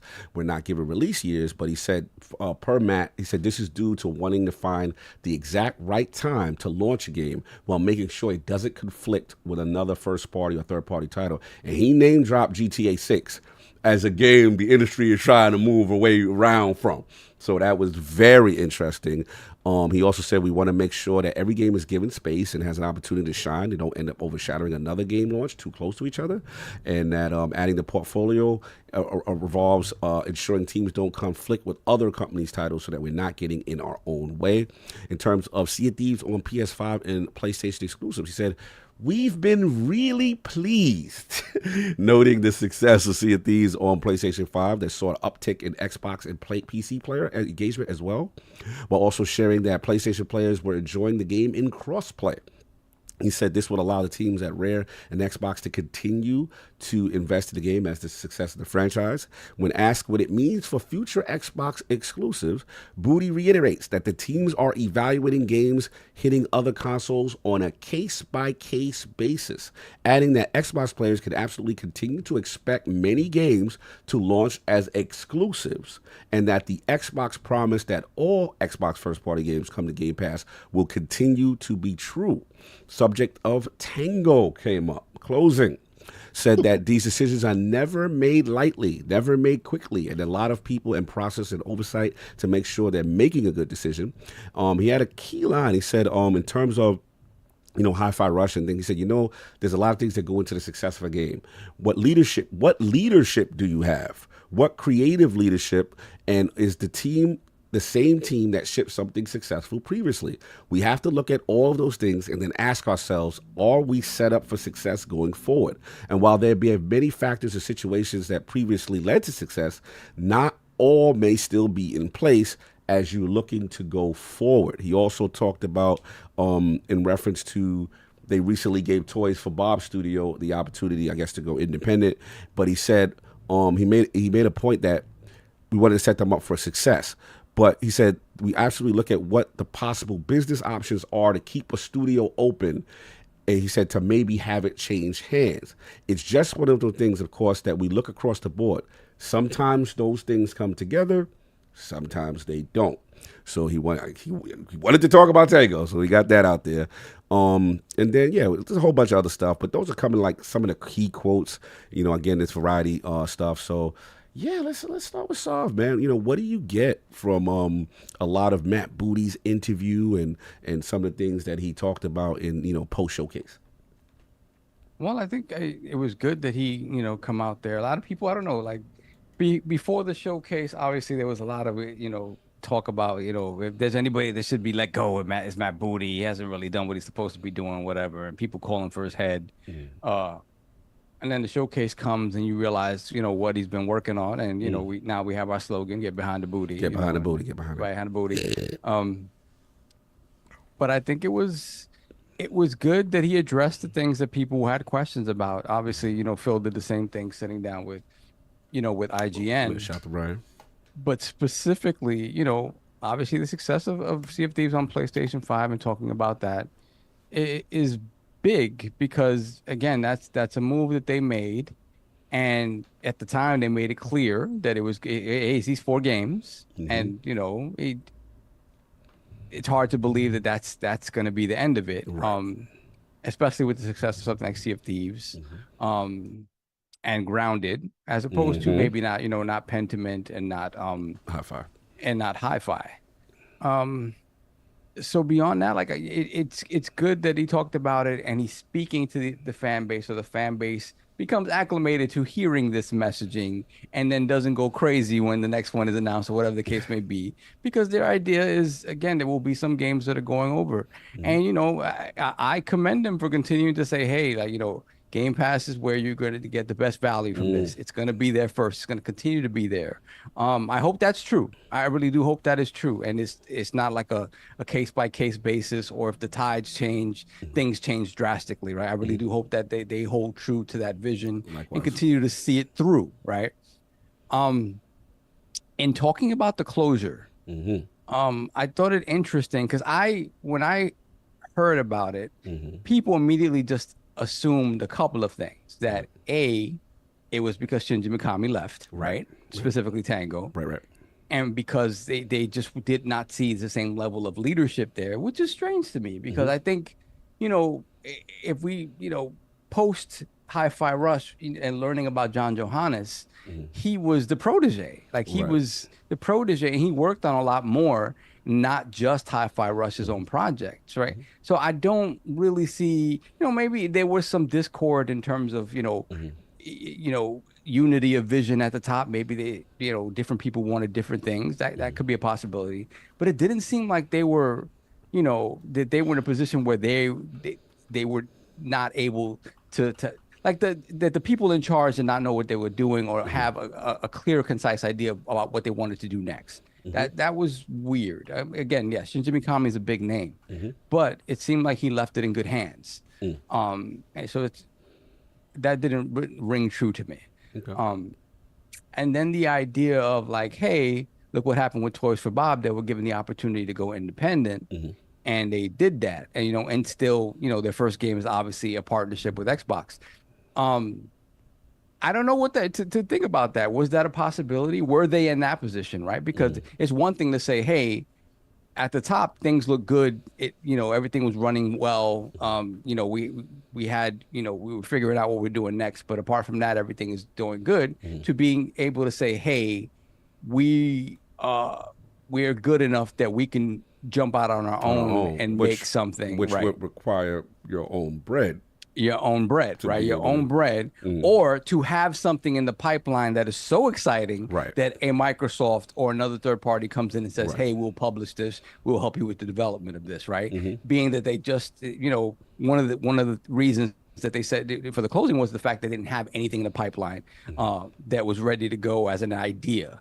So I don't know, like it just, to me, he glossed over it a little bit, and he could have just been more direct because everybody kind of expected that answer. It was like, hey, it was, because Phil was more direct about it. Phil was like, hey, man, it's running a sustainable business over here, bro. I got to run a sustainable business, and they were not in a position at this moment to give us what we need over the next, over the short term, right? And it was just a matter of that, and it's sad. I don't like doing it. It's just the business aspect of it has to override that the art aspect and that's one of the things that bothers me about gaming and how big it's become, because it's going to be subjected to that stuff where the money 9 times out of 10 is going to override what's best for the art. That just happens. And let me see, what else did he talk about? He talked about that. He talked about how you feel about the cadence of like how how they remember, because some people, one minor nitpick was like, man, I wish I would have got more release dates. So the release date stuff, I think we talked about it. We alluded to it. It was they're probably not putting release dates on stuff because they have to figure out where the stuff is going to fall. I think he's happy that he finally sees kind of the finish line for a lot of these games, and now it's a matter of trying to figure out where they fit best so they can get their time to shine. We had the situation a couple years back when you had Forza and then you had Halo right on top of it. And, even though they're different games and to a certain extent have different audiences, the fact that they were so close together, it kind of cut short the shine that Forza was having in the moment where it was really a zeitgeist moment where people who didn't even play racing games were playing Forza Horizon, right? So it was a kind of a special moment cut a little bit short by the hype of Halo coming back. Yeah, good point. Right. So, and that changed my mind about how you think about Game Pass. Because in that moment, I was like, you know what? Everything you put in Game Pass is just additive, right? It's just, hey, it's there. Whoever wants it can get it, and and it doesn't have to be immediate. But the fact of the matter is that these games still have hype around them. They still have release hype and zeitgeist around them that you want to take advantage of, because you still have the opportunity to bring in new people that may not know what that thing is. So you still have to worry about and think about not cannibalizing yourself when you bring your games to market. So I think he's thinking about that, and now he has a very good problem to have, is that he has too much stuff that he has to make space for. So this idea that he's happy that they're going to have a regular cadence is just kind of, now he's under the microscope of, okay, how do I figure out where these big games best shine, right? And I like that because, again, they still have their second and third party deals going into Game Pass. We still have smaller games like Replace and stuff like that that aren't these big investments, but this do seem like people are really interested in because they're very cool looking games. So he has a great problem. He just has to figure out where to put this stuff, right? Abundance of riches, and it's just a matter of, like we've talked before, these games have to obviously hit, right? Yes. They have to be good games. And you just have to figure out where to put them so that they get their shine, because you don't want them to get lost in Game Pass, because they will get lost in Game Pass. So, he said all the right things, I think. And for somebody who's been accused of not saying anything, that's rare for him outside. Right. I think it was good that, that's the case. And I think Phil, since Sarah taking over the reins at Xbox, Matt specifically focusing on, first party and stuff like that, he's letting them, he doesn't have to take the brunt of all of this. He's like, hey, you guys are the faces of this. You're going to talk. And I'll talk if I have to. Again, obviously, people are going to want to know what the guy at the top, Phil Spencer, thinks. And that'll happen. But I think it's going to be happening less and less. And he's going to let these other two talk more. And that makes a whole lot of sense. Do I still think maybe they should be more quiet than they have been in the past? Yes.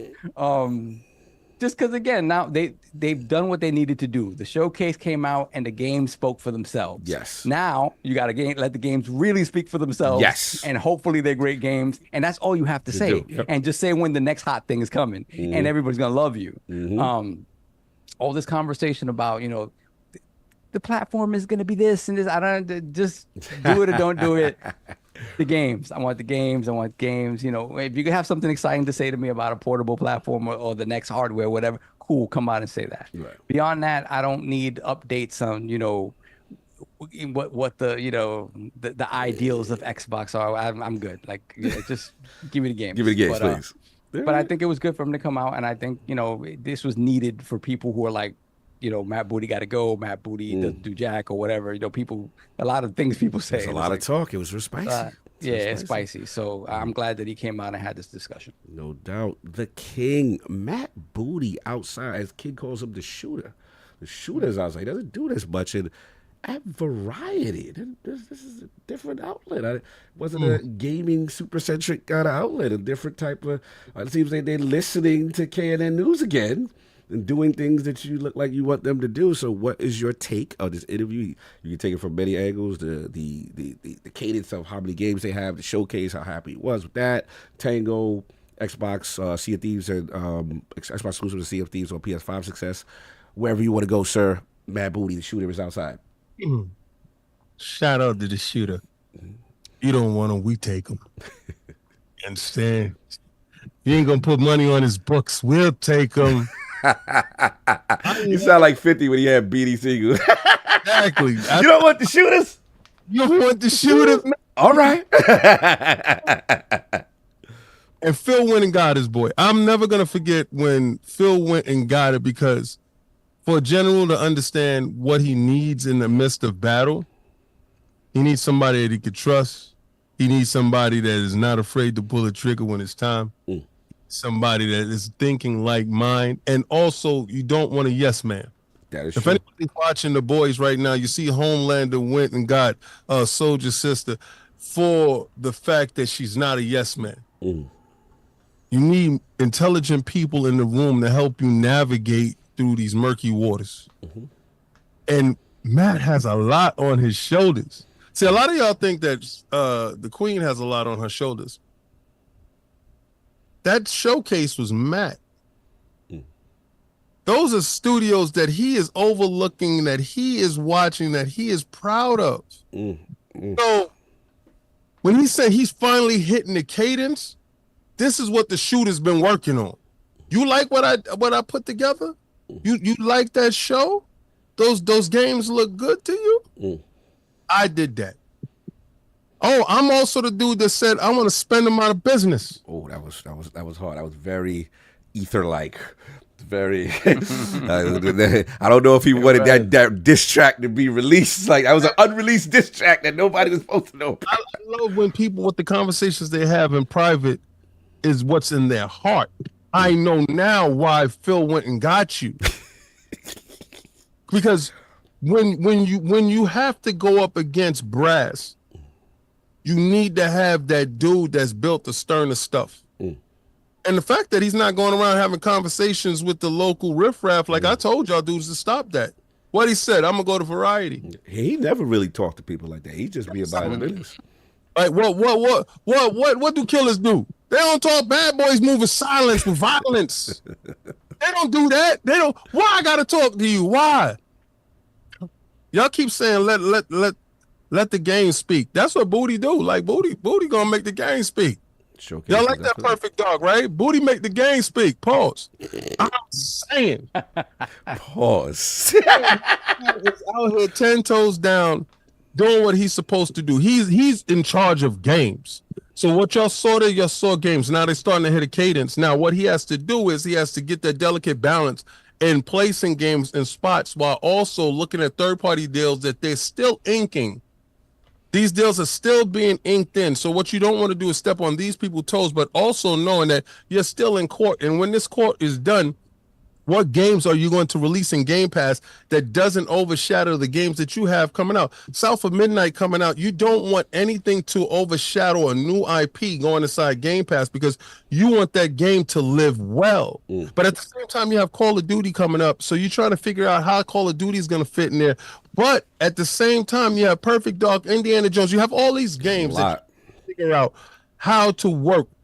That's what is it? What you said? Whatchamacallit, abundance of riches.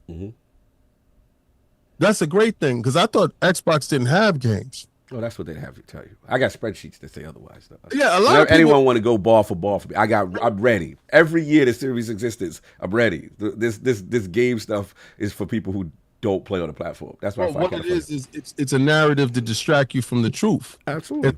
It's called putting up a mirror to yourself, and you're saying to the other person what you actually are. Exactly. You try to impose your thoughts on someone else and you don't play on the platform and don't know what you're talking about. Don't work well as we see through you. Now, I had information before Matt even said anything about Tango. So all right. So a lot of times people trying to figure out what was my frustration with the Tango stuff. And King, you're not being empathetic to the studio. When you have knowledge is a burden and a curse. Yes. So here at Iron Lords Podcast, we value sources. We value friendships. We value individuals that don't want information out at a certain time. And you know what we'll do? We'll sit on our hands and won't say anything. And we'll let Joe Schmo down the street go and break that news. Go let him break that news. Go let him do that. You know why? Because we have integrity and we value certain things. Now I can talk about it. They shopped your boy. Man. They shopped him. They went and said, yo, do you want? What's up? He for sale. What's up? Dudes is like, nah, I'm good, B. Damn. Japanese publishing, he want the boy? Nah, I'm good. Good, B. So then you said, how to get to this point? Because ZeniMax had to make the call, right? So when what is it? Shiho Megami? Yeah, Shinji Mikami. Certain people left with him, allegedly. Allegedly, right? Yeah. Maybe took some members. Yeah, certain people left allegedly with him. Now, games were done. That studio wasn't looked at as to make single A games, indie games. They were looking at that studio for a little bit more, a little bit better, right? What was it left as? Y'all don't know the information of that. Y'all just seeing the house on the outside saying, man, it's fantastic. You don't know what level of repairs is necessary inside. Right. So when you go to shop something, you go to shop it and you say, hey, man, okay, well, one, you can't buy yourself out the contract. Cool. All right. That's a Toys for Bob thing. Saying, why would they let Toys for Bob buy themselves out the contract and won't let these dudes buy it? Maybe they weren't able to. Shop you around. Let me see if, if you're an A&R and you're trying to get your artist sold by another company, hey, let me put it over here. Let me go to Epic Records. Let me go to this place. Let me go to that place. And if nobody, then you got to drop the artist. I want to interrupt you for a second because you're on fire with this, because what you're saying is literally, if you read between the lines of the Variety article, he literally says, we absolutely look at what the business options are to keep a studio open, or to, perhaps have it change hands. That's shopping. That's shopping a studio. And he said it's just one of those things, of course, that we look at across the board. Multiple people, hey, we're shopping. Sometimes those things come together. Sometimes they don't.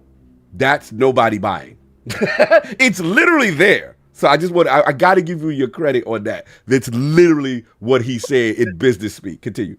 That was information that we were privy to before this stuff. Okay. Now,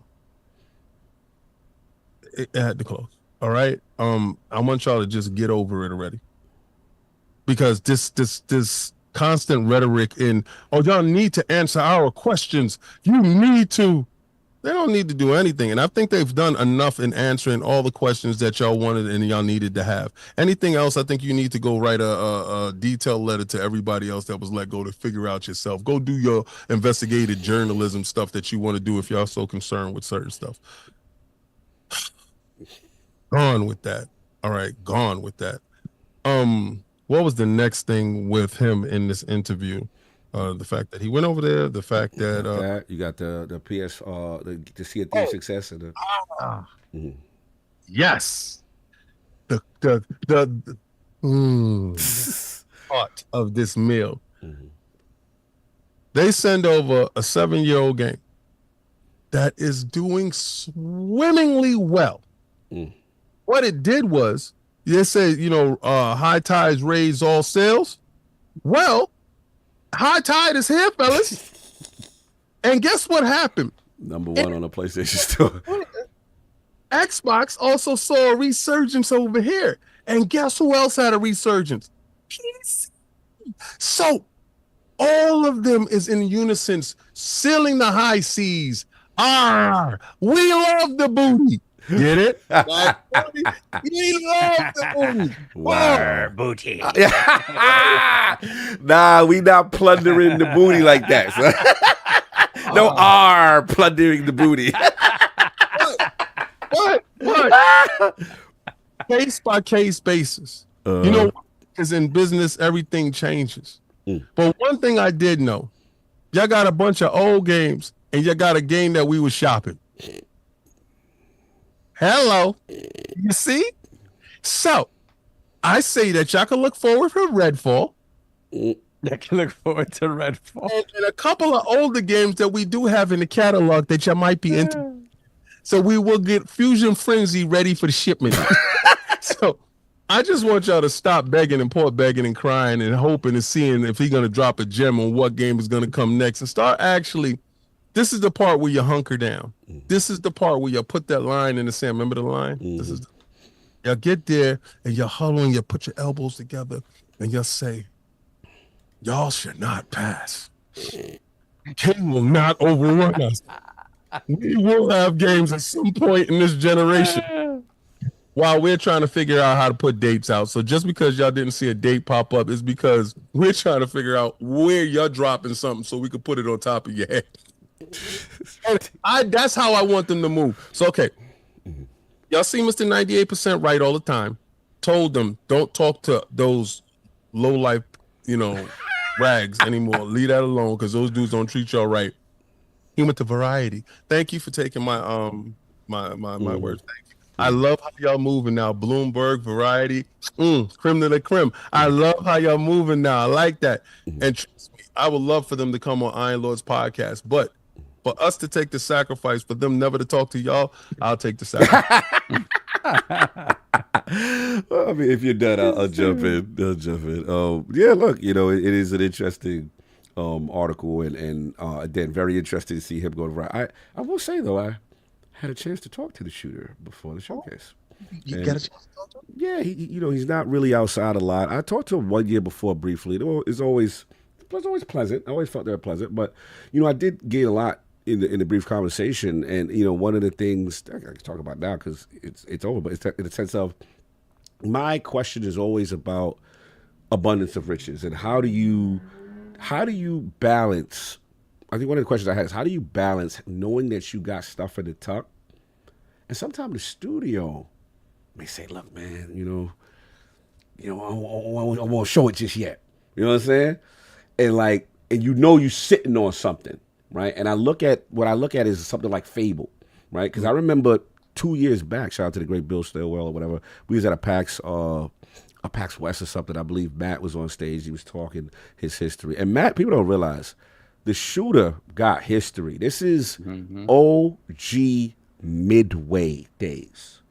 Mortal Kombat, NBA Jam, you know what I'm saying, and all of that acclaimed stuff. And this is, he got a pedigree. He got a pedigree. So anyway, long story short, it was at that time he was saying, man, I want Playground and Shaun and Fable. Y'all got something. And that was back then. So to see what we see now, I get it. I'm like, okay, this, that. So at the time, he respected it. So basically, the question is just like, how do you balance that kind of stuff? And he was like, yeah, it's tough and stuff like that. We talked about other stuff that I, remain off the record. But the main story now that I get is, like you said, the games, like Soft said, the games are going to speak for themselves. And I think what we are seeing with that showcase, and yes, the game still got to review well, but man, they looked phenomenal. Man, they look like they have a lot of potential, and they look like they got a lot in the talk. So to see them now talk about the release dates, and I love that talk. Like now there's still more work to be done because you have third-party partners that you have deals with, right? Most likely Dragon's Age. Remember they had the marketing on that stage from the Keighley. Most likely Assassin's Creed Shadows. They had the marketing on that stage. So now you got to play that fine line of placing things that they don't get overshadowed, also placing things that they don't overshadow each other outside of that, right? And still forming that cadence. So this is where the real work gets done. And now it makes sense. Because I was like, damn, it's interesting. They got the year, but they didn't show the date. But now it makes sense. You don't want to reveal your... And the fact for him to mention Grand Theft Auto off the bat showed me he respect game. He's not going to let something go out there to cannon fodder or not be in its best position.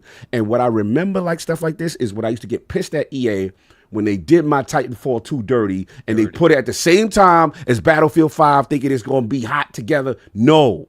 One is going to cannibalize the other. That's part of also being a shooter when you're managing game studios. Now putting them up for success to win. I thought that was dope, I love that conversation. Clearly, the PlayStation, the Sea of Thieves stuff, we talked about it. We said, like, when you see numbers like that, when you see engagement like that, especially with the live service on a 6-7-year-old game, that speaks volumes, right? So now what it showed is Twitter is an echo chamber. All the lies about Xbox has no games and people don't care about their games. Oh, it's when it's on your preferred platform. Oh, you love it now.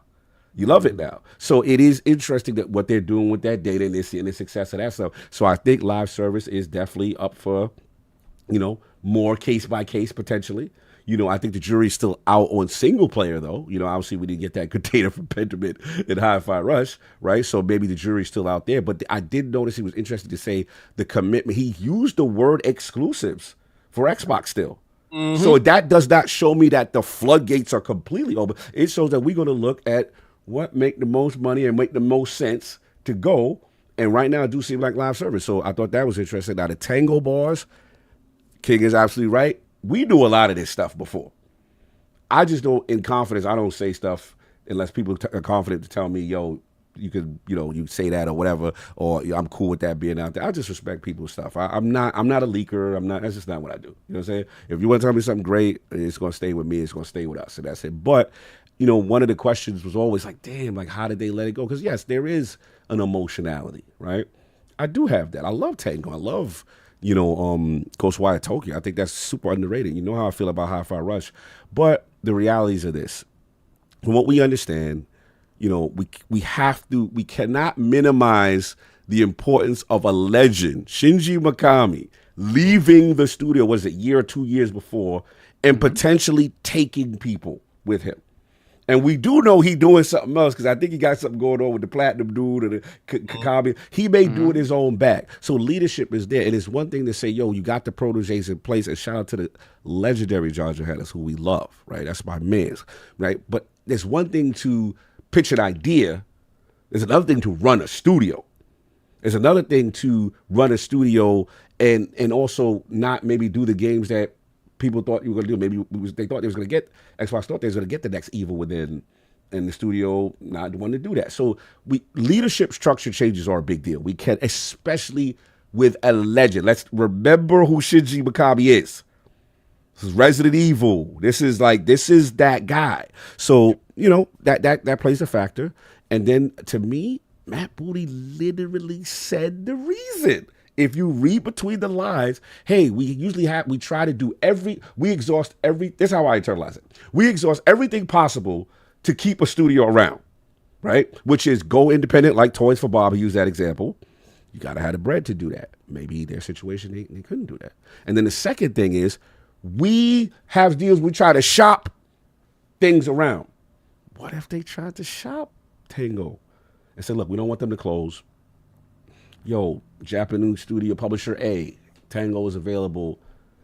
And let's be real. This is the part that King is right. This is where the emotionality has to come out. They are a number on a spreadsheet to a lot of people. And when that number is not a very highly profitable number, even if they're critically acclaimed games, sorry, it's not good business. The publisher's like, nah, thanks, bro. We good on that one. Thank you, though. Thanks for asking. So, again, maybe that happened. And then the last thing I want to say is that for what I know about Xbox Game Studios, part of what we're seeing right now is this cross-collaboration, which he's talking about, right? Coalition helps out with this. This one helps out with that. Tango's situation is very unique. They are like on an island, isolated Japanese company. Can they really in capacity do what a coalition does when they're not working on a game?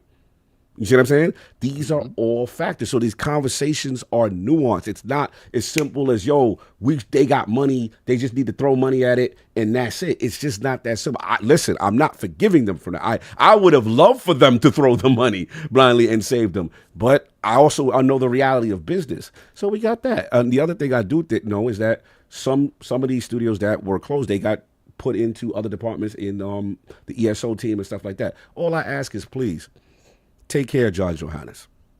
Take care. Find that man. That man deserves a shot somewhere. I'm biased because I interview him. I love his energy. That's just me. I would like to know what Harvey Smith is doing. He's a legend. You know what I'm saying? Hopefully Harvey finds whatever his next opportunity is, Xbox or whatever. He said he just said because they put out that last update, the final update for Redfall. Right. He was like, yo, people were engaging with it. At the end of the day, they gave him the offline mode finally. Just a bunch of stuff like the pausing, since it was an only online game, like pausing was a problem, obviously. Right. So you can play it solo, you can play it offline, you can pause. Right. And, people are finding their fun within that game now, right? It's the final version of that game. So he said that like the reactions to it really inspired him. He was like, I'm excited for whatever's next. Because, for a while, he put out like this long post when, they were shutting down the studio. And you got the feeling like he didn't quite know what was next. Like it was a surprise. He didn't know what was next, and almost like he was going to stop. But his latest tweet, I agree with you then. Yeah. His latest tweet is like, I get the sense like, I'm making sure all my people are good and they're getting in position. Oh, yeah. But I may be cooking up something. I'll let y'all know what the next shot. Because I ain't going front, I shot by shot. When I saw the tweet, bro, me and you made magic together on the couch, man. Yeah, it was that tight couch solve interview. Pause on the tight couch. But we made magic, man. That video went viral on ILP. If you want to come into the realm and talk about what's the next thing you got going on, we'd love to hear from you. You are a legend. This is what's it, Day of Sex? This is legendary. Come on, Harvey Smith. Like, at the end of the day. So look, at the end of the day, we'll see what happens with him. And yeah, the last thing I want to say is just two last points. I would like to, they killing me with the made magic on the couch. Yo, y'all stupid. That was super pause-worthy. I saw what it was. I saw what that was. I deserved that. Real tight couch. I deserved that. It was a tight couch. Two grown men on the couch that tight was very interesting, but we're going to move on. At the end of the day, he said, look, this is the key thing. He said, I read an article, someone pointed out this year that we didn't have traditional heavy hitters like from Xbox, like Halo, Forza, and he said, we're working on those projects. He said, but the fact that we delivered with this critical mass of excitement, he said, and it didn't depend on those things that we historically go to, the Big Mac, large fries, and the shake. And we've got this cadence is super dope. I love that. I love the idea of the cross collaboration. We saw Coalition helping everybody, Obsidian helping State of Decay. I like where he's at, man. I like where he's at. I'm definitely feeling what's going on right now, and I like the rare appearance. And we're probably gonna go in the cut, get back to the games. But I thought the interview was dope. I thought I learned a lot from it. So shout out to the booty. # get behind the booty. Let these games cook. You know what I'm saying? And yeah, that's what I'm at, man. But yeah, I think they got something going on, and I like his mindset. I have to admit. So yes, I am biased. I know that the talk, rightfully so, was people were upset, emotional, but I never wanted to get into this fire this one, fire that one. Wait till the games come out, then make your decision. When Class of 2018 is in your hand and you got the Hellblaze, you got the you got the Fables, you got the Indiana Jones, you got this. In my opinion, he all right right now. In my opinion, he all right. So but in fairness to the people who are questioning, let's see what those games review and how they do, and then you can make a decision. But not all this firing people in out of emotionality, and I'm not with all that. I'm sorry. That's just not how I move. So anyway, that's all I got. Anything else with the rambling? Y'all got anything? Are we good? Just got a couple super chats. No doubt, no doubt. We got Light X, $2 super chat. Game sale charts say otherwise, King. I guess it's about not buying games.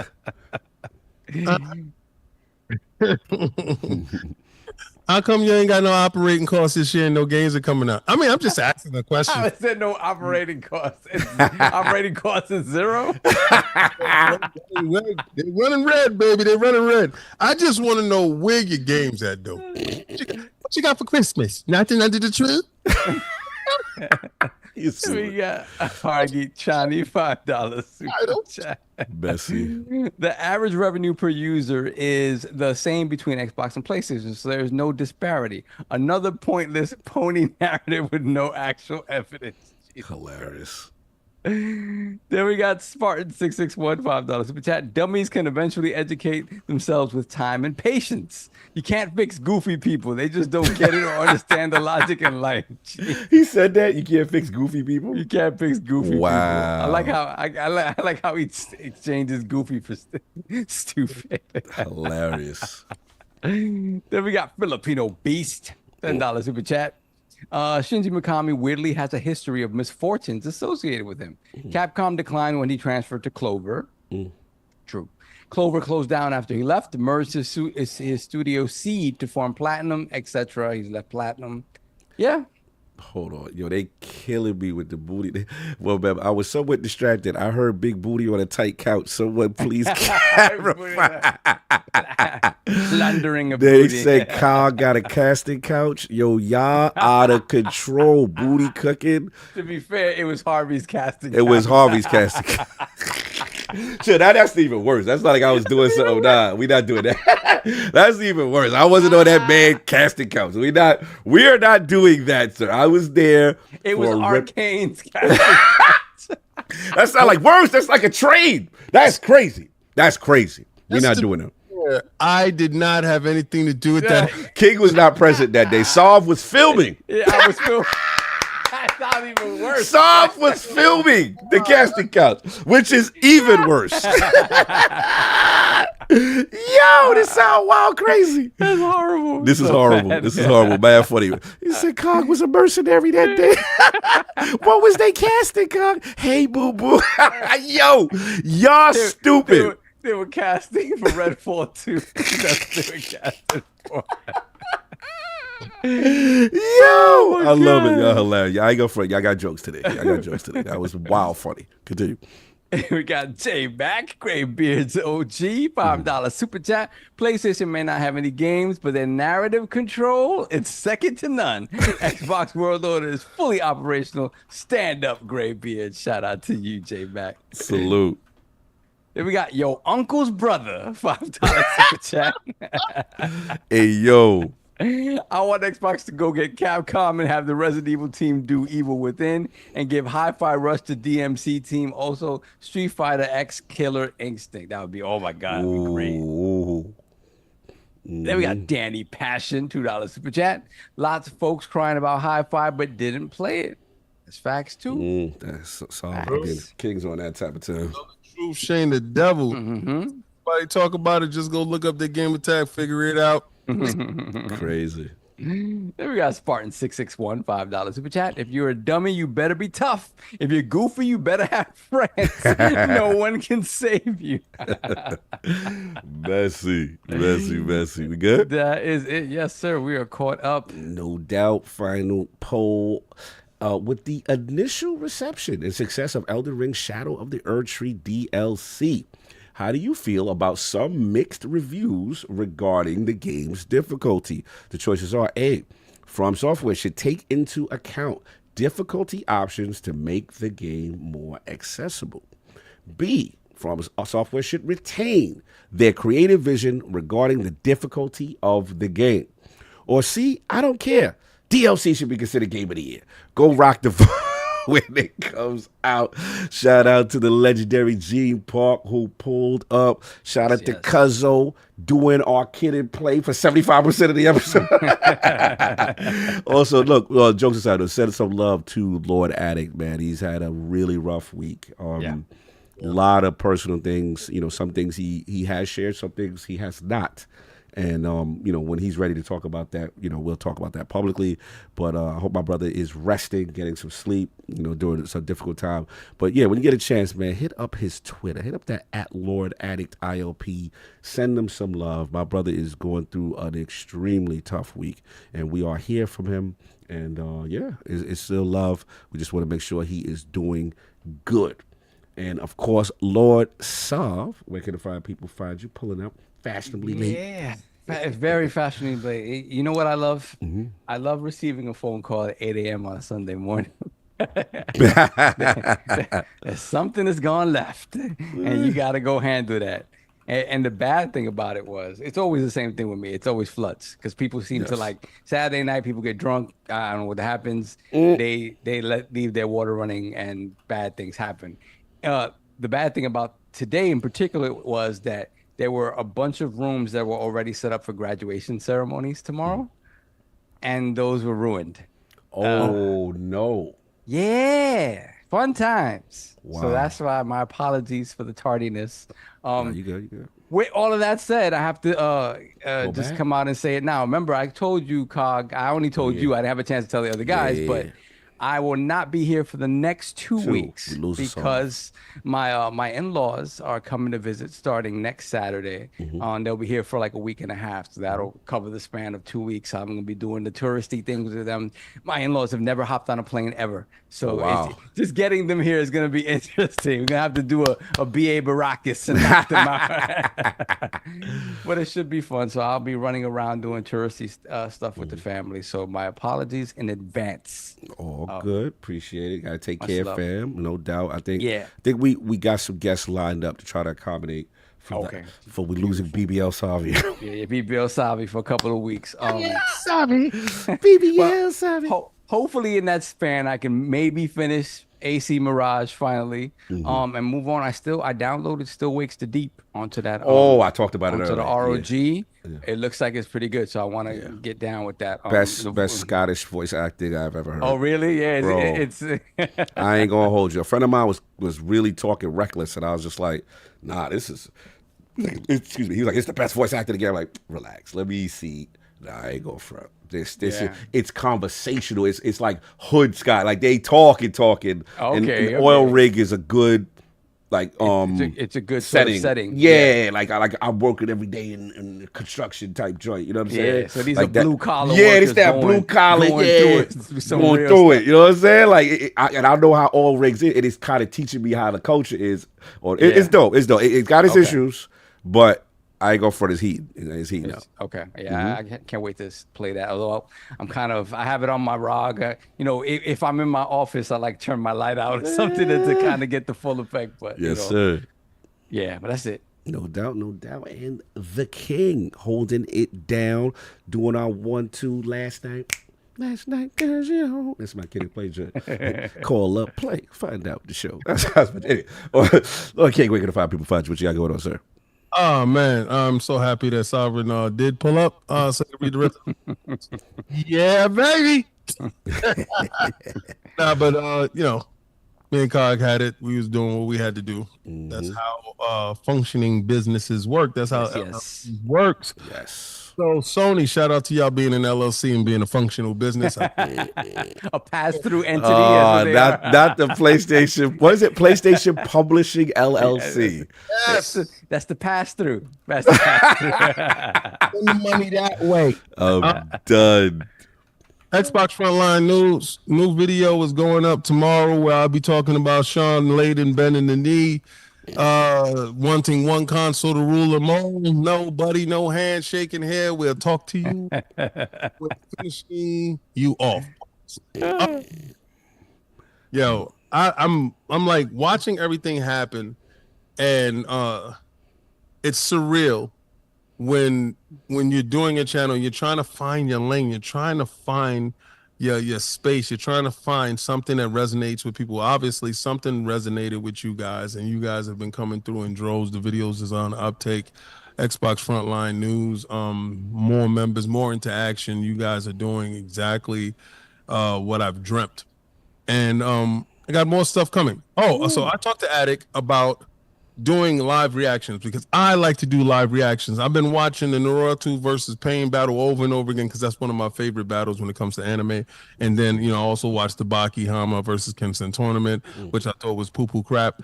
And I'll tell you why I thought it was poo-poo crap. But I got to do these reactions, and I think I'm going to have a separate channel. I'm sorry, I'm gonna send dip down. You supposed to be my man's. Wow, that's crazy. I'm gonna send you something. That's great. Check that. Check out the chat. Check out the chat.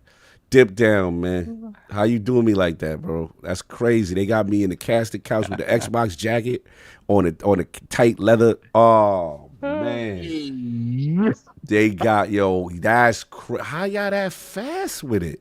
That's wild. That's well. Did you see what Astro Parrot said? What he said? Yo, he said something with like a certain former PlayStation employee that got caught doing illicit things. Oh, nah, we doing that? I'll put in the chat. Certified. Oh, what's up? Oh, Attic in the building. Oh, hold on, Lord. Attic in the building. He outside too, King. He outside. He's in Bigfoot. There you go.